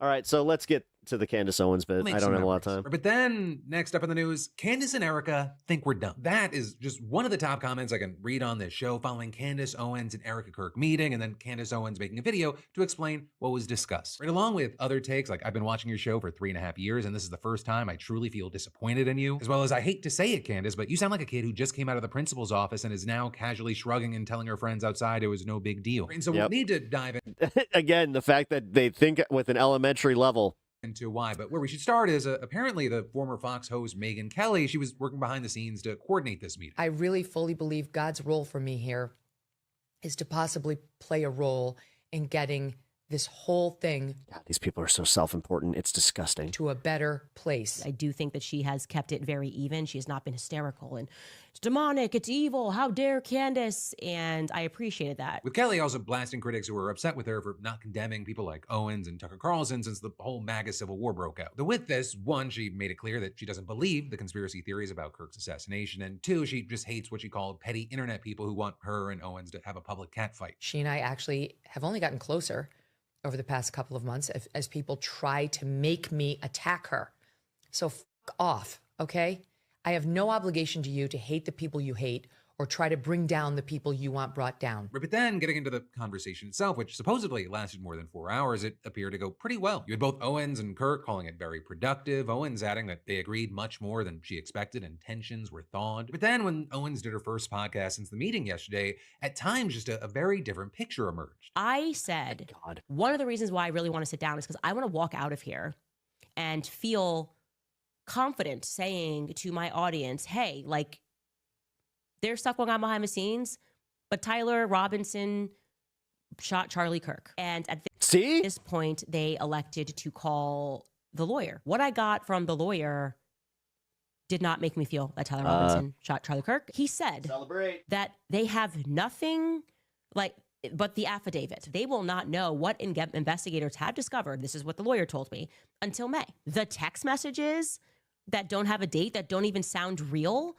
that's overwhelming. That to me feels really fake and gay. I don't believe that Tyler Robinson pulled the trigger. So seemingly Candace undeterred with what she's believing, but you know, also Tyler Robinson. Hey, Bloodstone, I'm glad you made it. He wasn't the only point that Owens refused to budge on, because she apparently still believes that people inside a Turning Point USA, though not necessarily ERIKA herself, had something to do with Kirk's assassination. I still didn't feel good about the conversation that I had with Terrell, and I can't ignore my gut, and I don't trust Tyler Boyer, and that is never going to change. Similarly with Rob McCoy. He makes my skin crawl. I can't explain it. I look at him and he's a bad person and nobody can make me feel one way or the other about that. I believe that Charlie was betrayed by people that are close to him. Also, Owens doubled down on her now infamous Egyptian planes theory, which is still a little vague on the details, but... Because I'm certain that these Egyptian planes are incredibly shady and that they were in fact tracking Turning Point USA faith, broader events. Of course, ERIKA was at some of them. There is overwhelming evidence. The amount of people that are spend an ornate amount of time thinking about this shit instead of just looking at what's happening in front of them, and then simultaneously will make the argument for Trump and just be like, no, you know what? Everything's fine. But you know what we really should focus on? Those Egyptian planes. Those are crazy. That these planes regularly fly in and out of Israel. And I'm going to present that evidence tomorrow. I say that strongly. We are dangerously close to something. So that, you know, it's where things stand now, though I'm very interested to see what happens next. Because if you just do a quick scroll through the comments on that video, Owens fans feel betrayed. Many furious this happened in private, it wasn't recorded or live streamed. Oh man, like, that's okay. That explains the dip in subscribers. Holy, like, huge letdown with this closed door meeting. Like I said, it was almost 1 million subscribers. Telling your audience to trust you doesn't sit well with me, since all you've been doing this whole time was demand transparency. And vibe is so off, just talking, no investigating, just bullshit and trying to gaslight us. Wow, I'm shocked. As well as ERIKA got what she wanted, and all the hard work and credibility to get truth and justice for Charlie got shot. Pun intended. Sad day, very sad day, disappointed. Wish Candace didn't take ERIKA's bait by doing this interview privately. ERIKA just wanted to see what cards Candace was holding over her and TPUSA's heads. And now this whole narrative becomes all hearsay. And well, at one point during her live stream, she was saying like the negative reactions she was receiving before the full comments came in, they were likely bots. Again, like the top comments were almost all like that. Just a ton of disappointment, anger, confusion, and suspicion. But all around, definitely a productive conversation. But then, as far as ERIKA, she's now turning her attention to America First, which is a TPUSA event that's featuring Trump officials and right-wing influencers. Which, if anything's real, or at least the people saying things believe those things, is going to be interesting because, I mean, one of the scheduled speakers is Tucker Carlson, who just said to Theo Von, I don't understand the official story at all. Yeah, it looks like she lost just about 1 million. That's crazy. I don't understand it. Candace said that. Gotta be careful because fucking Theo Von uses things. Egyptian registered aircraft were following ERIKA Kirk, Charlie's widow, around for a number of years in different places in the world. All right. I'm gonna just fast forward a little bit. Sorry. That's also true. So what does that add up to? I don't know. So, it's going to be interesting to see how that event plays out. Also, it's going to be interesting to see how Candace reacts to her audience losing their shit on her. And then 3, I'll say, with as much infighting as we've seen on the right, it'll be interesting to see if anyone who's, really big into conspiracy theories tries to take some of Candace Owens' audience. Because there is this ever-growing narrative in some circles that I wonder if Alex Jones is going to make the pivot. Like, I mean, he doesn't even have to pivot. Quote unquote, he just has to play this smart out to somebody. But I think it's Tim Pool. I swear to God, Tim Pool's going to do it. That's why he's been focusing on her so much, and also why he's just like, somebody shot at us. Take this seriously, damn it. While it's not a true one-to-one and it's different. Pep got to step up. And it's kind of like, it's similar to what you saw with Dan Bongino and others. You know what? I think it's time. We really talked about the Epstein files and the conspiracy around that, all of a sudden changing what they were saying in their audiences or supporters' reaction following that switch up. But hey, for now, let me know your thoughts, opinions, reactions, maybe even predictions as we wait to see how this plays out. But then, next all right. Well, that is that. We will have more on this because she just released her episode for today, literally like an hour ago. I hate to say it, guys. I think that this might become a little saga. I think I might have to do like a special show tomorrow where I pop on for a little bit, possibly earlier, to kind of like put that together. So you guys can join me for that if you see me go live. Definitely join me for that. Worst case, we cover it on Friday, but still. All right, look at that. Successful stream. Nothing skipped. Cool. Cool. All right, folks. Unfortunately, that is going to do it for the show. Wait. I think I got 5 minutes, right? Oh, shit. Oh, 13. Oh, I just realized I should probably go check something. I'll be right back. I might have a few minutes. We'll see.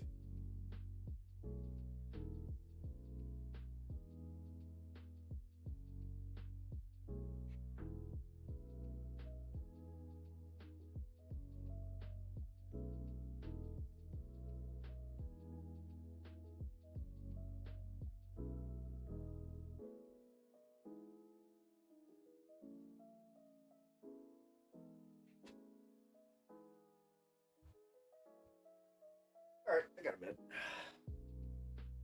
Alrighty. No, funny enough, you know what? With the conspiracy stuff, great show. Thanks, man. I appreciate that. Still kind of out of sorts from my B-day. Also, happy belated. Sagittarius. It's Sagittarius got to stick together, right? But yeah, actually, dude. I might have to hit you up privately about this, because I had a bit of a rough one today.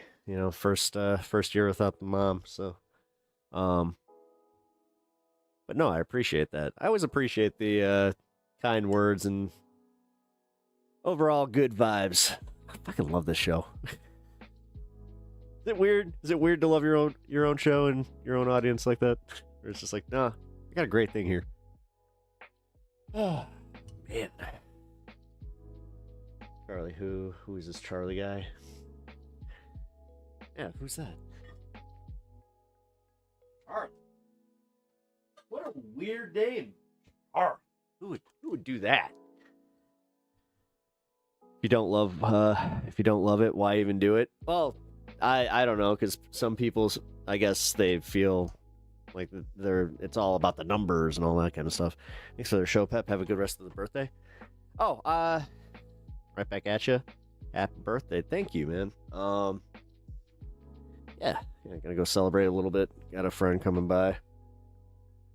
See y'all later. I hate when I say goodbye when I have like 2 more minutes in the stream. Because now I'm just like, oh, well, y'all are taking off, and I kind of just wanted to hang out for just a quick second and, kind of prep the end of the show. No, it's just funny because I realized, like, my friend texted me not too long ago. I was just like, wait a minute. Is he already on his way? And then I was like, fuck, he's almost here. Never tell with traffic though. Gotta love the city. But I said good day. Fucking Fez. No, I said good day.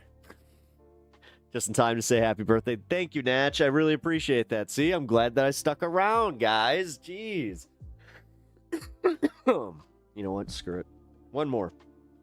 I'll do one more before I gotta go. I got 1 more minute in stream. I got some birthday Pokemon. Because apparently someone loves me out there. Taco. I don't know what the hell I'm gonna eat. I'll probably just order a pizza or something. That's usually what I do. 1 cheese pizza just for me. Let's see. Anything good? Ooh, hell yeah. Dusk Ball. Fuck yeah. Overberry. Oh, fuck yeah! I got a full art Doug Trio. Well, a Alolan Doug Trio. Looks like Fabio. I dig the hair. I dig the hair. Ooh, and a Palkia? Fuck yeah, man. This was a good one. Also got a future Meridian. Sweet. Okay, I'm really glad that I stuck around. I needed that, yeah, I needed that luck. That's a good card, too. Yeah, that one's going in a hard sleeve. All right, guys. Well, I'm going to take off now. I hate that I have to do that. But yeah, who's live? If AG goes live, go chill with AG, but go to this space. Go check out whatever is over on this space. Which I'm sure I can link. If I can find my fucking links. Where are my links? Seriously, where the fuck are my links? Oh, dude, what the? No! Oh, man. Fucking Windows 11. Dude, it deleted Oh, no, that's... Alright, well, I'll just go get it from the fucking site. Alright, yeah, I gotta go, guys. Here. Go to this space, and I will see you all either tomorrow or Friday. So, you know to take a look. I'll see ya. Cue the music. Oh, shit. Now I'm all out of sorts. Crap. Alright, bye, folks. Gonna probably stand here for a second. There he goes. Who the heck is Pep Talks? I'm not gay, but I fantasize about Marco Rubio. Pep Talks. Pep Talks. Pep Talks. Let's eradicate the Kung Flu. I'm literally coming. Pep Talks. Pep Talks. Who the heck is Pep Talk? They want our women. They want our children. Pep Talk. Sometimes no means yes. Grab them by the Pep Talk. Grab them by the Marco Rubio. Obama is a racist. Pep Talk. I'm literally coming. I'm Pep literally coming. Pep Talks. We found weapons of mass destruction. My fellow Americans, it has been confirmed today from Pep Talks that we are indeed all high on politics.